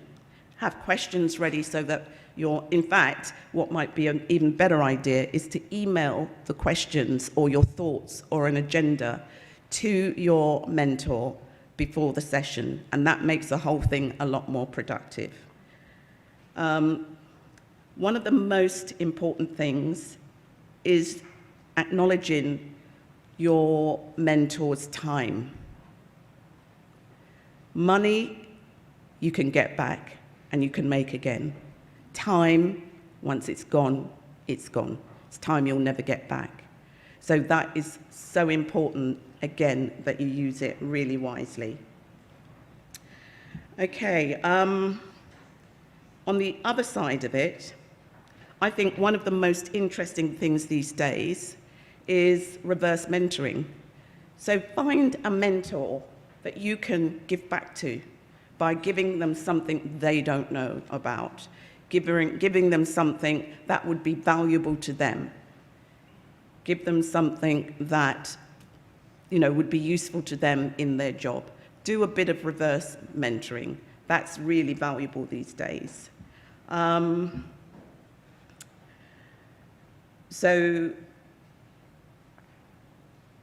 I've written down something here which I'm not going to say. Okay, and again, with mentors, you're asking them to, as I've just said, to give their time and experience. So you are asking a mentor to give you the opportunity to stand on the shoulder of giants. And that is not something to be taken lightly. So all I would say about that is really, really think about what it is you're doing and how you make that time useful for both you and them. So with sponsorship, okay, what are some of the skills that the mentor should have?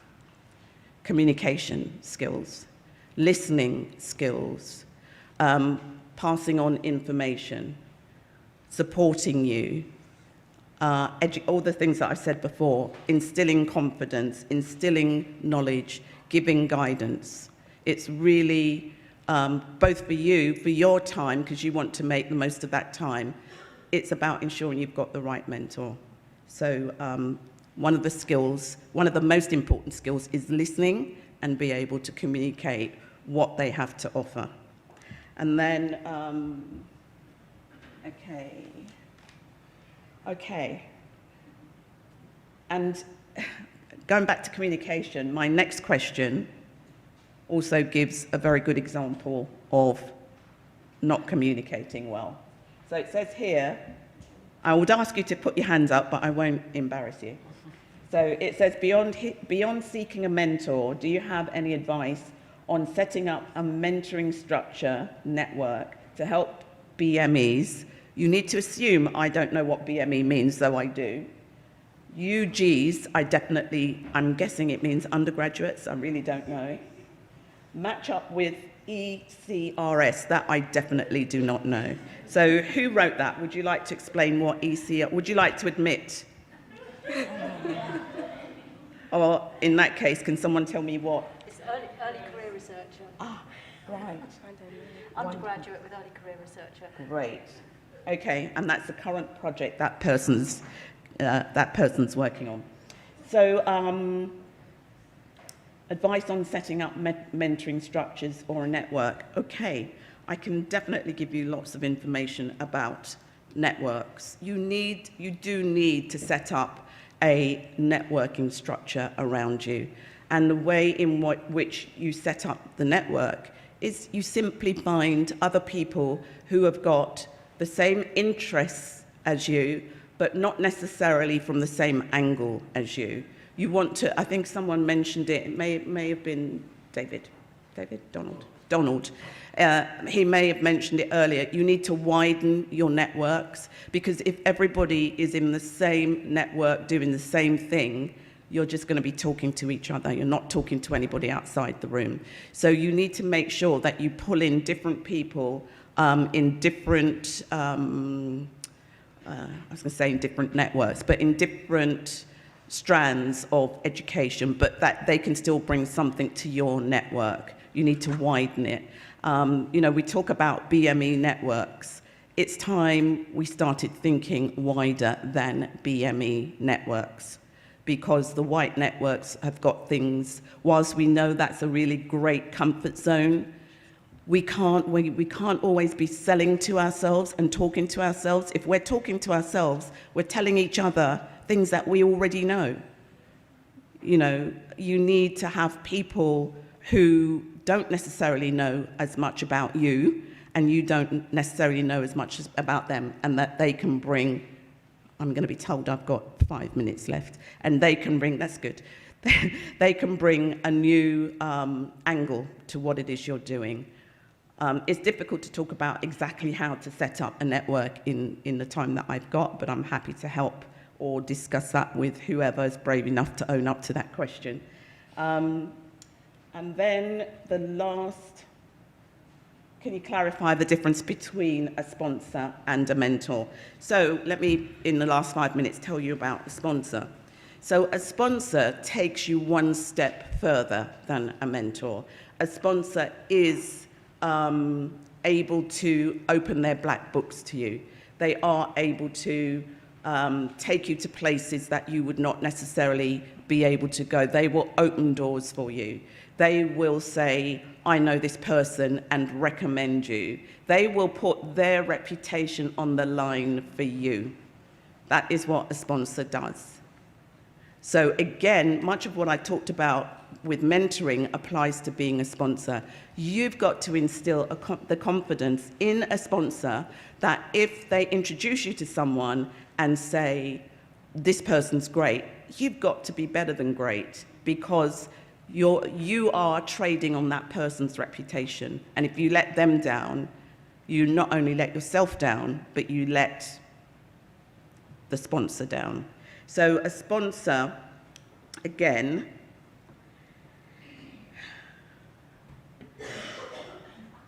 a sponsor is really a much more in-depth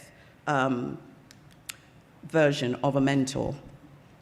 So it really is about them doing the best they can for you. Whereas a mentor is, in a way, it can be quite passive. A sponsor is much more intense. It's more like someone shadowing you or shadowing the sponsor, and the sponsor inviting them into their inner sanctum. So again, you've got to make sure that if you do have a sponsor, you really need to know what you can give back as well. It's as much about giving back as anything else. Okay. So I wanted to do a quote for you, but my phone's gone off in closing, and I will. So the first quote was really for everybody, and in the spirit of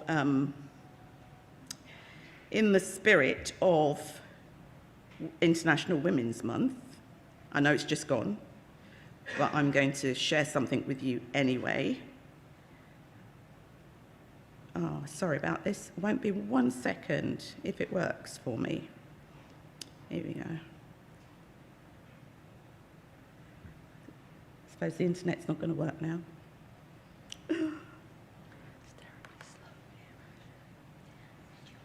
No, it's decided not to work. So once I find it, maybe I can just have 1 minute. I'll end now and give you a minute. Have I got a minute? I've got a minute, so let's see if this is going to work.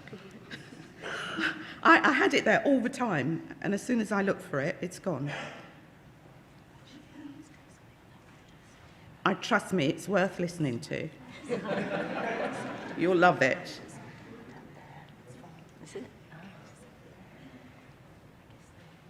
Okay, it's not working, so I will not keep you waiting, and when I find it, after the next speaker, I will give you that quote. But I think that just about covers all of the questions. So I've answered, how do you confidently and appropriately speak to a sponsor or find a sponsor? What are some of the key skills beyond seeking a mentor? Do you have any advice on setting up a mentoring and networking structure? And can I clarify the difference between sponsoring and mentoring? Have I answered all your questions? Have I answered all your questions? Okay, great. Thank you very much.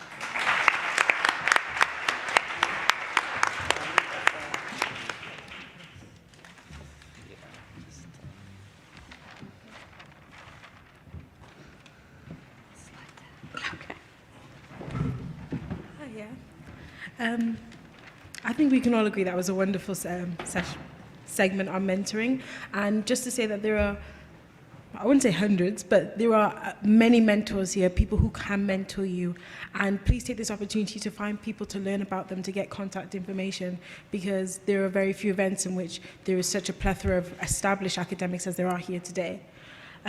Our third session will be taken by Dr. Kathy Barrett, who is the University Lead on Research Staff Development for the Centre of Research Staff Development here at King's College London, and she will be talking about tips on networking. So please, can we have a round of applause?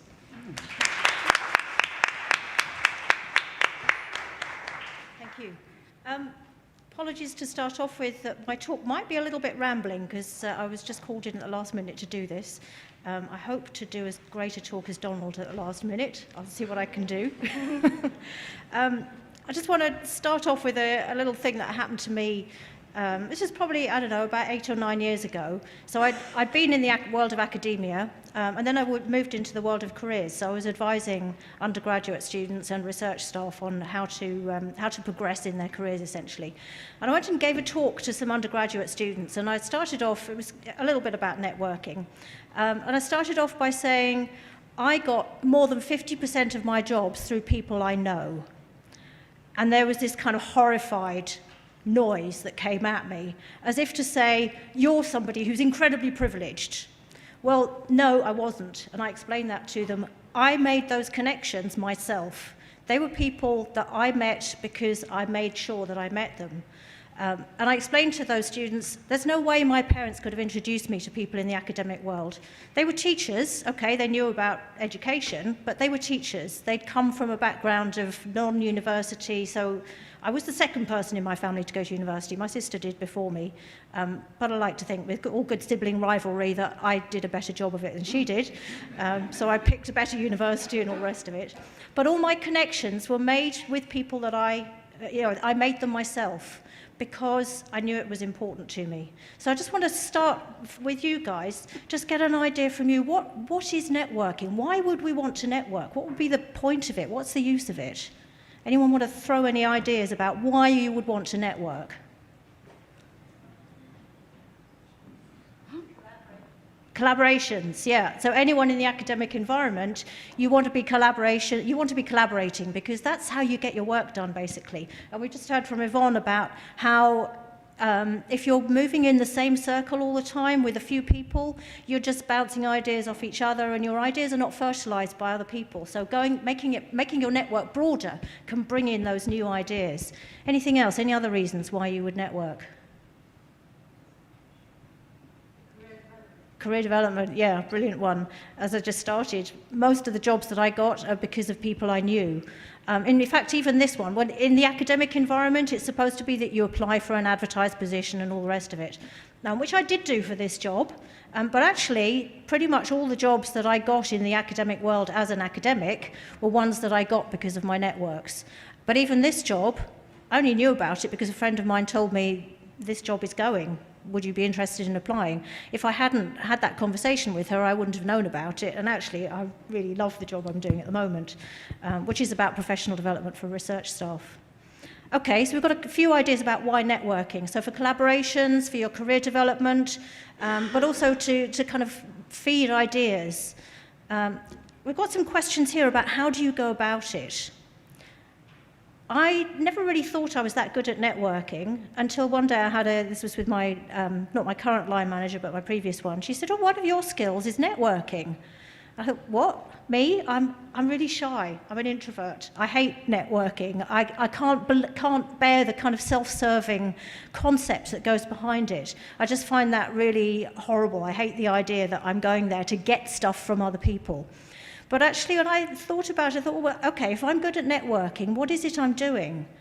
What I'm doing is I'm actually communicating with people about shared interests, things that we both have an interest in. So it could be that you are going to be a fantastic academic, and the shared interest you have with that head of department, for instance, is that you are going to be somebody who's really good in their department. And if they can see that, then that's something that you need to show them. You need to show them how you're going to be good in their department, because then you'll have that shared interest. So it's not just about getting from other people, it's also about gaining from them. Sorry, it's also about giving to them. What can you give to that person? What is that shared interest? And once you have that reason for going to talk to them, that's half the battle. When you've got something to talk to them about, you're going to go in there and you're going to be a lot more confident about making that first step.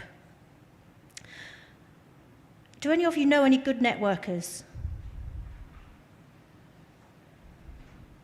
Can I just get a show of hands? How many of you in this room actually know Bernadine? Show of hands? Right, I can see probably at least 30%.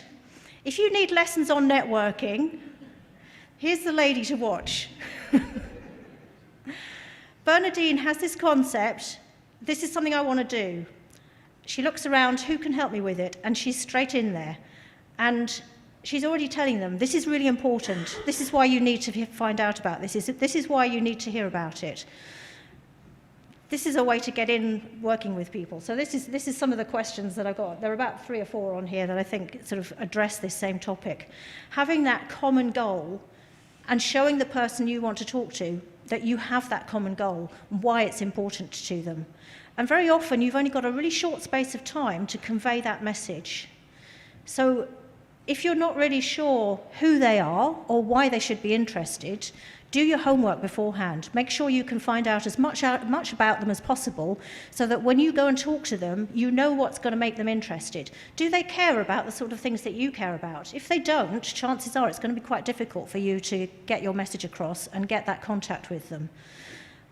So what is it that they, what can you do to get them excited about the thing that you're trying to present to them? So present to them straight away a reason why they should be interested. And that goes for you in your research as well. If you're trying to convey your research message to anybody, you don't go in there with, oh, well, I did this experiment the other day, or I found this really interesting ancient document that nobody's ever seen. You go in there with why your research is important, why is it interesting, why should they care? So that's the first thing that you want to be thinking about. What is it that I can use to get them interested in what it is I'm trying to say, interested in me as an individual? Something else I learned from one of my colleagues, which was quite interesting, is that you won't be able to connect to everybody. So think about how you're building those relationships. And I think one of the questions on here also is, how do you communicate with lots of different people, bearing in mind that you might be doing multidisciplinary or interdisciplinary work? You're stretching yourself very thin, potentially. I read a really interesting article in the Harvard Business Review a while ago about networking for introverts. And of course, that jumped out at me as an introvert. To be in a room full of people like this, I find it really scary. And this particular author, if I'd known I was going to give this talk, I would have looked up her name. She was talking about how, just by chance one day, she arrived in the room before everybody else did. And she found a few people in there who were actually really important, interesting people. It was quiet time. She had quality conversations with them. So when you're at that conference, don't just wait to the conference and then go and find the really interesting person you really, really want to go and work with, so you know you've got to impress them. Contact them before the conference and say, can you spare a bit of time in, say, the 3rd coffee break, and we'll meet and have a chat. These are the sorts of things I'd like to talk to you about. So when you're trying to find somebody you want to help you with your progression in your career, or that you'd like to collaborate with, do your homework beforehand so that you can make contact with them when you're actually at that event more effectively than anyone else. The crowd of people that comes up to them after they give their talk and says, hey, listen to me, when actually you've got 10 or 20 other people that you're working against. Find that quiet time where you can go and talk to them. Just trying to think anything else that pops up in my impromptu talk. I think that's probably as much as I can say, but maybe a couple more questions here. I love this one. How to maintain networks without being a stalker? Which is a great question. Yeah. And I think also about, we'll address that one. Without being a stalker. So this colleague of mine who talked to me about building those relationships, he described this pyramid where it's the 5 A's of networking. And of course, I can never remember all of them. But the first one is about getting answers. So you have answers to questions. And if you feel, when you're first meeting somebody, you're giving questions to them and they're giving you answers. And that's quite easy for them to do, just to give you some answers. So they will give you answers. The next one is to get advice. But in order to go from answers to advice, you're asking them to give you a little bit more of themselves. You're putting a little bit more pressure on them. They're taking a bit more responsibility. So in order to make that progressive step, you want to be showing them that you are somebody who is going to value what they're giving you and that you're building that rapport and relationship with them. This pyramid sort of goes progressively up to the fifth position is alliance. So if you imagine the PhD student and PhD supervisor, you start off with the PhD student getting answers. At the end of the PhD, ideally, you've started to get to that point where you have an alliance. So somewhere down the line, the now supervisor themselves, who was the PhD student, has an alliance with their old PhD supervisor, and they are potentially passing new students or postdoctoral researchers between them. They're passing information, they're sharing their papers, that kind of stuff. So as you're building that network, as you're building that relationship, it's building more and more and more and more trust between you. If you find that after the first level, you're not building that rapport, move on, because there are other people who are out there who are going to be more receptive. There's no point in wasting your time on somebody who's not going to be receptive to you. So do your homework, find that shared interest between you and the other person, and then look to build that rapport with them and build the relationship so you're reaching the point of alliance. Okay. What's the best way to develop working professional relationships for paid work as a student? And I'm guessing here that what the person who wrote this is talking about is perhaps on a kind of consultancy basis. So you're selling your knowledge, as it were. So you're building a relationship with somebody outside of the academic environment, showing them that you are going to be a good consultant, for instance. Again, it's about you showing that you can give them something that they need, something that they want. You've got knowledge, which is something that they're likely to need. So how can you show them that that knowledge is of value to them? Again, it's about doing your homework, finding out what's important to them, and showing that you can give them what's important there. And the last one that I'm going to talk about, I think, is what should you expect from your sponsor? And I'm guessing your sponsor here is your supervisor, so your PhD supervisor if you're a student, your research supervisor if you're a postdoc. What should you expect from them? In an ideal world, your supervisor would be somebody who would support you in your professional development and give you opportunities. The way Bernadine was describing before, that she was given the opportunity to go to a research conference in place of her supervisor. So they will give you the opportunities to go out there and build networks. Doesn't always happen in the real world. If you can get a supervisor who's like that, fantastic. But not all of us have a supervisor who's like that. So you may not be able to expect that from your supervisor. But they will at some, if you can't get that from your supervisor, there are going to be other people out there who will be able to support you. And so that's, again, where your networks come into force. So finding the right person out there to be your mentor, potentially, and that person can give you the same kind of support that you might have wanted from your research supervisor. It would be fantastic if it was an ideal world. If they're not supporting you, try and encourage them to do so. Explain to them why it's to their advantage that they should support you, because eventually you're going to be a reviewer on the grant panel or the journal to which they're submitting their grants and their papers. So actually, they need to be supporting you. So in a very sort of self-serving way, that is one of the things that you could maybe put forward to them. I'm going to be at the top one day. You better make sure that you're good to me now. Because you're going to be dependent on me somewhere in the future. So I think I will finish there before I get told 0 minutes left, and wish you all good luck with your networking.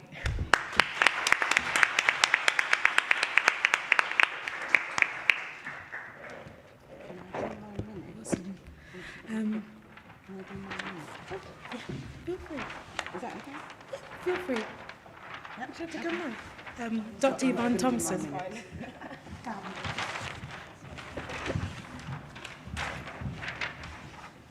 Okay, just to add one thing to the networking session.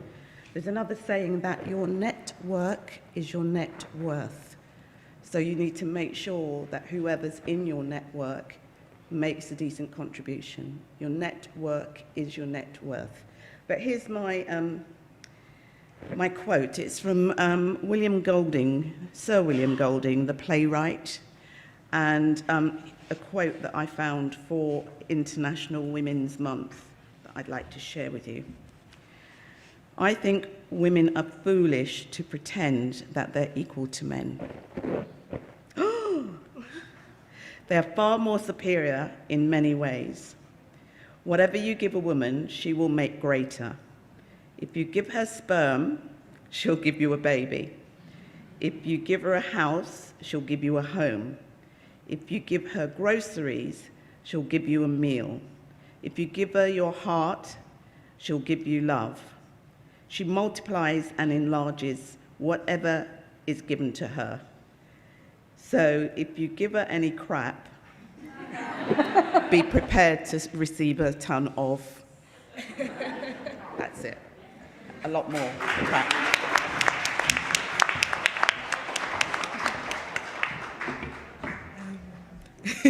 Sorry. I think that Dr. Barrett gave us really good tips on networking, especially for the introverts among us, me included. And hopefully, I'll take those on board, and hopefully there is some tips for all of you to take on board as well. Our last, but certainly not least, discussion will be on well-being, a career-life balance, and that will be taken by Miss Naomi Mwakakomo, who is a social media influencer and also a student at King's College London in studying to be a medical doctor. Right.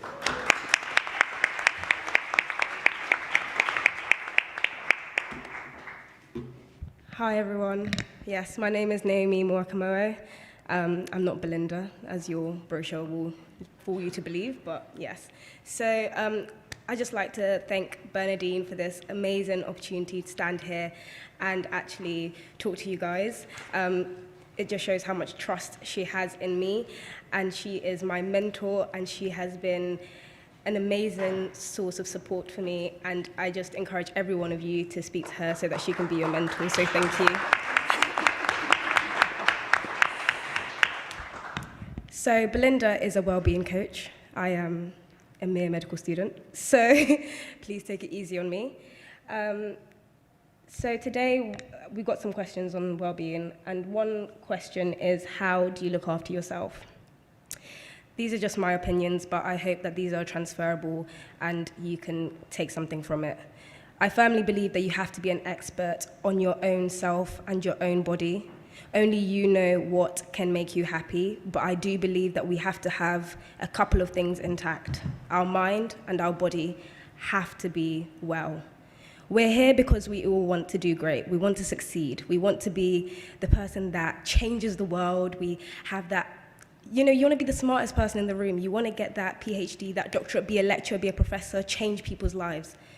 But all I'm saying is look after your body, because you don't want to be the dead great person. You want to be the person in the room that's amazing. And I think it starts with being a master of your own body. So for me, first of all, religion and meditation and aligning my mind with my body and making sure that I am present in every single moment has been something that has led me to really look after myself. I really did like your talk, because as a medical student and 6 rejections down the line, I've also made it to medical school. But I firmly believe it wasn't that I didn't have the potential, but I wasn't looking after myself.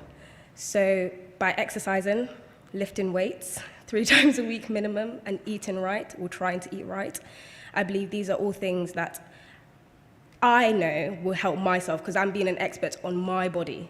And I know when I don't do these things, everything comes to rubbish. So I'm not saying go out and start lifting weights, because it's hard and difficult, but I really enjoy it. And if you guys want to see some videos, I've got some videos on my YouTube channel. But I'm saying, take a walk, join a sports club, meet new people, I just say meditation for everyone. You really have to know how you're feeling. How can you know when you're off balance or when you're off key if you don't even know what the norm is? So make sure you just know what you're thinking, know what you're feeling every now and again, and just touch into your body. So that's how I would say look after yourself. I don't think there's any one way you can look after yourself, but just make sure your mind and body are all in good health. I feel like we have to, if we fail our body, eventually our body will fail us. So that's it. There's some really interesting questions here that actually I don't think I'm qualified enough to answer, but I'm going to read them out because I think these are discussions that need to be happening in this hall and actually just in our community. So it's, what advice do you have for disabled BME academics and those with chronic illnesses? So when I looked at this, I was like, oh my God, what am I going to say? What can I possibly say about this? And then I thought, actually, I came to university not knowing that I had a disability, and I'm going to graduate with a degree and 2 disabilities. One is dyspraxia and one is dyslexia. And I didn't know this because I went to a school which had 30 kids, and people didn't realize that I was overly compensating. My spelling wasn't just, I haven't been practicing, it was actually, I had dyslexia. I wasn't just clumsy and bumping into things, it was because actually I had dyspraxia. I don't think for me these things are limitations, but they're just things that I have to work around, find different ways to overcome them. With chronic illnesses and disabilities, they might never be a cure, but it's just managing the process. What can you do to make your life slightly easier? It's not going to be the same as someone who has no disability. But I also therefore can't speak for people who have physical impairments, because I don't, but it's something that we need to talk about within our community, and we need to have people advocating so that we know how to help.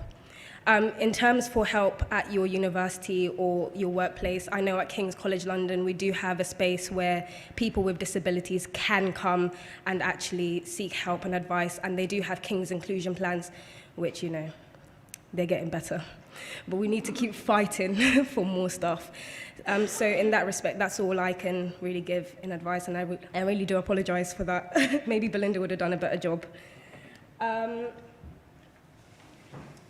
So another thing is how to refresh yourself after an intensive activity during, intensive academic activity and during the process. I'm guessing it's just how to refresh yourself. For me, Netflix and ice cream. Again, be an expert on your body. It's whatever works for you. Other questions I've had, sorry. This is my dyslexia again, trying to read and nerves, it's all a mess in here. So what can be done to improve transparency about mental health difficulties affecting BME academics? Affecting BME academics, and how we can overcome these. I probably didn't read that properly, sorry. I'd like to take this moment just to speak about my mentor. We have had heart-to-hearts, and she shared some really personal stuff, well, I hope, like personal stuff with me, and I looked at her and I was like, wow, you get to a place where you are the big king. You've got your PhD, you've got all these things under your belt, you're a writer, you're just an amazing person, everyone loves you, but then you can come to me and tell me, this is what I've had to go through, these are the difficult things that I've had to face. And honestly, when I was listening to Dr. Idwal, I was just like, wow, you know, it's not just me. Once I get to that place, it's not that my problems are over, but actually, we're still working on them. And having that person who's, you know, this is for all you guys who are going to be mentors, because I know you're all going to be amazing. Just tell your story. Tell them about the difficult challenges, even mental health, which is highly stigmatized. Tell them that you've had problems about it, because how do we don't want to feel alone. And I feel like we have to let people know that these are problems that are going on, and there is help and places where you can go. It was also through Dr. Idwal I met Tope, who is a psychiatrist, and honestly, she was helping me with so many things with my personal life. And I just feel like when you network again, you meet people who can help you. So thank you so much, Dr. Idwal, for sharing, and I hope you guys can all share your stories. Definitely at our university, we have spaces, and I've helped create spaces where people feel comfortable to share their stories about mental health illnesses, and we just need more of that so that the stigma is gone, and yeah, we just have that safe space. The last question is, how do you know when you've reached a burnout? What does it actually look like? Is it an extended PMS episode? Does anyone want to answer that one? I genuinely have no idea. And I hope I never do, because I hope I can be the master of my body. And to be fair, I feel like your body will tell you no. I've had enough. You need to shut me down. And if you don't do it, it will do it itself. So don't fail your body or it will fail you. Thank you so much, guys.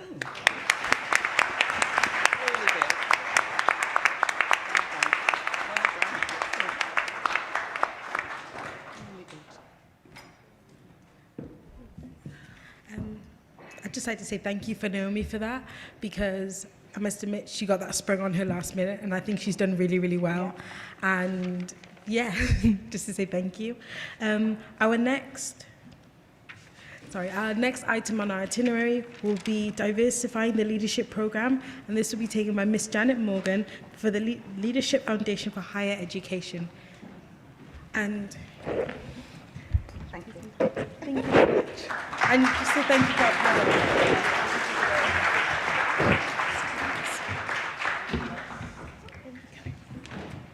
Paper in case the iPad goes on me. Bernadine, we don't know each other, so it's through the power of networking that I'm here today. So I know I can't mess up because someone recommended me for today, so I'm going to do my best to do a good job. And I wasn't also going to talk about the other part of my job, which is that I work as a dyslexia tutor in a university, but I don't know where Naomi is now.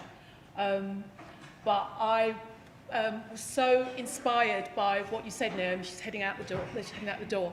I was so inspired by that because I spend a lot of my time with people who are too frightened to talk about the fact that they have a specific learning difference. And it's so important that people do talk about that so that they can find out that there's help available in universities. And what I can say from my experience is that people from BME backgrounds are least likely to access some of the support. So it's really important that we make ourselves known. So I just wanted to sort of say that to start off with, and I'm happy to talk to anyone afterwards if they want to do that. Okay, so I had this whole backstory about me and my journey and all that sort of stuff. You want the mic up? Okay, is that better? Can you hear me better now? Yeah, is that okay? Yeah, I was saying I had this whole backstory about my journey and, you know, all of these amazing things that had happened to me that had contributed to where I am now, but you've heard so many of those things and they're really, really wonderful. And it's not that mine isn't and empowering, but I thought what I'd do is I would focus on the Diversifying Leadership Programme and pick up on how my backstory has sort of fed into that. And I know Yvonne was talking about what is the worst slot of the day, and I was expecting to say mine. I know that people are kind of getting ready to go and have a drink now, so I'm going to try and keep it focused for you. So this, in a lot of ways, is where the programme starts. It's looking at what it is that people who look like me and like you bring to leadership. And what I should say about the Diversifying Leadership Programme is it is a programme that was funded by HEFKE initially, and it's for early career researchers, but also professional services staff. So it started out being called Diversifying Academic Leadership. It's now called Diversifying Leadership. So it's for, as I say, researchers, but also professional services staff. And that's quite interesting because we get a different perspective on the course. And I may say a little bit about that later on. I don't know if you can see this at the back, but one of the first things that participants do on the programme is that they come in and they're given 2 stickers. And they have to place a sticker on the place that they feel they most identify with, and then they can place a second sticker in a different colour in anywhere else in the world that they identify with. So if you can see there, you can see orange and green stickers, and you can see the spread there. That's just one group that we had. And then what we do is we talk about that. How is it that that has influenced who you are as a leader or an aspiring leader? That's our starting point on the programme, because how we define cultural capital is not so much the cultural capital that you might think about in terms of that high culture and all of those kinds of things, the opera and arts and all of those things, which can be useful. And by the way, one of my brothers is an opera singer, so when I want to impress people, that's what I tell them. But that's not necessarily what we are talking about when we're talking about cultural capital. We're talking about what is it that you bring into that leadership space. Because what we're saying is, if we get what we want, and we get that difference, and we get that representation that Winston spoke about, what difference is that going to make? And we spend a lot of time talking about that, reimagining higher education and what that actually looks like. So that's really our starting point. And you've heard lots of really wonderful quotes today. And one of the things that I was thinking about when I was designing this program is that there are leadership programs and there are leadership programs, okay? And if this is going to be a BME leadership program, and that in and of itself comes with complexities and challenges sometimes, but if it was going to be like that, it couldn't feel entirely like a generic leadership program, because otherwise what would be the point? So a lot of the sayings that we use on the program have come from my own background as the daughter of 2 Jamaican parents. So one of the first things that we talk about on day one is really about knowing yourself, and I heard other speakers speaking about that. And there was a saying that often came up in my household, and it was, if you can't dance a yard, you can't dance abroad. Okay, so the laughter tells me that people in here know what that means. Okay, so that's a good thing. I also know that some people may not know what that means, but it's really about sort of knowing who you are before you step out and venture into anywhere else. And it was really important to me that I brought that into that space, but other people brought what they had learned about their own leadership journey into that space as well, because otherwise there is no difference.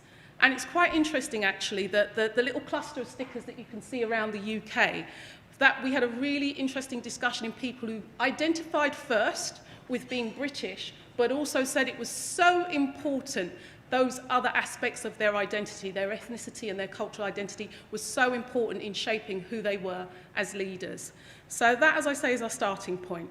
So why do we need this BME program? Okay, so this is a quote from Rosemary Campbell-Stephens, who ran the Investing in Diversity program at the Institute of Education. And I know some colleagues may be familiar with that. And what she was saying is generic leadership training doesn't provide the space, intellectual or otherwise, for black and global majority. And we have a bit of a discussion about BME, BAME, black and global majority on the course to start off with. This is the phrase that she uses.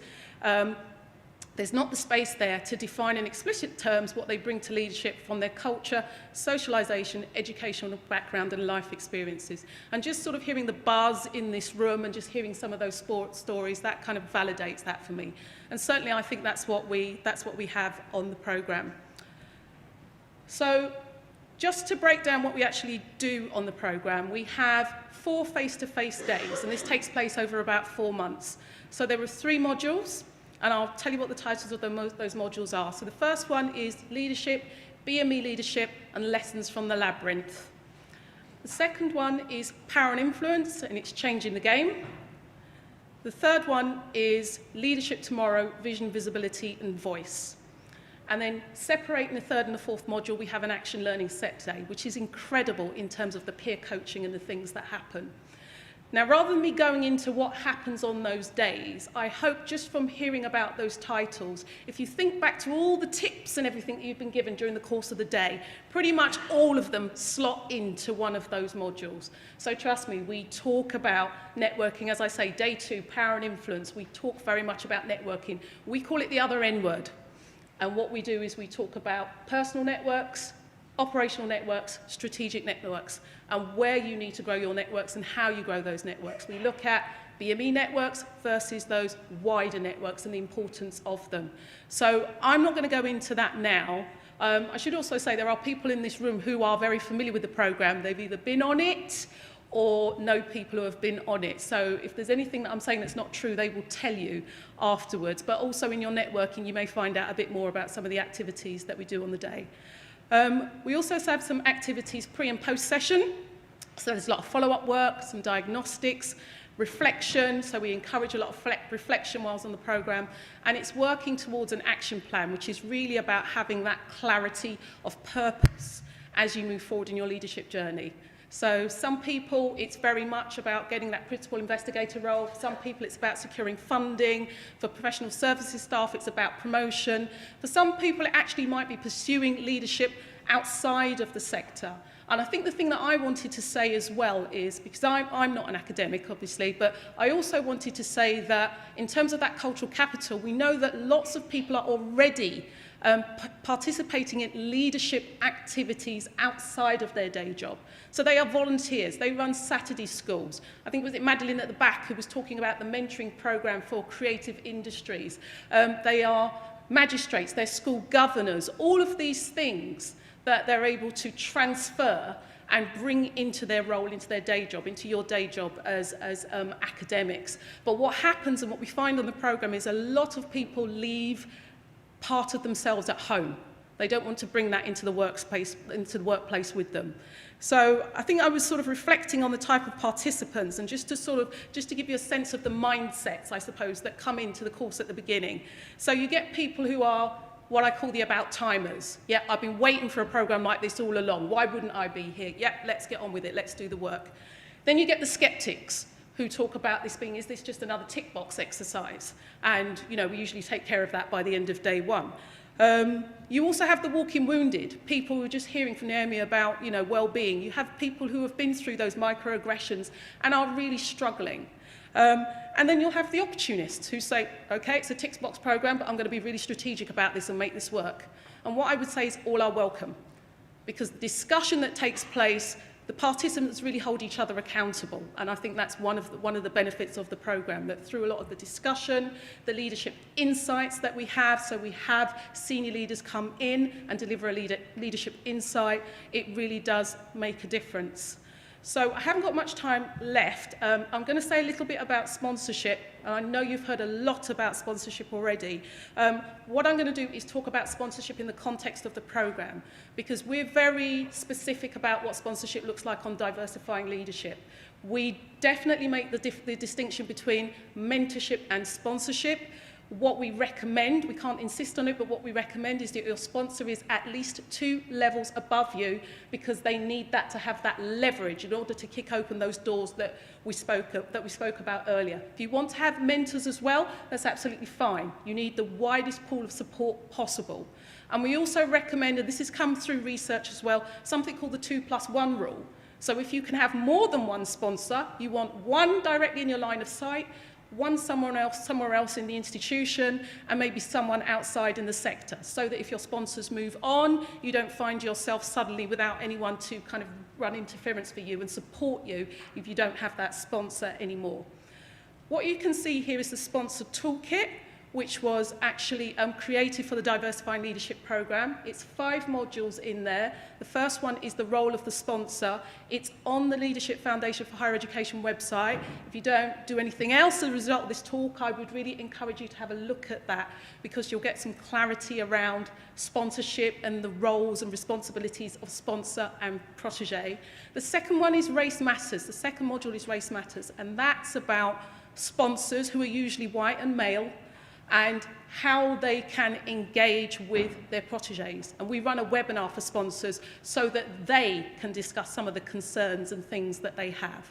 I'm being wound up now, so that was just some work that we did where we did an update around sponsorship, and this were participants on a course, and you might not be able to see all of those, but some of the examples that you heard, that being invited to take part in a conference, being put forward for promotion, people talking about you when you're not in the room, already participants were starting to see some of those activities happening as a result of the work that we've done around sponsorship with them.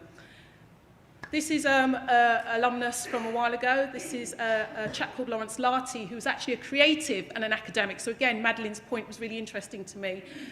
He's written a blog about his experience on the programme, and he talks about the fact that he came onto the programme wanting to do a PhD, and through going through the programme, the action learning sets, reflecting and working with his sponsors, he decided that that wasn't the right path for him. And actually, he has secured promotion, and he's actually doing some work now with the Obama Foundation, which is fantastic. That, Madeline, I don't know where you are, you might find really interesting. So check out his blog, which is on the Leadership Foundation for Higher Education website. That's their website if you want further information. I've been taking in the view all day. I was one of these people that when I went to school, none of my teachers looked like me. When I went to university, none of my lecturers looked like me. I don't have any grandchildren yet, and long before I do, I hope that the leaders in higher education look like you and are you. So I wish you the best of luck. Hopefully I'll see some of you on Diversifying Leadership. Enjoy the rest of the day.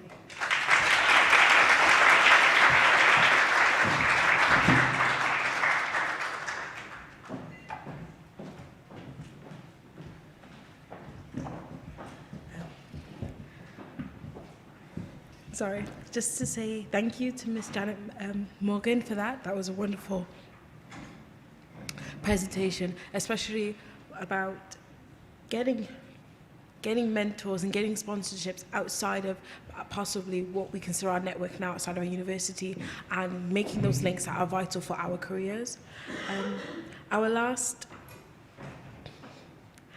The last person on our itinerary today is Ms. Pauline Donachie, who will be talking about maximising your potential, and is here on the behalf of Fistral. So please give her a warm welcome as she comes.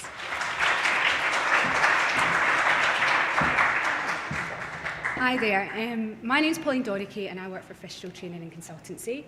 My presentation should have stopped 10 minutes ago, so I am going to cut down exactly what I say because this really is the graveyard shift. And I realise that everyone has places to go to and maybe lots of networking to do. So I won't take up too much of your time if I can possibly help it. Thank you very much for having me here today. We deliver transferable skills training in research and knowledge-intensive organisations globally. And we've been delivering training for many years for ECRs, MCAs, PhDs, postdocs, professors, MScs, MEng.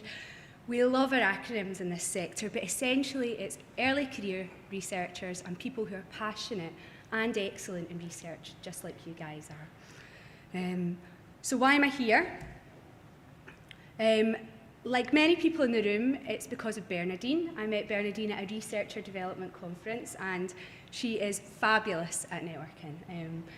Within the space of a very short break in between sessions, she told me all about the very first conference. And within those 10 minutes, I knew that I wanted to help. I knew that the conference resonated with what we do at Fistral, which is about making a real difference, working with world-class researchers, and hopefully doing inspirational training activities. And the third thing I knew within those 10 minutes was that we could actually do something to help by delivering a training session that had positive, practical, and pragmatic tools that are robust enough to work in the workplace, but direct and simple enough to take away with you as soon as you get back to your research desk or your lab. So, just very quickly, those words weren't used lightly. I know they are the conference aims, but when I Googled it, and we all know Google is a fabulous source of information, but when I Googled it, they really did apply to what we do at Fistral. And so I just never thought of it in that way. So why am I here? Because we offered a free session to conference participants last year called Maximising Your Research Potential. And I'm delighted to say that King's have invited us back down this year to deliver another session to you guys in the room on Thursday the 7th of June 2018. So I'm going to tell you a wee bit about the session and encourage as many of you as possible to come take advantage of it. Again, I'm going to run through it quickly. So we deliver lots of sessions. We deliver project management, leadership, influence, teamwork and collaboration, but maximising your potential resonates with the conference aims and underpins the ethos of the conference. It's founded on a tool called DISC, which is about behaviour. It's not about your personality, skills, access, values, beliefs, intelligence. You've got loads of those already. DISC allows you to take account of your personal behavioural preferences in your professional activities and then play to your strengths in order to get the best out of yourself and other people. D stands for dominance, people who are forthright and strong and like bullet points. I stands for influence, people who are outgoing, ideas-focused, exuberant. DMS, apologies, is for steadiness, people who like consensus or who wait for other people to have their opinions before contributing. And the C stands for conscientiousness, people who like detailed, focused, and are love Excel. So DISC is a really powerful tool because you become aware of yourself and how your behavioural preferences, and then can reflect that back to the people that you work with and how you work, and take advantage of your strengths and also understand areas for improvement when working with colleagues to really get the best out of yourself. Now, I was going to tell you about my experience of DISC, and I'm a DISC convert because I worked with a boss who I thought absolutely hated me. She didn't seem to value anything I did, and it seemed to take too long, was too complicated, was too detailed. I just really thought that she hated me. And I went on DISC training and appreciated that actually she was a dominant behaviour. She wanted the information yesterday because she had to take it to funders, to KPIs, and report on it tomorrow. And I was a conscientiousness. I was an Excel detail-focused person. And in order to get the information to her, I had to know what I was talking about, because I was all about the business cases. I was all about apologies. My role was all about auditing, budgeting, business cases. So I needed that detail. But having done the DISC, it gave me so many insights into how I behaved and how I worked with other people. And it let me have a conversation with my boss. And she didn't realise she came across in that way. That was something that she had never appreciated. She just thought she was being forthright. And equally, I appreciated that sometimes good is good enough for her. It doesn't need to be perfect. It doesn't need to have every detail. And just that very high-level understanding was a revelation for me, both personally and professionally, and allowed me to make various adjustments, and ultimately we worked better as a result. So that's my experience. But last year we delivered the session to just under 20 conference participants from across 10 institutions, and they rated maximising your potential as 4.45 out of 5, 5 being excellent. So we were delighted that the session went down well. But what did they say? It was very intense. It was a 3-hour half-day session, and there wasn't enough time. But what that tells me, not only are the good things, but what that tells me is that the tool was useful for participants, and it really was something that they felt could make a difference. It was relevant, and they wanted more time to understand it and apply it. And post-session, when the room doesn't clear, then you realise that it's been helpful, and they stayed back and discussed with the trainer various aspects, and we've heard about a lot of those today, and challenges that they've found throughout their career and their research career. Now, I wasn't party to those specifics, but potentially the situations arose because maybe it was a less dominant character who wasn't very vocal at meetings, or who needed time to consider before contributing. And by their peers, our bosses, they were maybe seen to be less interested, less engaged, less enthusiastic about the topic or project. Sometimes, possibly on the flip side, it could be someone who was absolutely passionate about their research and couldn't stop talking about it, but maybe didn't get to the point, if at all, in order for the people they were discussing to see the value, as we were speaking about previously, to see the value for them. So, when I was looking at the conference outcomes, it wasn't just thinking about triple P, positive, pragmatic and practical. It was also looking at the second tagline, where BME early career researchers are feeling empowered to stay in academia. And having Googled empowered, it came up with a few options. And what I believe is that I think it's not about waiting for this to happen. It's about giving you the strength and the confidence to go out and do it, as we've heard from much more qualified people than myself on the stage today. It's about action. It's about being practical. And looking at the second part of staying in academia, it struck me that there's two things, and again, people have said this on the stage already today. The first thing for me was about you wanting to take control of your life and claim your rights because you want to stay in academia, because you believe in yourself and are encouraged and supported by the people in the room here today, by your peers and colleagues, to do your best to be a leading academic and the next role model. And the second part of that staying in academia was also, as was said today earlier, that academia wants you to stay. And with a foot in both industry and academic spheres, I think that the conference demonstrates the very essence of that. You're here because you are an excellent, passionate researcher. The conference organisers, your institution, your peers, the people in the room, your families, also want to do their best to help you to continue and excel in your research journey. But how do you do this? I'd suggest by following the conference rules. Be positive. Take inspiration from the incredible people here today. Believe in yourself as part of that researcher excellence community now and into the future.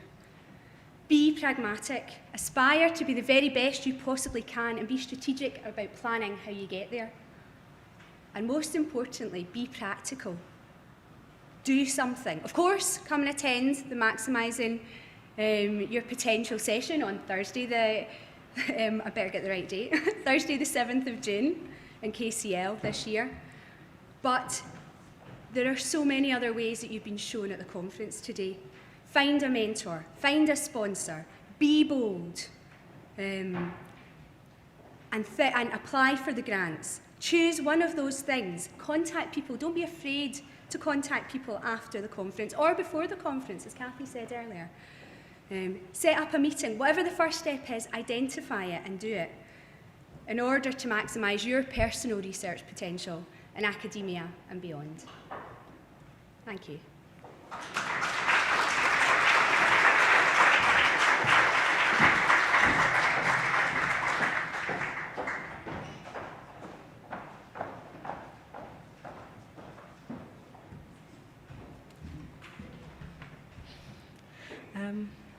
Just to say thank you to Ms. Pauline Donaghy for her last remarks as well. Those were a great way to end, in my opinion, to end the conference today. I would just like to say a thank you to all of you who've attended. You've made the day what it is. Thank you to all of our speakers, our VIPs, all those, who partook in the panel sessions and the cheering. Thank you so much, because you have made today what it is. But also to all you that have come of your own volition and have travelled far and wide or nearby to partake with us. We are grateful for you being here, and hopefully we'll see you next year again at the next conference. So a big round of applause for yourselves, please.